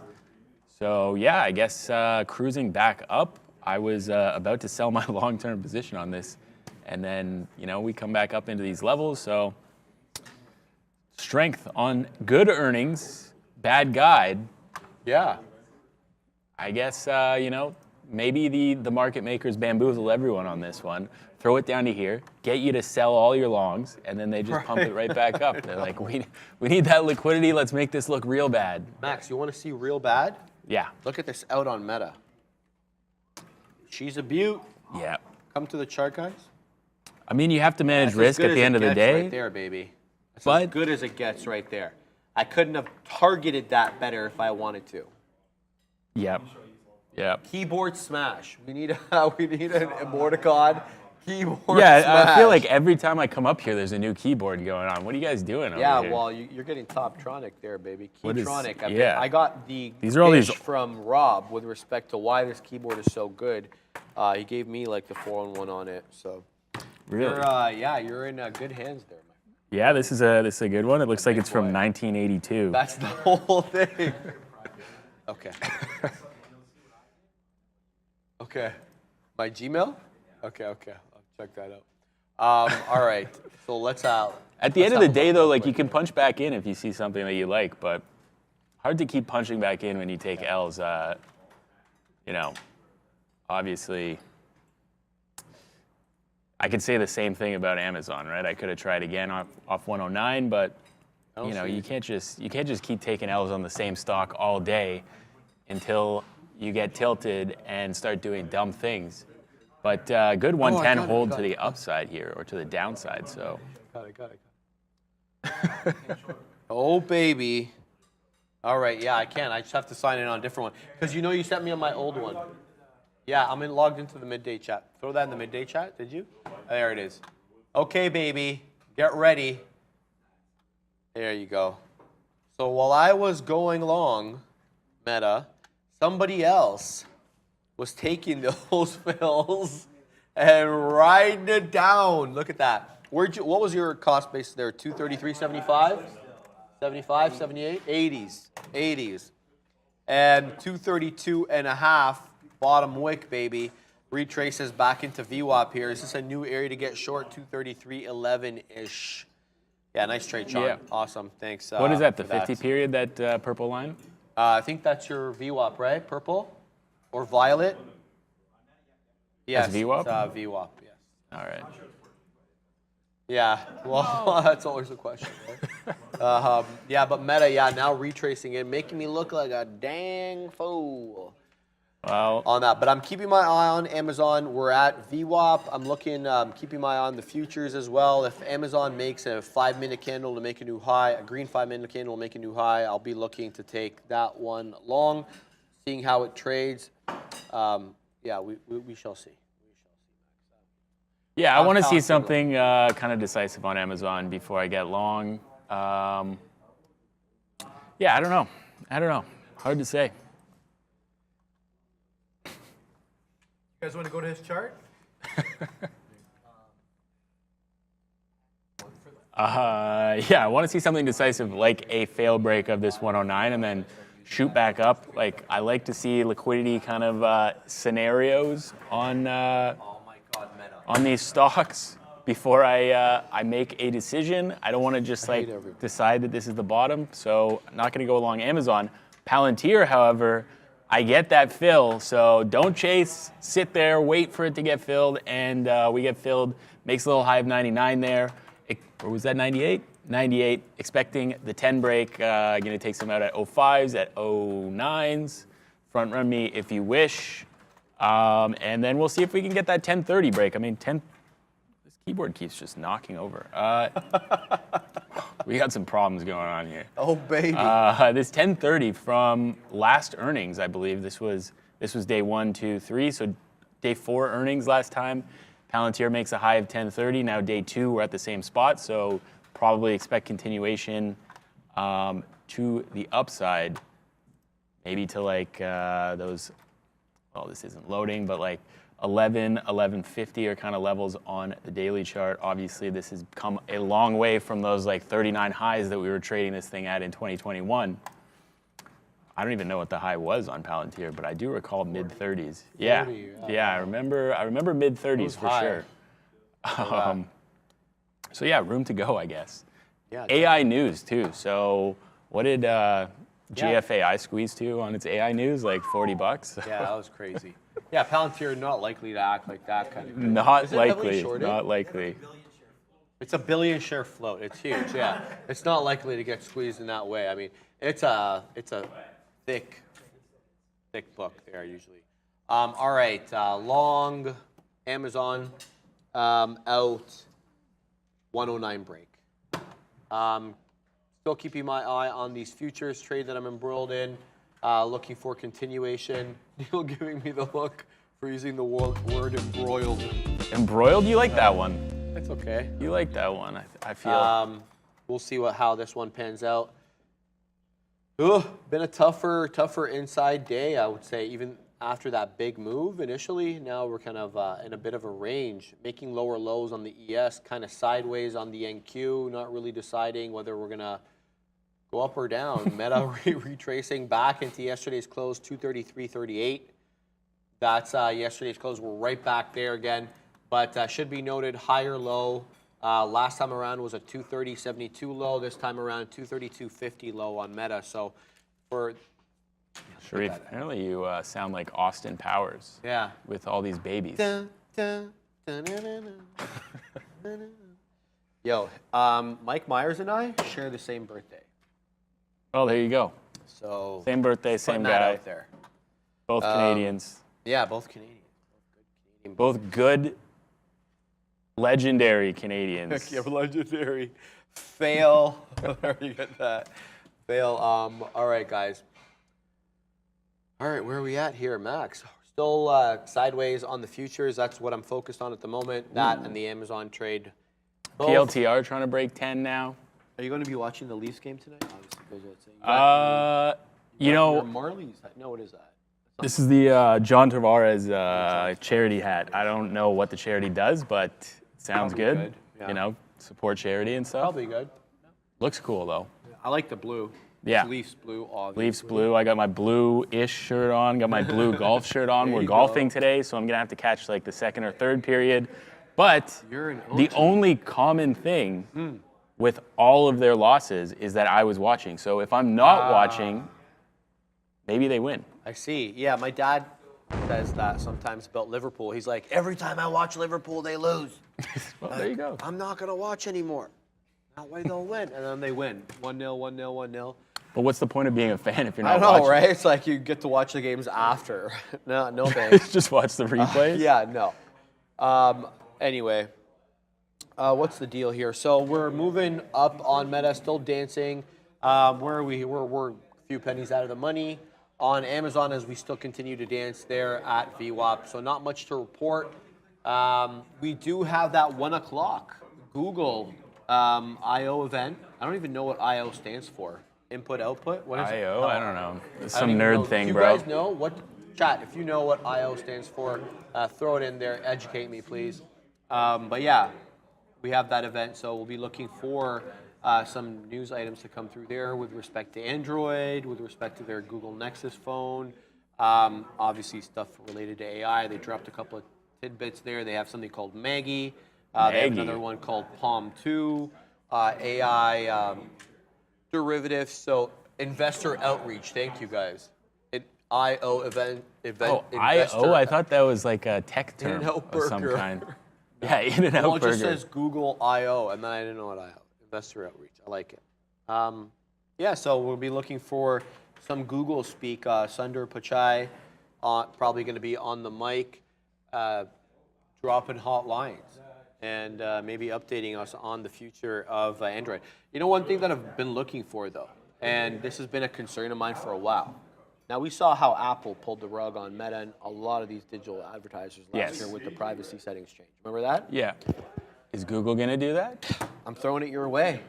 I'm throwing that. Google's ball your never way. been a company to be particularly concerned No. about anybody's privacy, so I am going to say no. Mad Max dropping hot lines. Well, you remember they were like, they put he's this speaking the truth. device into all those the Street View cars Yeah, that yeah. would log into people's Wi-Fi to steal their data or something. What? Yeah, you never heard No, about that? I didn't hear about that. That's Oh, the hilarious. 10 break comes in there on Palantir. So Okay. there was some size. There's like 1,000 lots on the offer. Taken out, printing 0102. So see what happens there. You know, usually a breakout at this time of day wouldn't necessarily work, but we've seen this level so many times. Yeah, I got my offers set to take profit. Just going to sit in it, but I thought I would discuss it. But yeah, you never heard about that? Neil throwing more shade in the chat. He's like, there's a reason Google Maps is better than Apple. Yeah, exactly. Hint, hint, Exactly. wink, wink. Exactly. Yeah, I hear you guys. Exactly. I'm not doubting you guys. I'm learning. I'm absorbing. I can't know everything. But yeah, interesting. I didn't know that. I mean, yeah, I think there was like a whole lawsuit or something. Yeah, oh, interesting. Yeah. Can't believe they were just breaking in your little buggers. All right? Yep. Yep. All right, yeah, so keep an eye here on this Amazon trade. Looks like we're back flat on that one. Keeping my eye as well on the NQ. What I see here is a higher low and a new 5-minute candle to make a new high, so I'm liking that. If we can run up and test high days at 13,433, that just would be aces market. No, I'm kidding, of course, but that is my goal. Sounds good. Looking for a new high to print, though. That will come by way of a 13,390 break. 13,393 actually break. That's the top on right there. So looking for that, and I'm sitting at 95s to get filled. So we shall see how that develops. And yeah, I'll throw it over to you real quick. Yeah, I'm kind of searching for trades right now. I don't really see much going on. Amazon never did the fail break that I wanted. Palantir just sitting there waiting for my profit takers. Maybe I should take a little more right now. I could take another 10 points out right now, so maybe I'll just do that. 99s. Let's see if I get filled 99s here. Probably won't now that I said it, but whatever. Oh, wow, CRVS. I was looking at this one for a second. NASDAQ?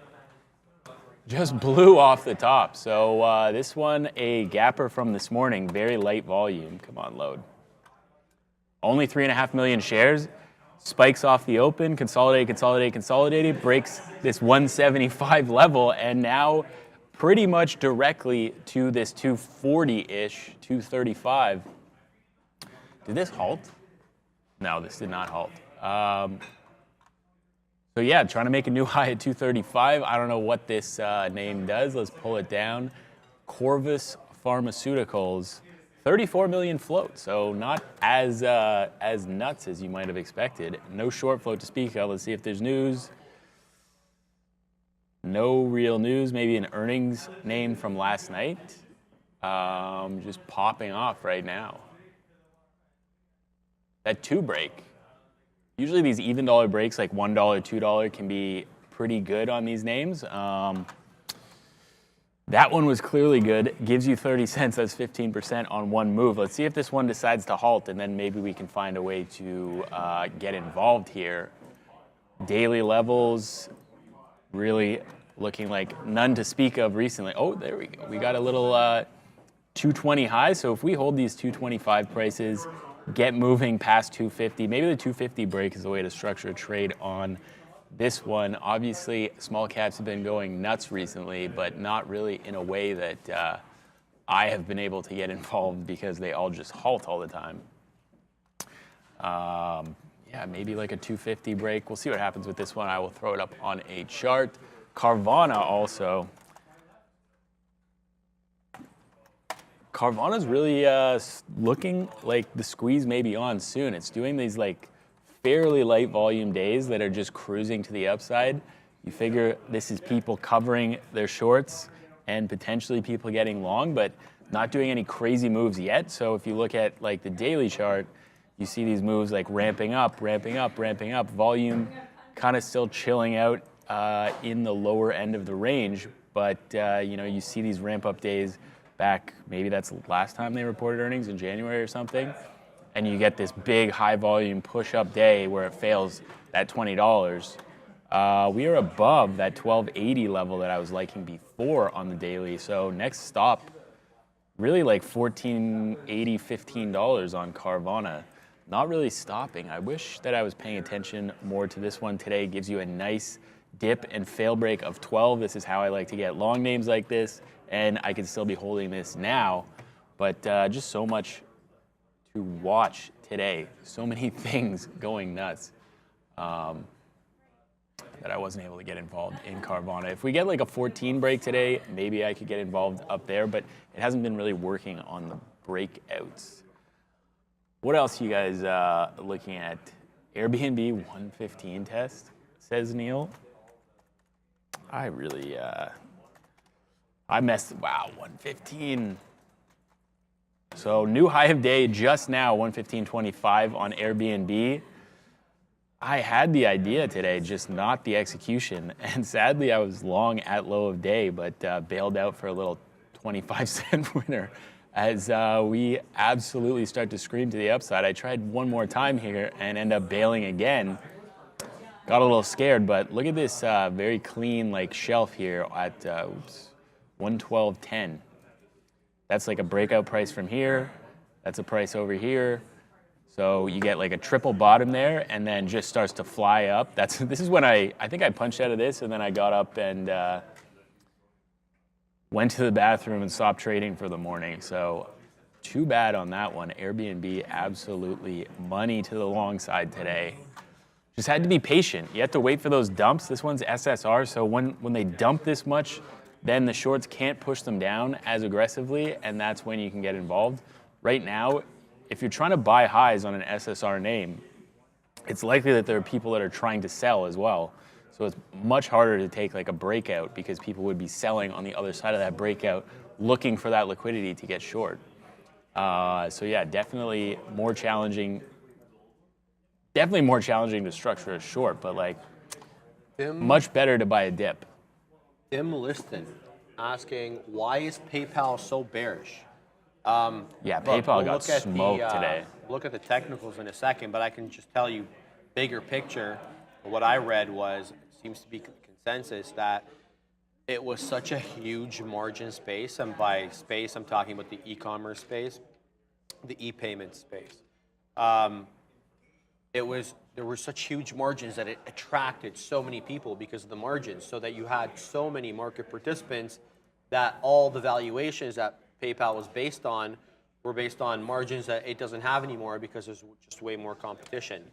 So despite the fact that it is still profitable, the guidance keeps going down because so many more market participants, and there's a combination of that as well as the spending habits of individuals kind of shifting from offline to online again back into pre-pandemic styles. So there's a bit of a combination there. What's up? Just like, I just pull up the chart on PayPal and we're making another low, a 20-cent flush. Yeah. Like, There you go. this thing, I mean, yeah, we talked about it yesterday. Do you use PayPal? No. So No, I don't. does anybody around here use PayPal? Not really. So that's kind of, I don't have a problem. that's with an it. I easy just way don't to use make a it. trade, right? Yeah. I mean, it's got other Yeah, they have back-end stuff yeah that like they some own companies Venmo, use. right? Yeah, Venmo people do use. Yeah, they do, especially in the States. We don't have it in Canada, right? No, no, we don't, for And again, whatever we told reason. you guys we have a different system. It's not proprietary. It's shared by all the banks. It's called the e-transfer system. Basically send money to someone's email. They have access to that email. They can click it. It directs them to their banking app, and they can transfer money that way. And it comes instantaneously. Like, I can send you money, you'll have it. I have. You've loaned me money before. Yeah. And I've sent you money. Yeah. It comes instantaneously. Yeah. Yeah, anyway. That's how it works in good old Canada. We've had that for a while, guys. Not new. 2010. I started using it anyway. All right, where are we at here?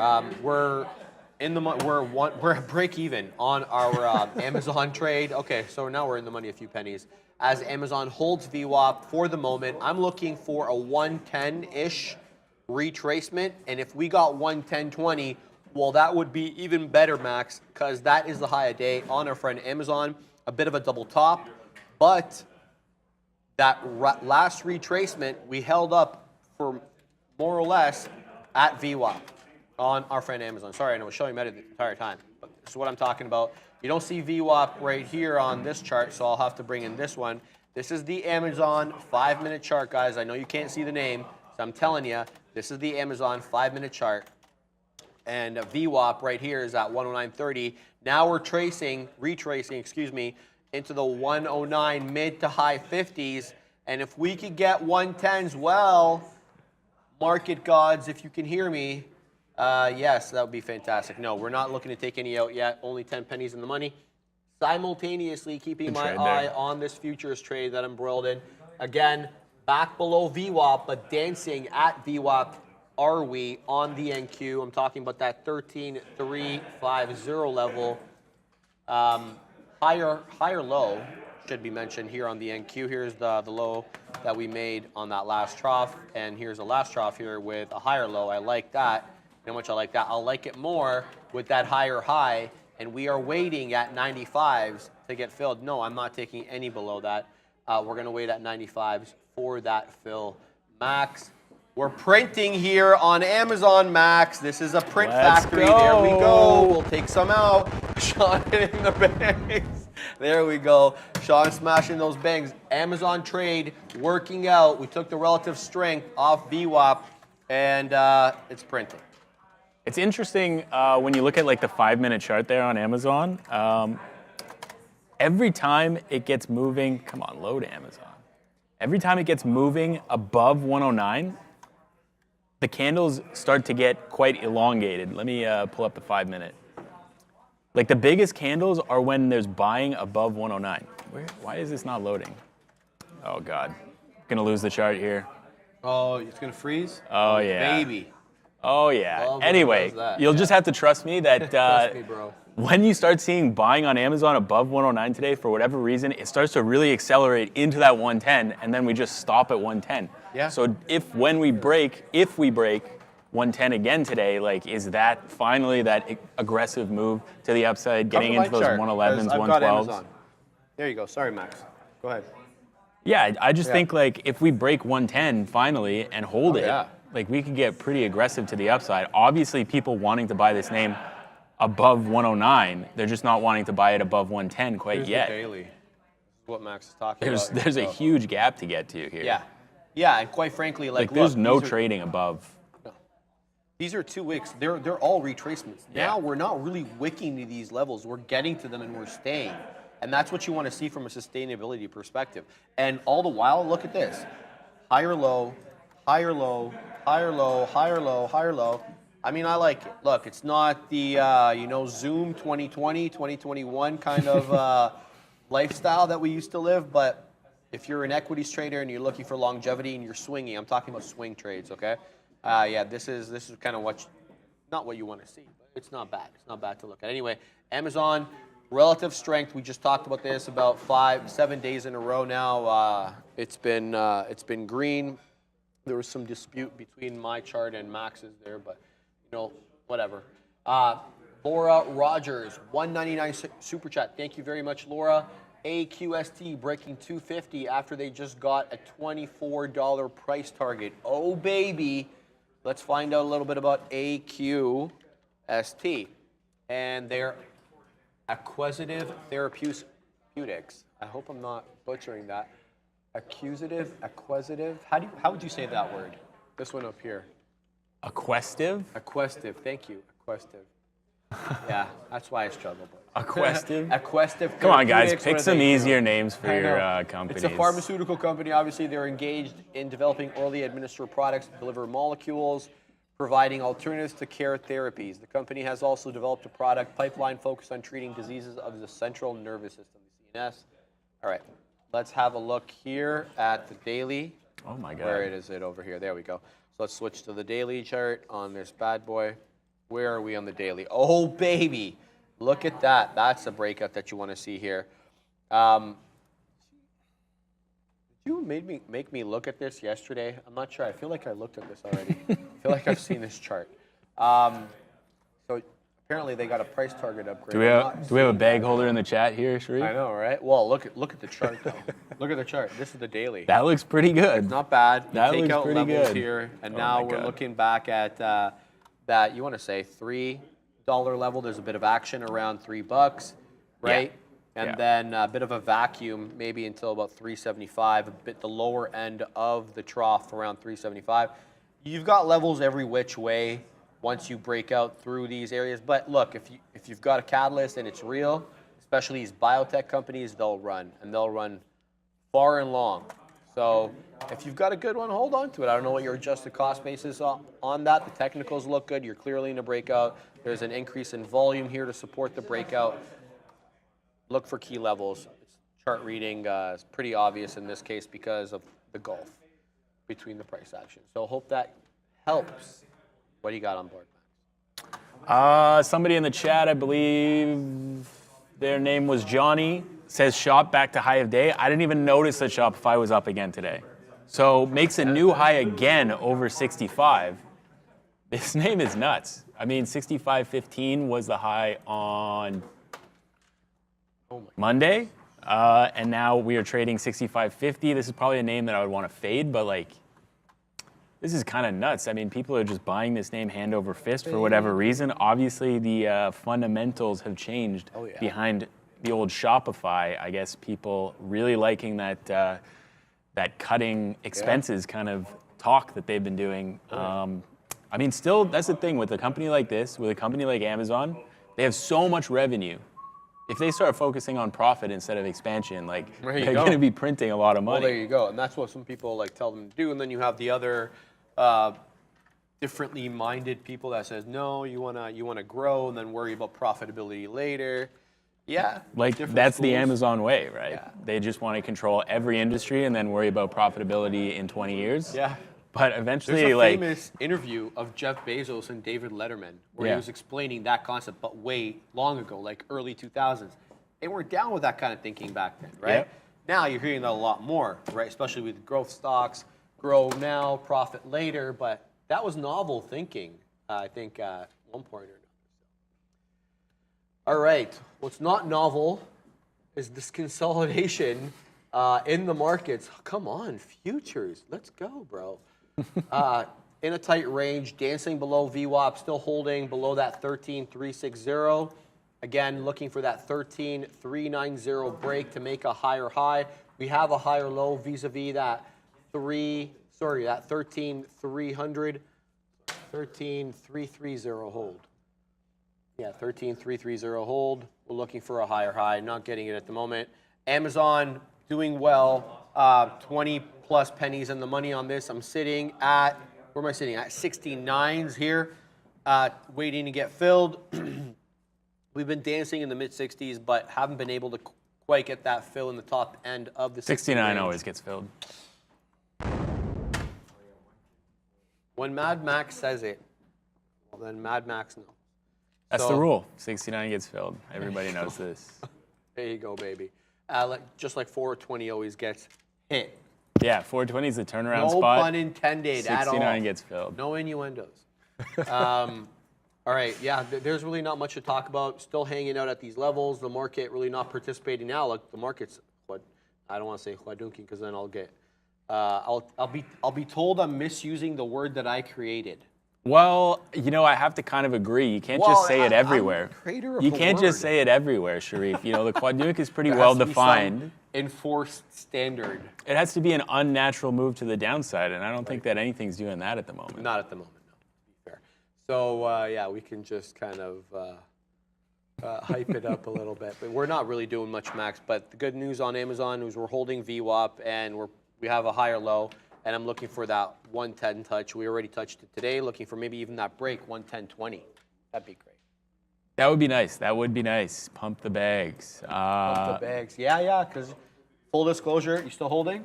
I am still holding in the long-term account. In the long-term account. Offers out at 199.99. See if it fills. Someday. Actually, honestly, if it gets there, I probably don't want that fill. No?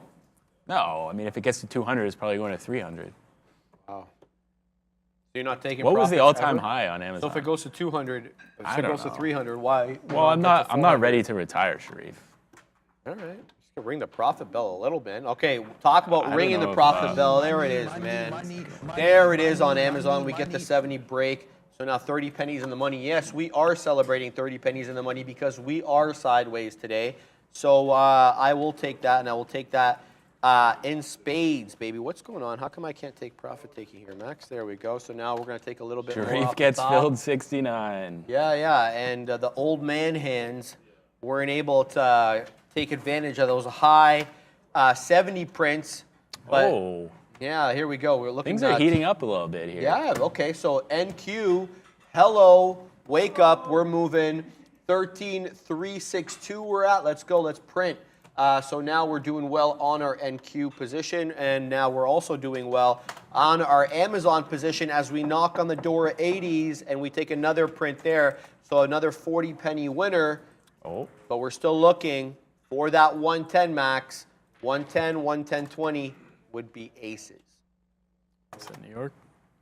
PLTR, someone's telling you. Shout out. Yeah, PLTR. Wake me up when it's through the highs. Wake me up before you go. All right, I'll take a look at it. I did get filled on 99s there on PLTR. I canceled my 05s just because I don't know why. I probably should have left it in. So it makes a high 05 there. Looking for 09s for the next fill and higher. I feel like, we make this big move, the selling comes in, it stops, buyers come back. Now we're supported by the 50, now we're supported by the 21 and VWAP. So let's see what happens here. Obviously, if we give up VWAP, that's probably the out. So what is that, 992?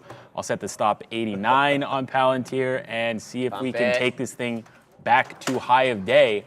Speaking of high of days, Manchester United, somebody in the chat, shout out the chat, Ben A, saying that Manchester United is popping. I guess more buyout news. I'll see if I got something on the Saudis newsreader buying here. now. Jumps on report. Sheikh. Who? Sheikh somebody. I told you. Who are the Saudis buying now? Is the preferred bidder, but we saw that earlier, so I don't know why. I don't know why it's popping now. I guess it's just been trending up all day, realistically. Since Sheikh, what is it? Sheikh. Well, come on, I'm not gonna say it like Yeah, that. I know. It's just funny listening to it. Come on, man. Doesn't everybody say Sheik? chic? Shake? Yeah, I don't know. Shake? Chic, yeah, chic. I don't Chic? know. I've never I don't know. I'm not really. You I just don't actually know if I said can it do perfectly, All bro. right. Well, there we go. Hey, Matt. Look at this guy. Yeah, bro. Cultured over here. All right, guys. we're Wayne just said having that I'm fun, the man. most We're having a cultured good white time. man he's ever Yeah. met. Who said that? Wayne. Wow. Yeah. Dang. I know.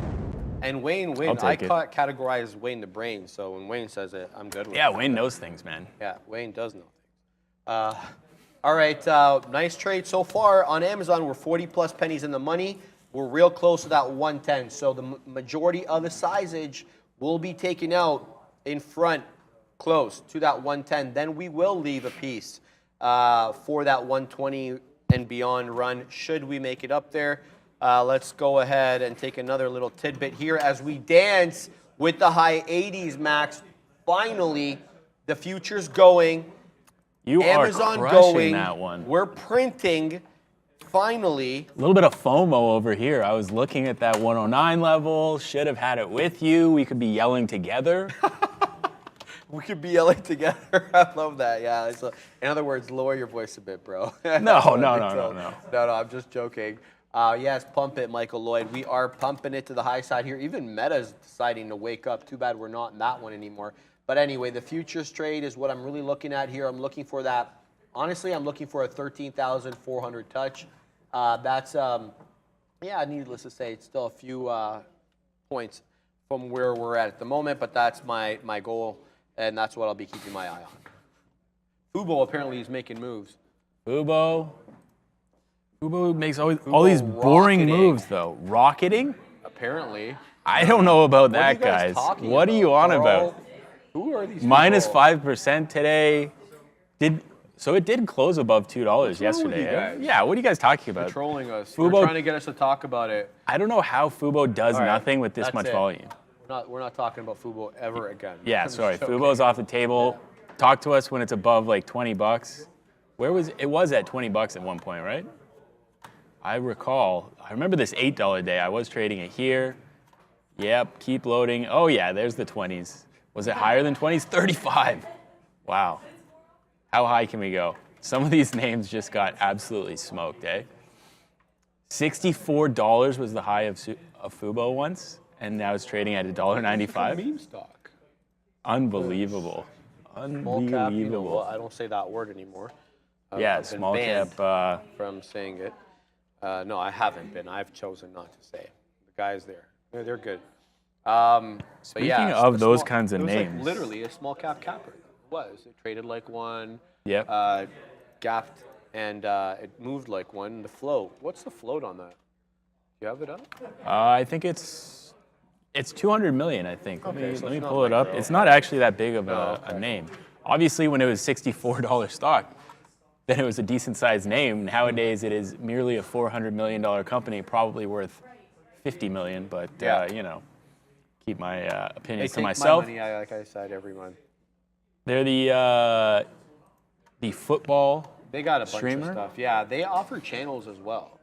Do So they? they have the Prem. They have the Prem in Canada. They don't have it everywhere. It's all jurisdictional, right? America Yeah, you just pay for the different. rights Yeah. for specific So they have the Prem in markets. Canada, so that's why I'm forced into them because I watch the Prem. And then they have like channels, like they just like it's all this like bloat. Give me a cheaper price per month. They're way higher. They're like 30 something. DAZN is $10 per month cheaper. And you get Champions League and you get other things with DAZN anyway. And what I don't like about it is the parcelization of it.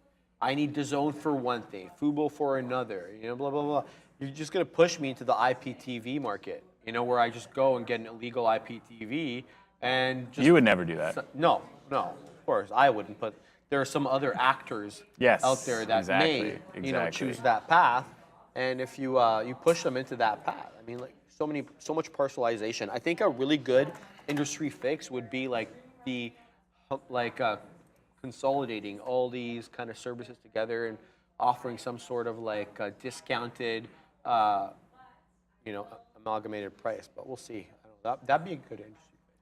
Yeah, I mean, I feel like just going direct to the provider. So, like, you get your NHL channel direct from the NHL or whatever.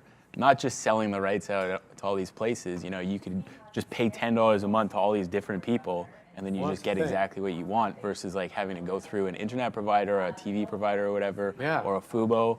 Like, I feel like there's a lot of good call. Yeah. there's a lot of, I think, what's the word that I'm looking for? is it direct stuffing? consumer? Oh yeah, Or yeah. like, you know, bloatware. Yeah, there's a lot bloating. of just stuff it in there for the hell of stuffing it in.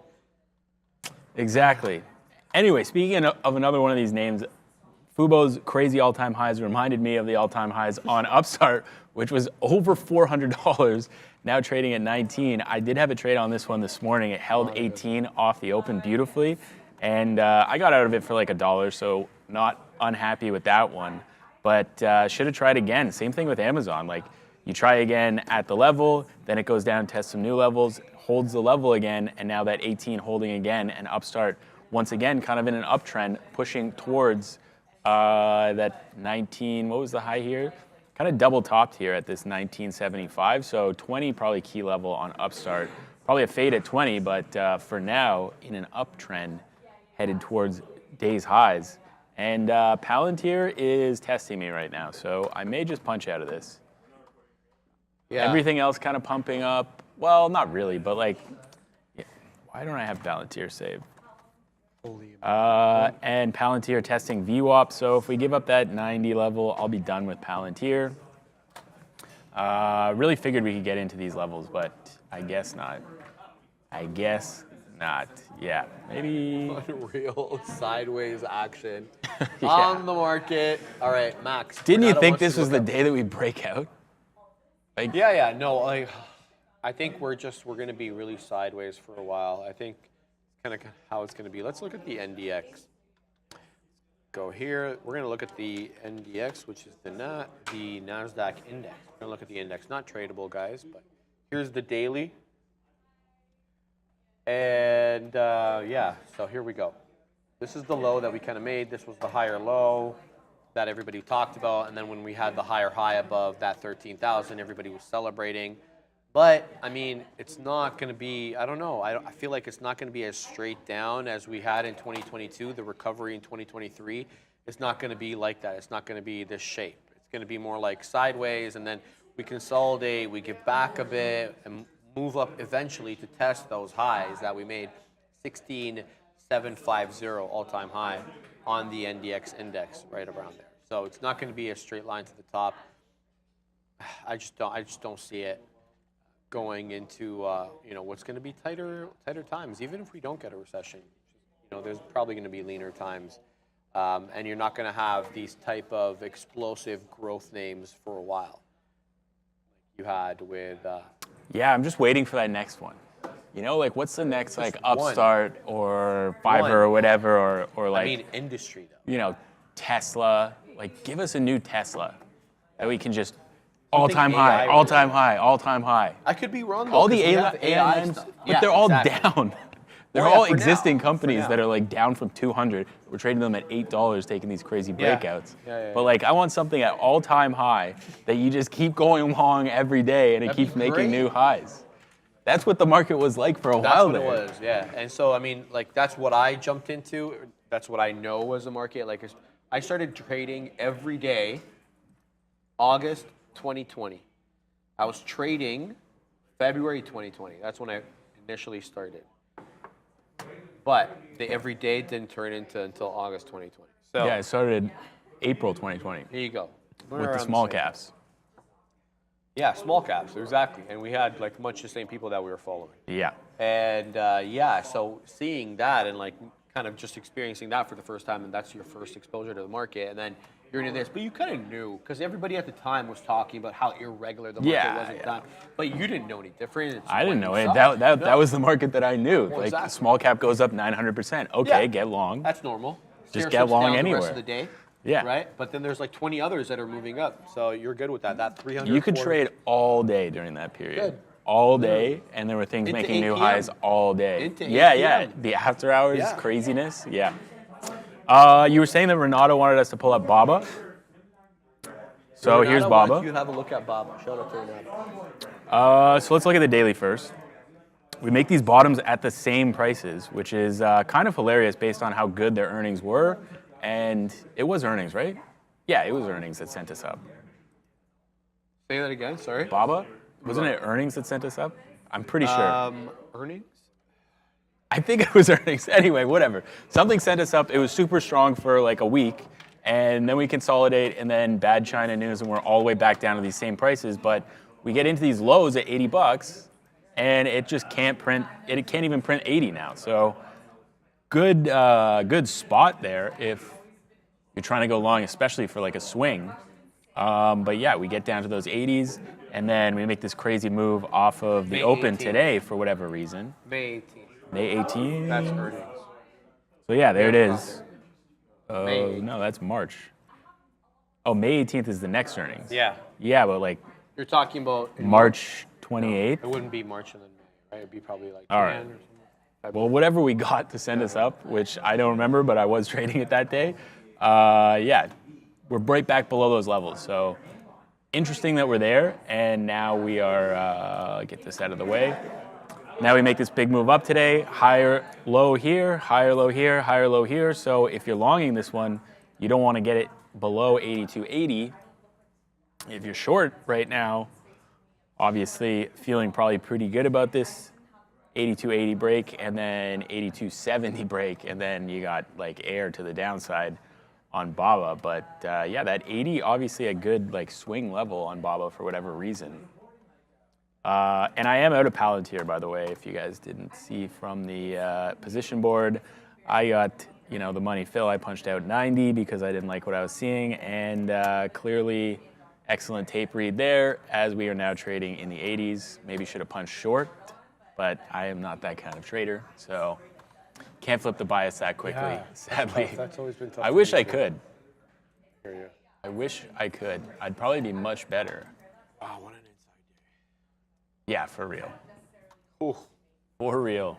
Yeah. But Amazon making higher lows. Yeah, well, holding above my entry for now, we got close to making a 110 touch. We got into the high 80s. Didn't quite move up to 110 though. Now retracing back into the $0.50. But it's another lower move down and a rejection of VWAP for the futures. Very tight trading, very tight.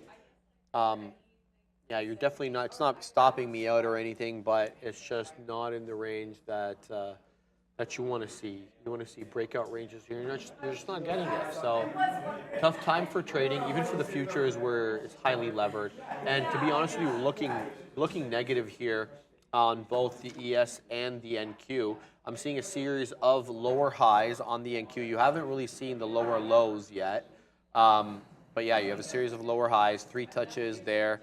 With, yeah, I mean, you have higher lows as well, so a bit of a compression pattern in that one. But looking at the ES, decidedly more negative, to be honest with you. Like, look at this, very much near the low of day, or not low of day, because that's 41.20, but that was done earlier on lesser volume. I'm talking about the aftermarket low of day, very much near, after the bell. Low of day, very much near their 41.30-ish area. Look at that. Look how many lower highs, and then this compression bottom that we're setting up for. That 41.30, 41.25 break. The ES looking real weak. Very weak. NQ, not Very as weak. weak. But yeah, just boring type trading. Yeah. I'm complaining a lot, but I'm just annoyed. I'd like some action to talk about. Yeah, that 110 break would have been kind of fun for us. AMD 100. I was looking for the short on a fail break of AMD 100, but never gets there, sadly. So it got to 99.94. I look back and we're trading down here. Never broke the hundo. I was looking to get short like $100.15-ish for this exact move back down, but missed that one. Oh, yeah. But I mean, if it's not in setup, you didn't miss it. So my setup is for it to get above 100 and then smash back below. It didn't get there, so my setup never came, so can't really be sad about that one. Airbnb made that high off 115.50. So Airbnb looking to fill the gap. Oh, Oh, we just got an Amber Alert here. It's the test. There is no danger to your health or safety. All right. Okay. So it's just a test. Yeah, we get these things on our cell phones. I think you get it in the States too. Do they get Amber Alerts on their cell phones in the States? I have no idea. No idea. We get it on our phones. You should be able to opt out from this stuff. No, man. they won't let you opt out. Good luck. What was I was just going to talk about something here, and it's slipping my mind. Dan Emmett saying the ES headed for 41.19, 41.07-ish area. Yeah, with all those lower lows, I wouldn't be surprised, Dan. And that 41.25, 41.20 bottom break there that's brewing at the moment. We'll see what the ES does. Tech is mostly green. The only one that's red on the day, by tech, I'm talking about my big, column 7, because I include NVIDIA in there. I sometimes include NVIDIA, Netflix, sometimes I don't. Usually the big 6 are the ones that I watch: Meta, Microsoft, Google, Amazon, Apple, and Tesla. They're all green except for Meta. Meta's down 1/4 point on the day. Microchips are mostly green as well. AMD really green on the day, 4.15%. What's pushing down the ES and not pushing down, or pulling down the ES and not pulling down the NQ, is energy. Energy is decidedly red today. You have Oxy 3.5% down, CVX 1.5%, XOM is 1 2/3%. So energy really pulling down the ES. Airlines as well pulling down the ES. Banking, banking is also red. So it's mostly green in the tech world and crypto, not so in energy. Consumer defensive names are all red as well. Airlines red, banking red. So yeah, even manufacturing industrials red on the day. They're pulling down the ES more than the NQ is getting pulled down, because when you look at the NQ, crypto, big tech, chips, they're mostly green on the day. Even solar decidedly green today as a group. I'm just looking at my watch list here and speaking. So those are the factors pulling down the ES more than the NQ. For our trade though, Amazon, I'm keeping my eye more on the NQ, but we are now coming down towards the lower end of the range, the consolidation range of the NQ that we've been in the majority of the afternoon. We're right back down at 13,333.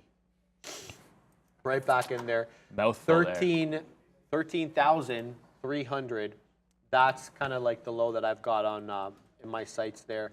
We wicked down there at around 10 o'clock, 5 to 10, and we bounced right back up. But it looks like we might be headed right back down there for the moment. And there goes the big move down on Amazon, coming right back into VWAP again, 109.30-ish area. That's VWAP on my chart on Amazon. We held it last time around, but to be honest, looking at this chart over here, you're seeing a series of lower highs on Amazon, even though it's holding VWAP. Look at that, you get to about 110.20 on that occasion. This peak here, you get to 110, you reject. This peak, you don't even get to 110. It's a 109.88, so lower highs all around. Let's keep an eye on this Amazon trade, make sure it doesn't go against us. It's like a classic compression pattern there. Oh, baby. Higher highs, lower highs, higher lows. The flag is making itself. Which way does it want to break? Maybe it doesn't break. Imagine Amazon just flatlines at 109.60 all day. Unlikely. Highly unlikely. Something going for the high, though, is Li Auto. I don't know if you saw this one today. I've been talking about it all day. Yeah. They reported earnings. I really liked the idea of this 2660 breakout and missed it because I was trading Airbnb, I think. But absolutely money. I know that Wayne had this one. Wainers. Legend back there. Wayner gets you 50 cents right away if you feel like holding on to it or reloading. Then you get over $1 and then takes out this, that's a beautiful little wedge right there, right?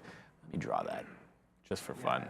Look at that wedge. Wedge is down, breaks out, consolidates above it, and then explodes up to 29. Daily levels on this one, I don't remember what I had for Li Auto, but over the recent consolidation and getting into these levels now. So 28.20-ish up to like $30, 30.20 is the next range for Li Auto. So maybe we see 30 today. Yeah. Usually the ADRs don't necessarily go in the afternoon, but if they are going, oh God. Ooh. If they are going, then you know, nothing's holding them back since the Chinese markets are closed. Yeah. All right, just watching Amazon right back flat on this one as it curls back into VWAP, 109.33. Watching the retracement on the NQ and the ES. Ooh, what a slow day. I've got no trades. I've got no trades other than this Amazon, the one that I'm in. I'm nursing it. I'm flat on it, so there's really nothing to report at the moment as we stair step down and move all of 1 or 2 points per minute here on the, yeah, Dan's loving it. I'm short from 13,380 on the NQ. So, yeah, you're still within the range, though, Dan. That higher end of the peak there between, I want to say, 11:30 and 12 o'clock. If we break that peak, that would be interesting to see if we can touch 13.4. That's what I was kind of looking for. So we shall see how that goes. Decent on this Amazon trade, Max. Yes. HDCI is starting to heat up as well. That one looking kind of nuts. See if we get another halt on this one. HCDI, sorry, HCDI. Oh God. So HCDI, this one halted a number of times today. Absolutely nuts. Makes a base here below 11, above 1050, and does. Wow, that would have been a nice little long right here where it does that one last liquidity grab and then starts to move to the upside. Surprisingly, hasn't halted yet. You would have thought that it would just scream straight up to like 14 and go into a halt. Maybe we get that move right now on HDCI, up 160%. Obviously, shorts would not be happy if this got above this 1369 price. So yeah, we'll see where this one goes. I don't know if this has, I didn't even look at the daily chart on this. Oh, I guess it ran a few days ago to $14. That's so in normal territory for this name, I guess. The range being $3.50 to $15 in the past week. We'll see if that can break 14 again and get into another halt. Potential. Oh wow. So 560,000 float, sub-million share float. Short float is almost 10%. This one could go absolutely nuts. Who knows? I mean, it already has, but yeah. Airbnb I was also watching. So tries one last time to get into those 115.50 highs. Can't do it. Fails 115. Now we crack 114.50 and heading lower. We'll see if this consolidation range around 113.50 can hold for another move up, but that looks like a pretty, I mean, we've seen this a few times today. So, you know, happens here, spikes up, happens here, makes a new high, happens again, spikes up again, and then makes a new high off this dump again. So if that's the pattern that Airbnb is going to give you today, then, you know, look for that again here if we can hold around this consolidation range, maybe a little bit lower like we did here, and then make a new high again.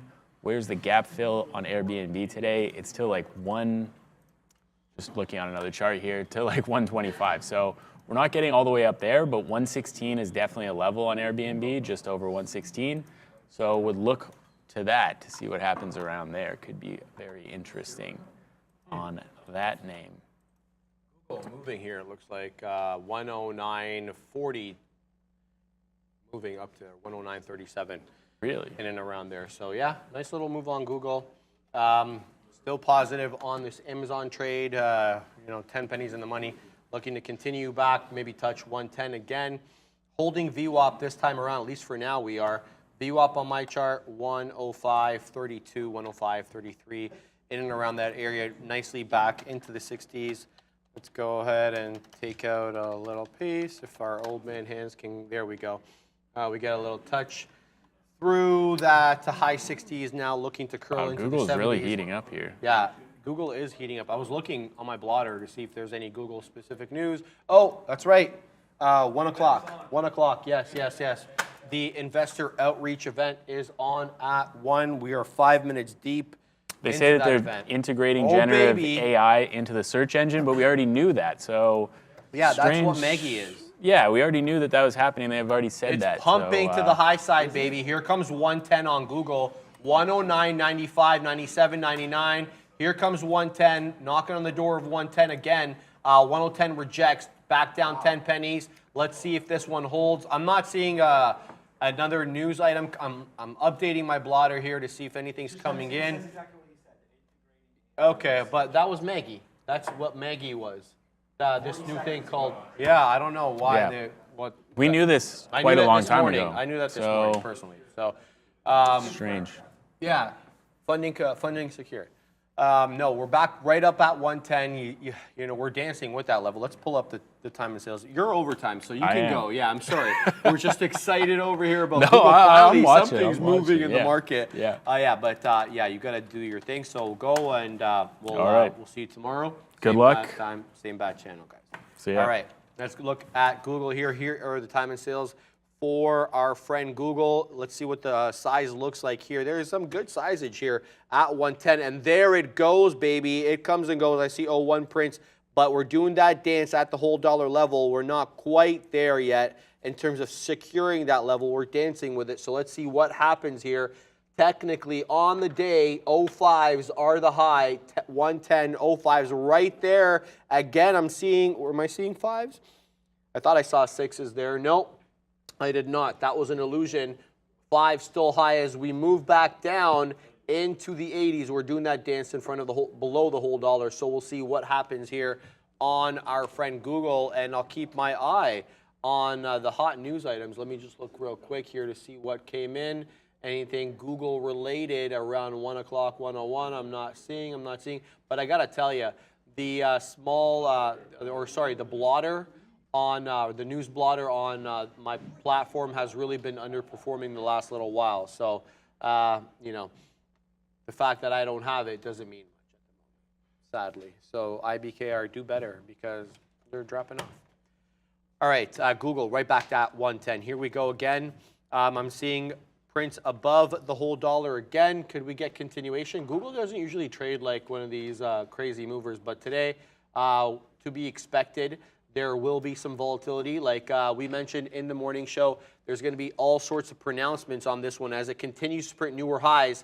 13 now, the newer high on Google as we stair-step up and get beyond that 110 whole dollar level. But as I say that, we retrace right below it and we do that dance with 110. So I'll just tell you exactly why we're expecting volatility here. A lot of pronouncements are going to be made with respecting Android, with respecting the Google phone. They're supposed to have a flip phone or something like that come out. A new tablet is in the works. We're going to hear about Maggie, which is the integration of generative AI with search. We're going to hear about Palm 2, which is their LLM, their large language model. So a whole list and slew of things that will be discussed at the investor outreach event today. And we're expecting there's going to be volatility, and we've already seen it. We're 9 minutes deep into the event. I don't even know what's being said. So Sean, he'll get set up as we do that dance here still with that 110 level on Google. But at the same time, we are also in an Amazon long. So let's go back and have a look how that's doing. I can tell you I'm 20 pennies in the money on this long, but it's really nothing to celebrate. And the reason is we're really in a tight range, and I'm not seeing what I like in terms of higher highs. I'm seeing lower highs all through the way from 10 o'clock onwards. So it's been almost 3 hours now of lower highs. That 110 level got tested at around 11:30. It didn't get tested last time around. We didn't quite make it up there. I'm looking for a higher high here. The higher high above this peak is going to be the break of 88s. So if we can get anything above 88, so if I get a 90 print, maybe a 110 test, that would just be aces. So here we go, coiling up into the mid-70s here on Amazon. So looking good, but still definitely within that predefined earlier range. Nothing new. Again, 88s, that's what I'll be looking for. The NQ completely sideways, still at that 13,335. not doing much in that regard. Sean's trading over there. Yeah, he's long Google, guys. So Google is pumping to the high side here. There's just no ands, ifs, or buts about that. 110.28. Let's take off our friend HCDI here and put our other friend Google. Here we go. 1130s now, 32 the high of day. Lot of action here on the book and on the tape. A lot of back and forth. Not seeing any specific size at any levels here, at least on my book, but we'll keep an eye on how the price action is. Looks like we're going to hold 110 maybe here as a level for now as we dance above it. Prior to that, we were having trouble holding it, and we were on the lower end of it. Now we're decent. We just made a new high on the 5-minute chart for me. Right back down into 110. Let's see how we dance. I have no idea what's being said. Let me go back to my blotter. Woo, 109. Now we're dancing with that three. Are we going to hold the $half? Here we go. The $half goes all the way back down. So aggressive movements on the NQ as well. We're moving down aggressively on the NQ, and I'm feeling that on my Amazon trade as it retraces. So the indexes, as well as the ES, I should say, both retracing to the downside. 41.25 on the ES, 13.320 on the NQ. Still haven't printed a lower low on the NQ. That'll come vis-a-vis a 13,300 break. But we are awfully close to the low of day on the ES, 41.20.5. That is the low of day on the ES. We are at 41.25, 41.24-ish. Sean, what do you? We're pretty good now. I mean, I was long, and I come over here, and of course, it just tanks right there. So yeah, welcome everybody. Is my mic on? Yes, it is. It's Google Day, and yeah, we're long here at 110. We tried to go short there. Whoa. Okay, now we're oh yeah, this keyboard again is not the right one. But, what a surprise. Okay, so we won't worry too much about our keyboard here. Back down to 109 and change, just trying to find out where some levels are. We do have the news feed running here, so if anything does pop in for Google, we'll talk more about it, but of course, it's just integrative AI into search. We know that large language model, PaLM 2, it being introduced as we speak as well. So yeah, a little bit of a dip, to say the least, here in Google. Let's see if it can make it back. We're out of the money 50 cents right now. We initially were, so we were long. So Google today has been a very, very fun day. We know we wanted to go long, and there's the long right there at 108. You can't do it any better than that, right? Getting long at 108 today. That's literally the bottom. We saw some pre-market trades there. So Google's my #1 stock today. Maybe not after this if it doesn't get back up, but right now we have averaged it in. It's 110.07. Now let's see where it goes. The funny thing is I didn't even really want, that's why we started to get out at 30 when we broke through 110 there. I didn't even really want the long. You guys know where that top is. It's 10.20 or so before. So we've had this break long in the past, and it hasn't necessarily worked out in our favor. And once again, here right now, it is not again. But there we go. Nice little move back up to the upside. We'll take something out in the 80s there just because we were wrong. And it made that move down. As they start to introduce more and more products here today, that's where you could get that bump. What if there's a surprise coming through? What if they announce, eyes on AMD, eyes on NVIDIA, eyes on Microsoft right now, because these are all the AI names coming through, right? And you don't want to all of a sudden miss out on a trade. So we're going to try to get these scanners going. I know you have a volume scanner, Sharif, right there as well. You know what I'm doing, Sean? I have a live updates thing over here for the event. So every time it's updating like every 30 seconds or so with another headline. So should we get a really crazy price action change on the stock, I'll try to be able to relate it to that. Watching for that. What a move, though, on our friend Google. I like this move back here. Oops. Let's have a look.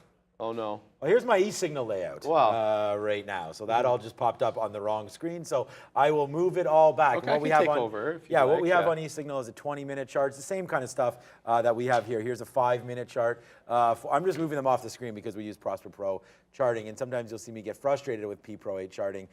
So what I do is I just go over and pay for e-signal.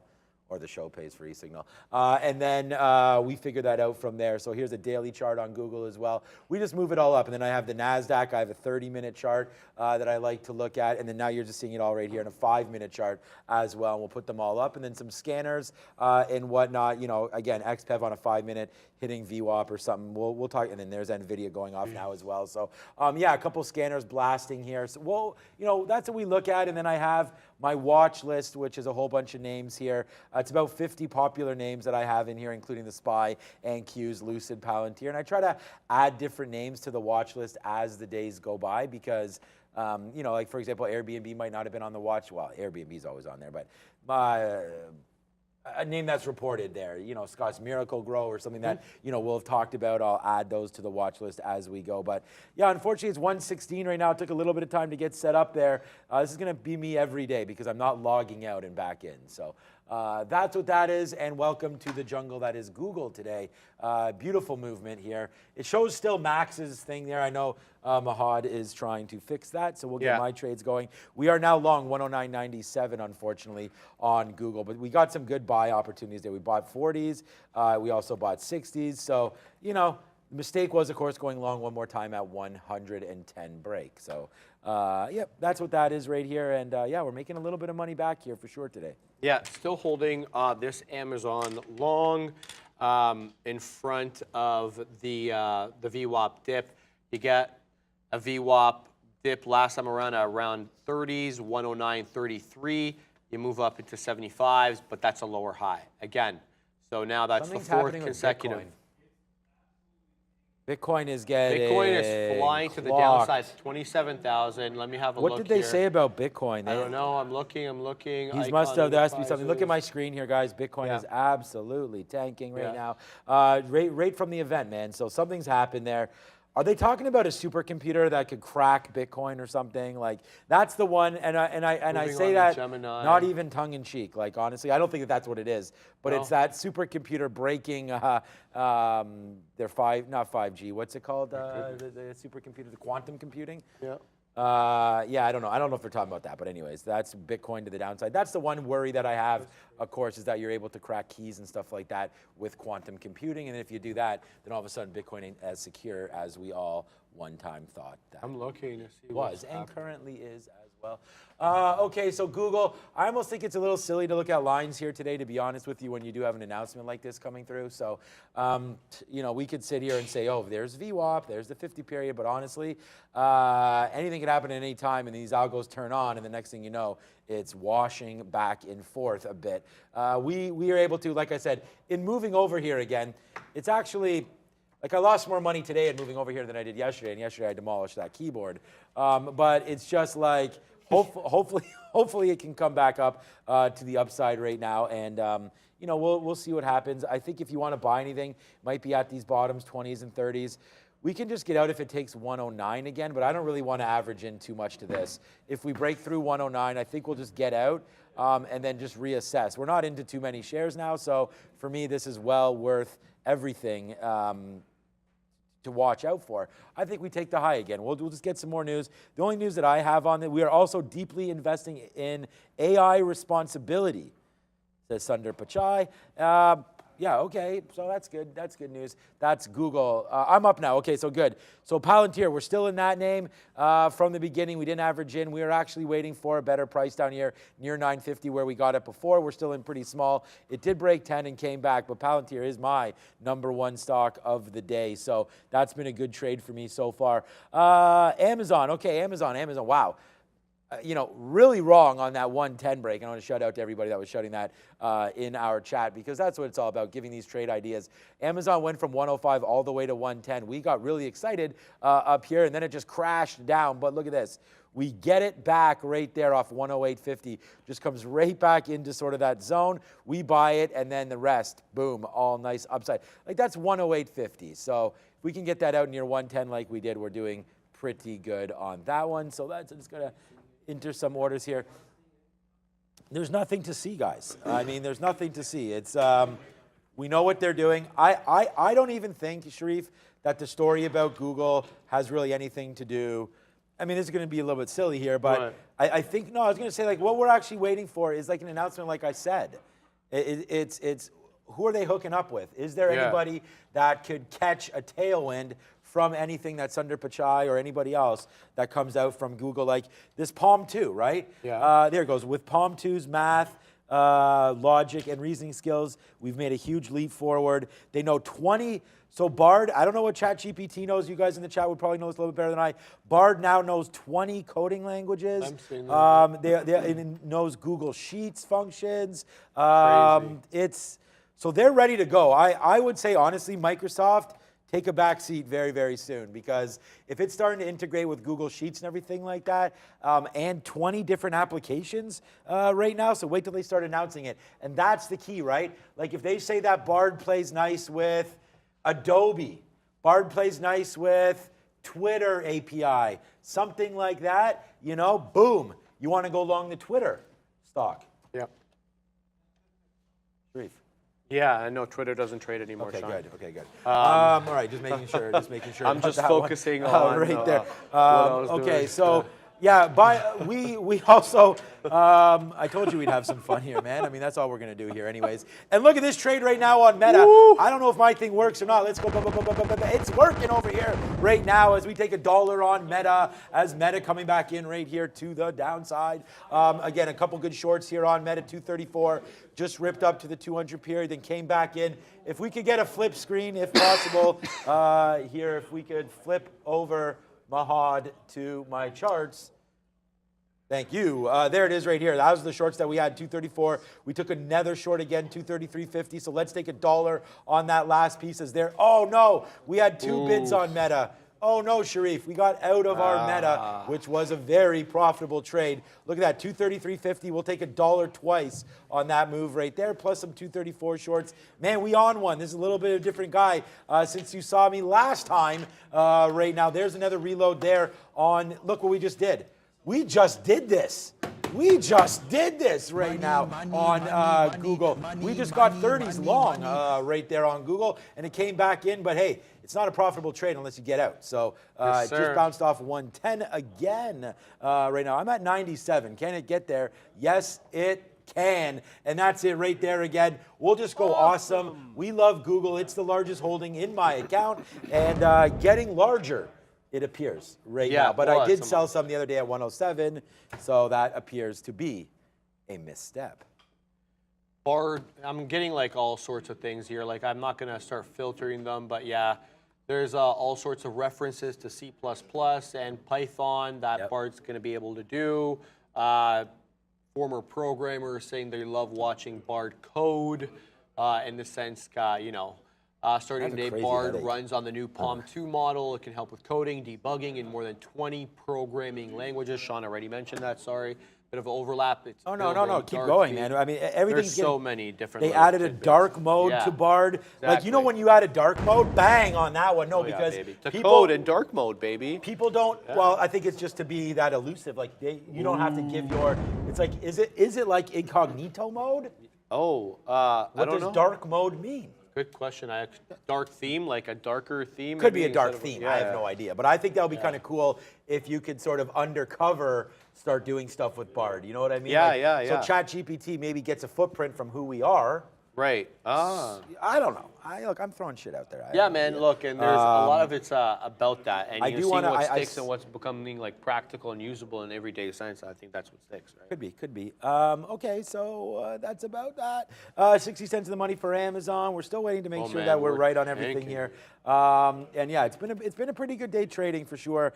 We misstepped on a little bit. Oh, Tesla.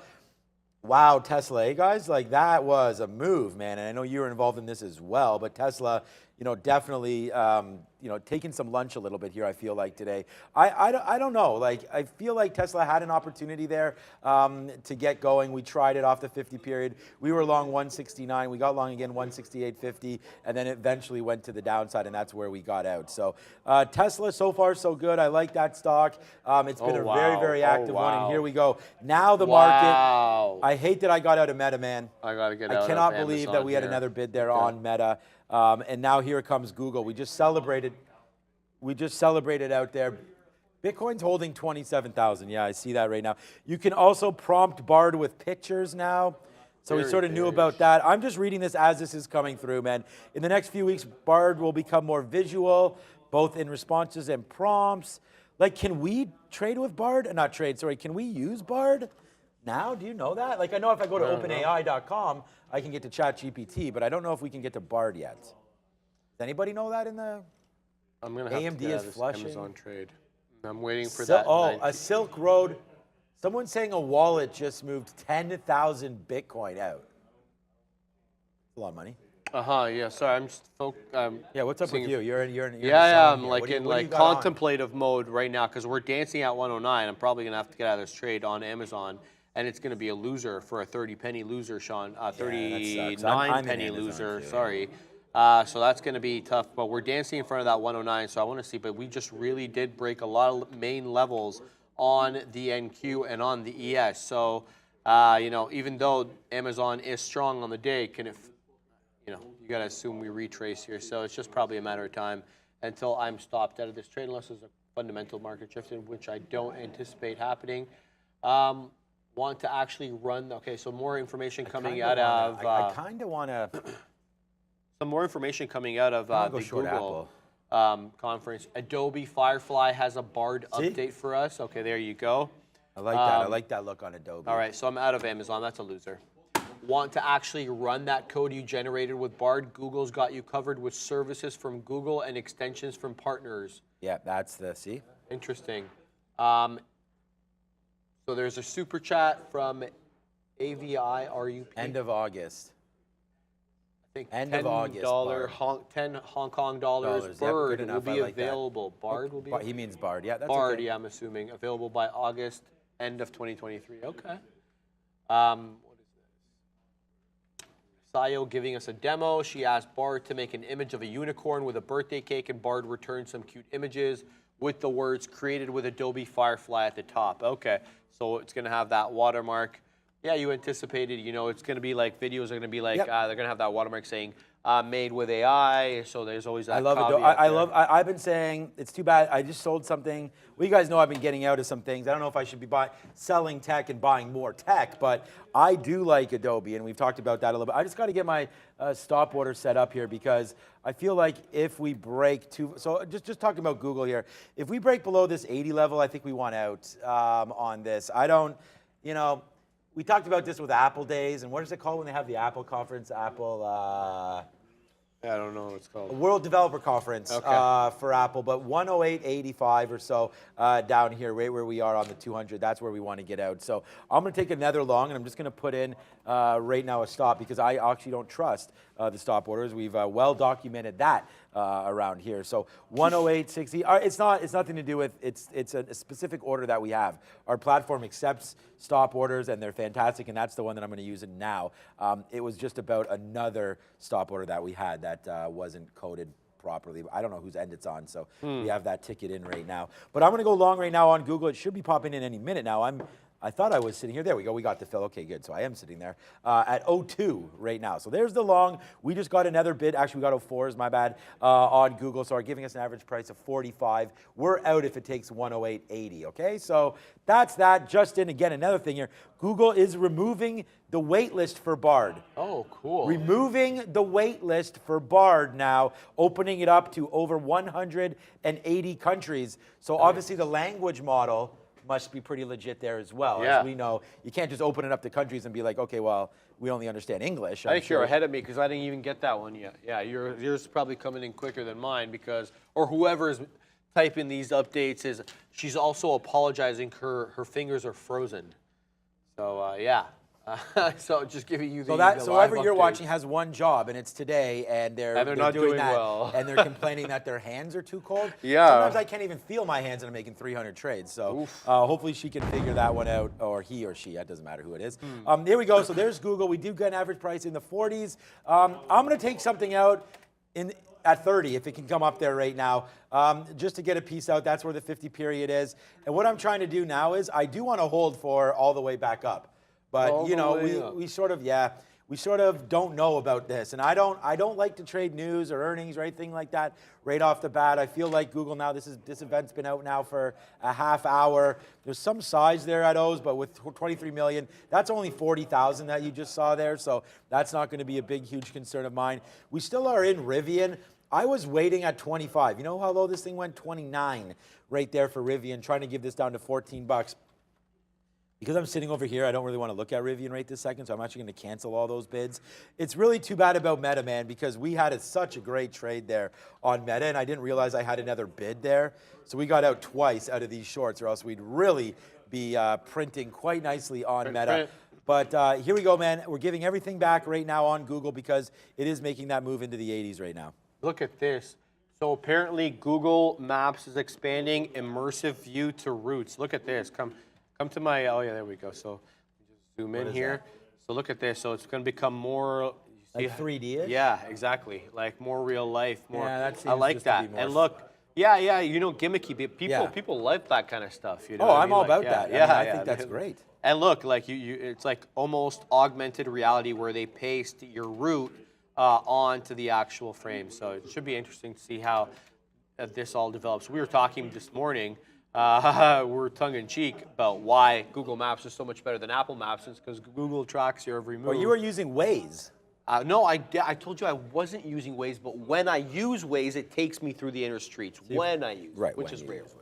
Super rare. What else? You prefer Waze then? It just, dude, like I'm just not used to it, and I'm a creature of habit. Aren't we all? Really, like I need to get out of my way sometimes, and I don't, right? Get out of your ways. I saw you did that. That was a Yes, I like that. See, this is why you're like a show host extraordinaire, because you're dropping puns like that. I wouldn't use the word extraordinaire by any stretch of the imagination on that. Okay, we said we'd get some out at 20. We did, so it went back up to 20. That's a 20-cent hit. We only got it at 10%. I don't know. We already know where we're going to get out if we're wrong, and it seems like we might have to get out of that a little sooner rather than later on that fill. So we'll wait. But there it is right now, making another move to the downside. And yeah, we do want to get out of Google if it does take 80s, and here it comes right now. Looks like it's going to do that exactly right now, and there it is. So we'll flush ourselves down the toilet on that last idea there for Google. So, you know, we tried it. Went to the downside right now. Now we'll stay away, see if we can develop a level here on Google, and then just trade it accordingly. That's really all that we can do now. So what you were talking about earlier, remember you were saying that if they incorporate the AI really well into Sheets and Docs and stuff like that, maybe over here we go. Sheets can get you organized with the AI too. You can ask it, help me get organized. Right. Like asking it to help create a client roster or a dog walking business, and like a picture of that there. So those ideas. It can also, Google Photos will also use generative AI to change your photos. So here you have a cloudy background. You tell it here, take the cloud off the background and make it sunny. Right. And then it just does it for you. So that's going to be all incorporated into the OS, which is pretty cool. You anticipate that that's what's coming to iOS as well, just a matter of time. And Apple's usually hush-hush about most of their stuff until they're printing off it. Yeah. I mean, I think all of us are excited about what's to come, right? Oh, yeah. I mean, that's the thing. Where did my... I don't even know, honestly, man. I don't even know where my charts are right now. So we lost a chart right here, and that was our daily chart for Google. Okay, well, we're back in the name against 75. It's right back in now. It does look like it wants to come down. I'm just kind of, I want to be in this if it rips. So I guess we could just watch it here and then see if it wants to go back up to the upside. I don't want to throw like, that's not the right charts. That's not the right chart. That's not the right chart. That's not the right chart. This is the right chart. I want to talk quickly just here. We're at a critical level on the NQ. We just got down to yesterday's close on the NQ, 13,264. I believe in and around that area. That's the yesterday's close on the NQ. So this could be an interesting area of support on the market. So keep an eye out for that level. See if we bounce here and reclaim 13.3. So there's could be an interesting little trade there on the NQ. Keep your eye on that. But yeah, I just want to point that out there. With respect to the ES, looks like we made a 41.13 and a quarter bottom. Not sure what the levels are down here on the ES. I haven't had an opportunity to look, but yeah, critical level on the NQ. What's up, Sean? Nothing. I can't get my chart back. Like it's just a nightmare. This, but okay. You'll just have a blank chart here, and I'm not going to fool around with it anymore. But okay, yeah. Bitcoin actually seemed like it did retrace a little bit right now. So I think we could probably look over at Coinbase and see what happened there. It would make sense that somebody got rid of Bitcoin. I mean, someone said that in their chat there. I mean, I was waiting to see if Google had talked about anything, of course, Bitcoin related. It doesn't seem to have been the case. That bottom wick there was 63. I always like it when you get those sort of extension moves to the downside there for BTC. So we'll have to look on that one. It's BTC on Google, 108.63 there. Let's have a quick look at Coin and see what exactly is going on with Coinbase. So that is at that $60 level again. Yeah, that was a nice move. Wow, what a bounce. Right off 60 flat there for Coinbase. Crazy, crazy move there.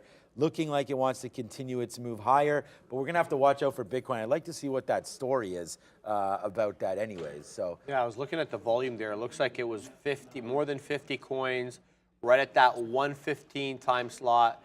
You had 50 coins exchange hands. That was the volume. And then subsequent to that, you had about another maybe 25. So about 70, maybe a little bit, 80 coins in about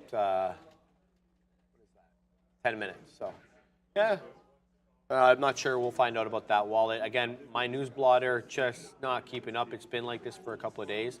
So yeah, excuse the late news. I've actually had to run up to the big desk at times and try to see if I can find anything up there, which obviously poses its own challenges. Keeping an eye here on some of these crypto names, but also keeping an eye on the NQ, like I mentioned, 13,264. That's yesterday's close. We just touched those levels. We got right in and around there, bouncing into the 70s. So we'll see if we hold these levels or we continue to print. Interesting developments today. Big move up from CPI, and we've essentially sold it off the entire day. And now the ES is negative and looking to take out low of day. So all the smoke coming in, all the negative smoke coming in to the market today. Yeah, but we still are range bound for all intents and purposes. We have been on the futures for a while. It's been sideways trading. Even though you've had good intraday moves, you end up looking at the macro picture, and somehow we're still kind of within that range, Sean. can you? What do you need? No, I don't need anything. Rivian, I was looking at here. Refrain, Wow. Rivian. Yeah, I'm still beside myself for that meta trade, but Rivian all the way down to 14.25 here, and still making moves to the downside. Wow, looking to go lower. So again, we are holding a very small piece. We were just kept getting out every time it came to the 50 period. But now it's like we took down the level that we were debating getting long at, and that's 30. So you're down here now to 25. I think this is worth a shot in the dark here on Rivian down here, just with a couple pennies of risk. Can we get a 28 fill? We probably can. What's going to be at the size here for 25? Nothing. Oh, man. Okay, so we could get, now we're longer. We just got filled there at 28. So let's just give this to a 25 break. I mean, I know that sounds ridiculous to do that, but that's what we're going to do. If it breaks back down below 14.25, then we're going to get out of this name. This is very, very small shot in the dark right now. We'll get out of them all. If it does take it out, that's Rivian. I keep trying to open up a chart to put here, but then I get this little... yeah, there it is. Oh, and now it opens up, okay, but with no data. So I'm going to get this all figured out. I'm going to open up a daily chart here, and we could just see how bad Rivian exactly was coming back into that downside. What? The market. Yeah. Just. I can't believe I'm not short. It still. is enough. Okay, so I'm using this. I get to use it. Yeah, what? This, I get to use this. Okay, yeah. It is in a full state of Hwadunk mode, because now we are off almost 200 points off the highs. Not quite. 13,433.75 the high, and now we are down back to 13,265 on the NQ, and we are at low of days on the ES 41.12.25. That's the low day, and that's where we are at the moment. So the market just continues to sell off and take out bottoms. I guess, we'll have to see how we act. We're not really decisively breaking yesterday's close on the NQ, so we'll see how we act in around here. But that bounce was met with immediate selling, and a newer low, a newer 5-minute candle will make a new low, was made on my NQ. June contract, 5-minute chart. That's what I'm looking at. Let's bring it in. Show you guys. Here's what I'm looking at here.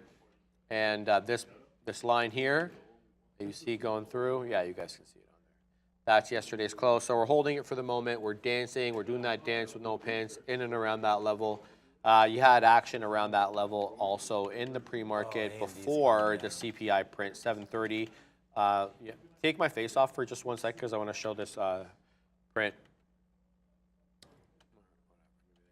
Yo, Mahad, It's take all his face good. off. Just because I just want to show this print over here. Yeah, this is what I'm talking about.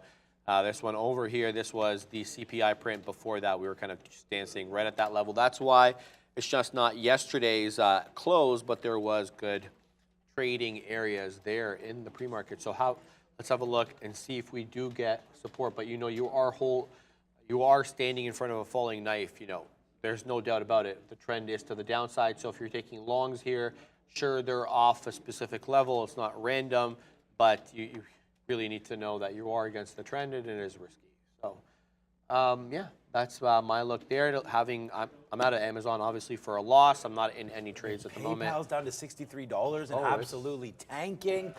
Is PayPal, Rivian?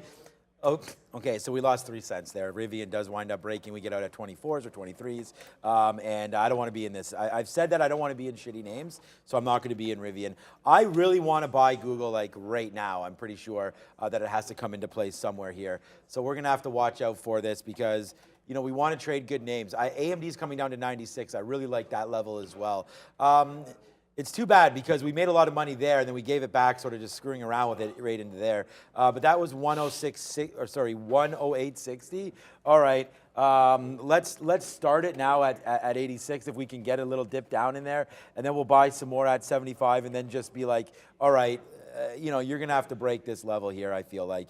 108.50 right now. We'll get some more if it does come into the 60s again. Probably buy something around 75, and then again around 60. I'm just trying to average in to these prices and then have our out at what did I say? Whatever this little breaking spot is right there, 108.45. That's where we're going to get out if anything happens there. So we'll just take another long, and I just want to be in this for a little bit longer.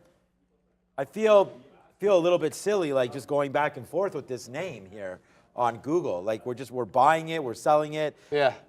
Again, I don't know why my trades are showing up over here on the 5-minute. I'm gonna get rid of those right now. It's so strange, man. I don't know. I really don't like moving over here. Nothing to do with you. Yeah, yeah. I know you like your creature habit. I like my layout, the way it is, and I don't want any disturbance. You know what I mean? Like, yeah, it's just more the way the platform is, because like if I could just log out and come over here and then it'd be fine, but you know, we're fine. Everything's fine. Yeah. I would have made this trade regardless. So we like this Google trade here. Oh, another one that's coming down. I want to talk about AMD quickly because that was another name that we wanted to look at. I like that. I think I said 95. I'm just looking at charts. No, it's 96 that we like. So we just a straight move off 100 there. Wow, straight to the downside. I know Neil was shorting somewhere around there near $100, but this is coming right back in. Let's look at quickly here at the 5-minute. Yeah, because that's where the 200 period is. I mean, we haven't done enough work to study these 200 periods. What I'm more looking at here is yesterday's top of $96. We've just faded out 4%, right? 100 down to 96. So it's a 4% move back for AMD. And I'll shout out, I think it was Trader Luke that's been messaging me there on Twitter and stuff, and what you're looking at is 3 standard deviations. So I don't know if we have anything like that. I know there's Bollinger Bands we can look at, but I feel like this is pretty well extended to the downside, but I have to wait. We have to wait, man. Got to wait for that 96 to come in, because if we just keep chasing these dreams, oh, by the way, for some reason, Google goes all the way down and breaks when we finally start averaging into a position. So there it is. It's a nice downside move here. And to fight the trend seems to be incorrect here on these names. But here we go. Google, we'll go back into it a little small. But I keep doing this. Why are we doing this? We're not taking huge shares here. I'm just trying to get that move back to the upside. And I don't know. We can make it all back if it goes to 109. It's frustrating to get punched out of these positions over and over again. I think we just got to relax here, let the market tell us what it wants to do. And if it goes back up to the upside, we'll ring the register. It should be able to go. If not, I switch over to the short. The market's about flat again, down here to 13, just broke 13.3.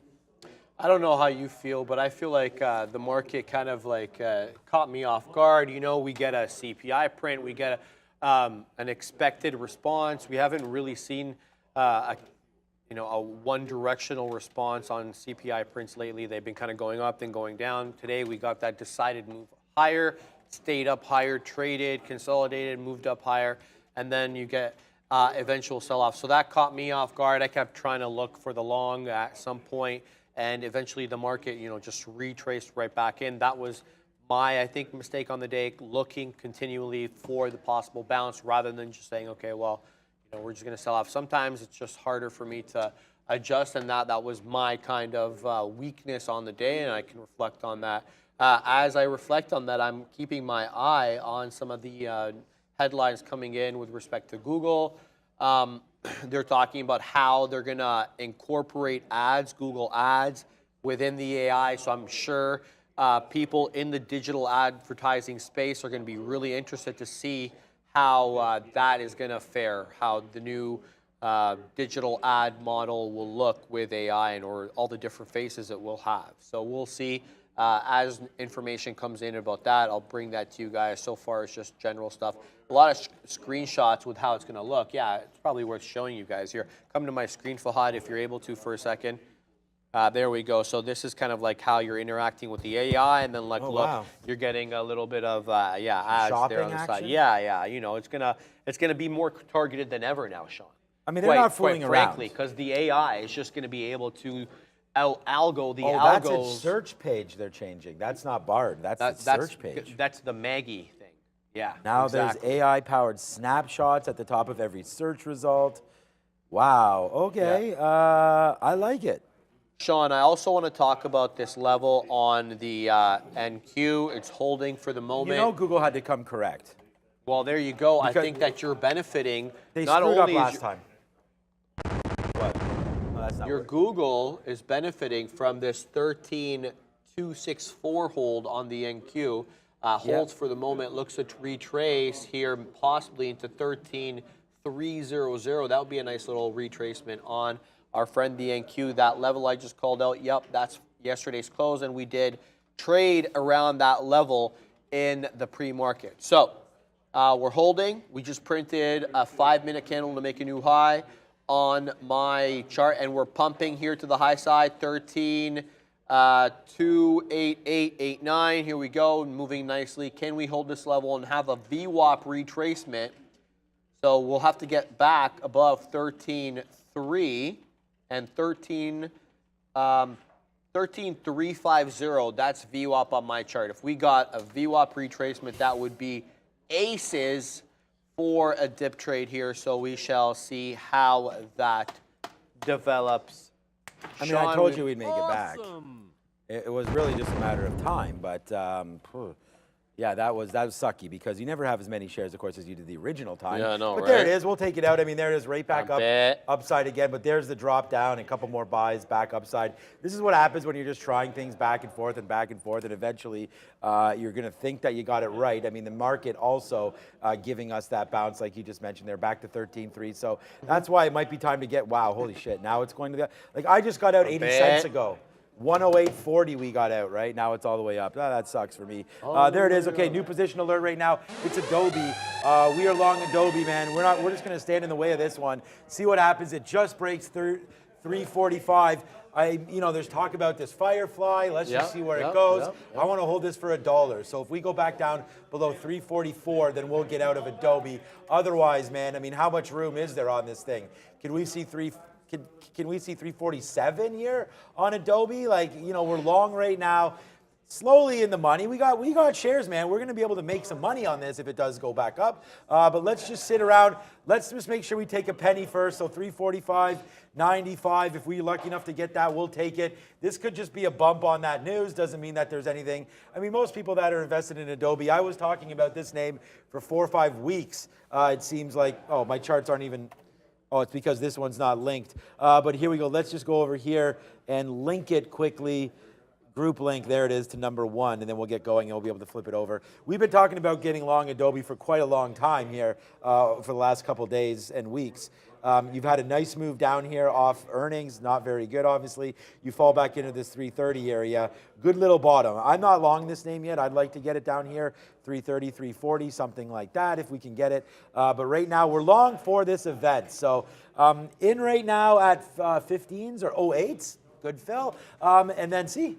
So I could talk about stop orders, giving bad fills and all this kind of stuff, but there it is right now, a nice little yes, sir. Let's freaking go on this one, man. We talked about it.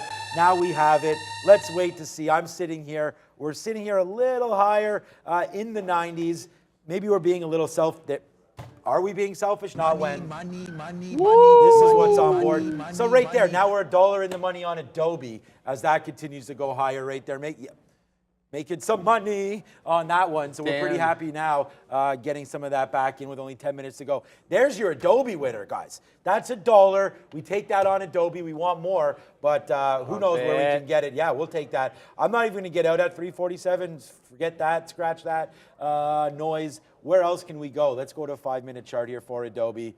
Yeah, I mean, now that I look at this, maybe I shouldn't have done that. 347 right there. Maybe 348, bring it up, 349. Do we take out 350 today on Adobe? Let's let this one breathe a little bit. I think we got a good trade here, needless to say. So it's now $1.50 in the money. We just put it on. $1.50 in the money. Here we go. We are now more than that. $1.80 now in the money on Adobe right here. So the chef is in the building right now. Let's just make sure we get out if it goes to 348. I'm going to put an order there. This could still tank, guys. I mean, I don't, as the 50 period's starting to move, it's giving us a little bit better outs right now. So we're just going to make sure that we watch out for this trade right there. 344.37. Go ahead, Sharif. You're the professor. No, we're at a critical level. That's why. 13,300 here on the NQ. We bounced off yesterday's close. Here we go, 13.3. Dan Emmons saying, interesting little comment here. Bears must press, or same old game of beach ball underwater. This is why you take partial profits and then wait. I'm assuming you're talking about pressing and making sure that we don't really reclaim that 13.3 area. Or because I was looking for a possible reclaim into VWAP, but definitely 13.3 going to be an area where we see some resistance, but bouncing off that area quite nicely. And as you were able to get a lot of bang for your buck off that Amazon trade, baby.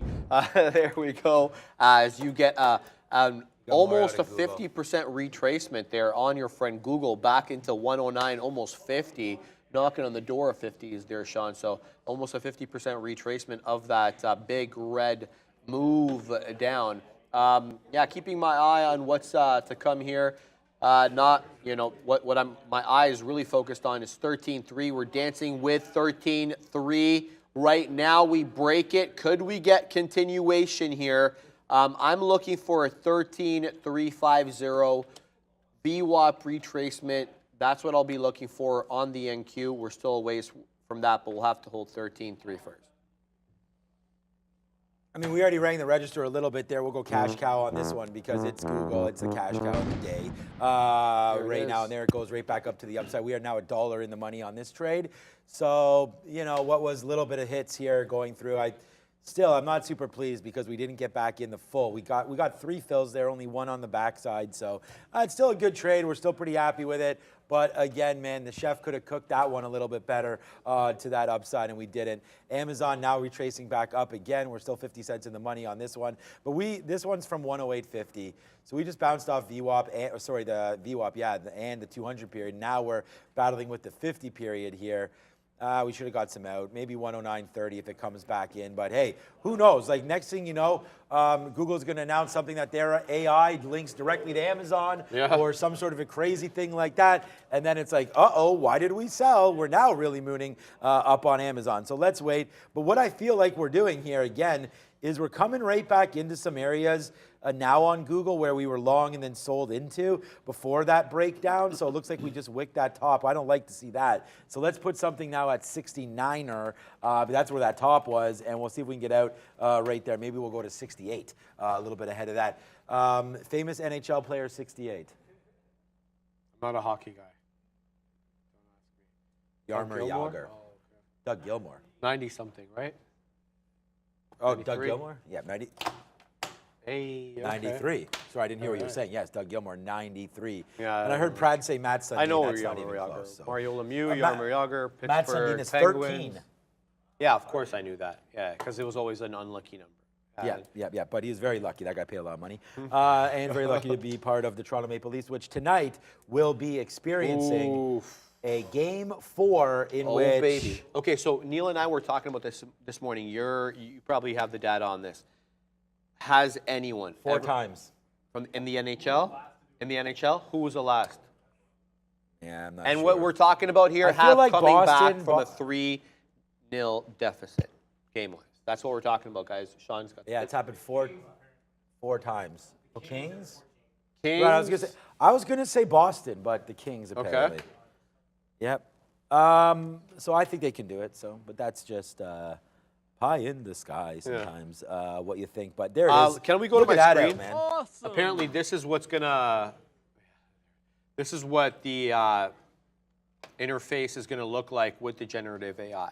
So it's kind of familiar yet different. You know, you're not getting results, you're getting text, conversational text, rather than results that you have to parse. So yeah, familiar but different. So keep my eye on this stuff coming through as we speak here. All right, where are we here on the NQ? We're moving nicely on the NQ. Now we're above 13.3.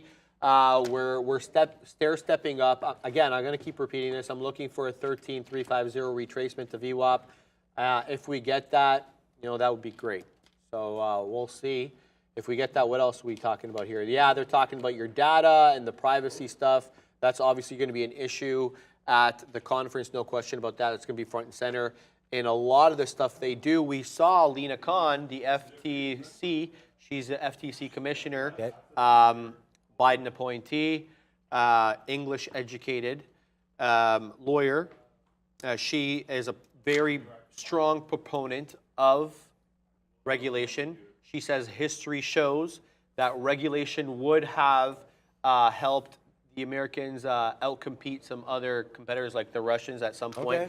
Okay. She's talking about that in the context of competing with the Chinese. Okay. She's making the case for more regulation as being competitive rather than the laissez-faire perspective that we all know, which is to remove competition and remove a regulation to increase competition. So she was on CNBS this morning talking about that. I'm sure she'll be pounding the desk for the AI regulation come soon. All right, guys, we're continuing to move here, Sean, on the NQ. Remember when it was you and Max on the midday show, and I was just, we passed each other. You were taking a little bit of a break. What did you tell me about what was happening in the market? It's like pulling teeth. It was like brutal. And then I just saw a comment, most exciting midday we've had all month.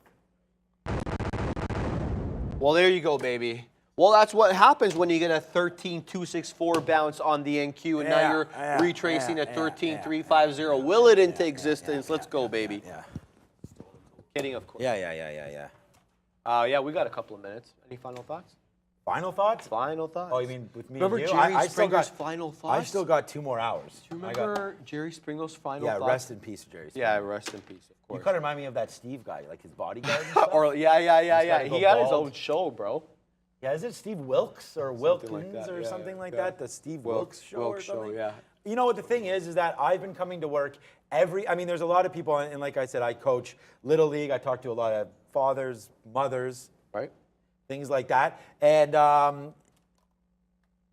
everyone's working from home. Like, everybody's working from home. Okay. Neil, myself, Brendan, like, we've been here now pretty much every single day for at least the last 3 years. I mean, how long ago was COVID? I don't even remember Been watching the you last for 2 sick years, day, so the last anything. And, More than 2 years. you get to see a lot in the market, and that's sort of what I'm getting at right now is that we've seen days where it's been super active, and then all of a sudden picks up on news like this. You get other days where we had the meme craze days. I mean, how much fun was that coming through? But I don't miss working from home, and I only talked about that because of some of those shows. You just talked about Springer and all that kind of stuff. So like I'm not up in like all those, because by the time I get home, man, and like Not I only hear you, man. everything is great. Like every day, there's something going on in my family, which is great. Blessed to have that happen for sure. yes. But at the same time, haven't really had too much time. I noticed Price is Right is now on at like 7 o'clock at night what or is something. that? So I noticed that. What Neil is and I up used to with put that? that on in our office. I all the heard you time. guys would watch that during 11 the slower time of the day. Yeah, it's on late, dude. Yes. It's on late now. Yeah, Fed pivot days, which maybe is happening today, Fed pivot. No, I don't know. But conviction trade or a stubborn trade. So, what's up, Hector? I would say in order to have conviction, by the way, I don't have my earpiece in, so you're going to tell Sharif when everything's ready to go. Yeah, Brendo's. We're just getting things set up here for the afternoon show, so when that's ready. Oh, okay. I didn't know that. Okay, what? Oh, I didn't. I think Brendo's ready, right? Okay, we're getting Yeah, we're close to good being to go, ready. yeah. But let me we're good. just quickly answer that question about conviction trades versus stubborn trades. For me, Yeah. I feel like I'm being like, for example, right now with Google, that's ripping up $1.30 now. Yes, sir. In the money. Come over to my screen here if you can quickly, and I'm going to throw it to Brendan because I got to get it back over to the other side. You see, like when we're battling in here, buy, sell, buy, sell, buy, sell, that's being stubborn, in my opinion. Okay. Like, sure, we found a level and it broke and we got out. So I'm happy that we were able to get out there, but too many buys and too many back and forths there. Just that's not the great trade. When you make a trade down here, and not just because this worked, but look at the levels. We have these levels, which gives us conviction.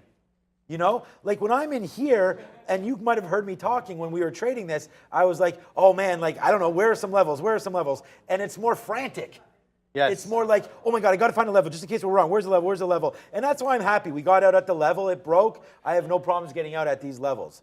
But this is much more of a frantic, I don't want to use the word stubborn because I'm still happy to take this. I felt like it's fine. Now that it's ripping up, this outlooks foolish. It's pumping up to we all the have high outs like side, that. man. But now we're still holding this, and Yeah. we still got a piece of it, so we're still happy. But to me, yeah, good. Thanks for doing that. Now you're going up to 110. It's ripping now. We're really happy. And Adobe is going, and Google's going, and everything.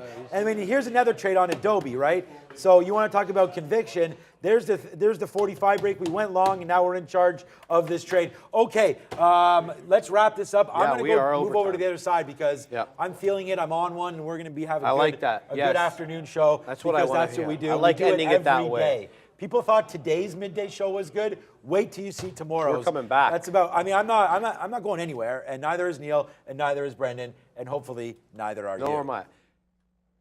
Same bat time. Yep. Same bat channel. Brendo's at the big desk.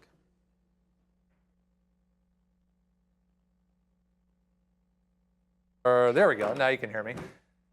My bad. Welcome back in. It's been a pretty exciting afternoon here. We'll get right to how things are shaping up as far as the overall market is concerned. We're dealing with positivity coming from the tech group specifically, but yeah, that's about it. 0.36 from the NASDAQ right now in positive territory, 0.84 for the Dow.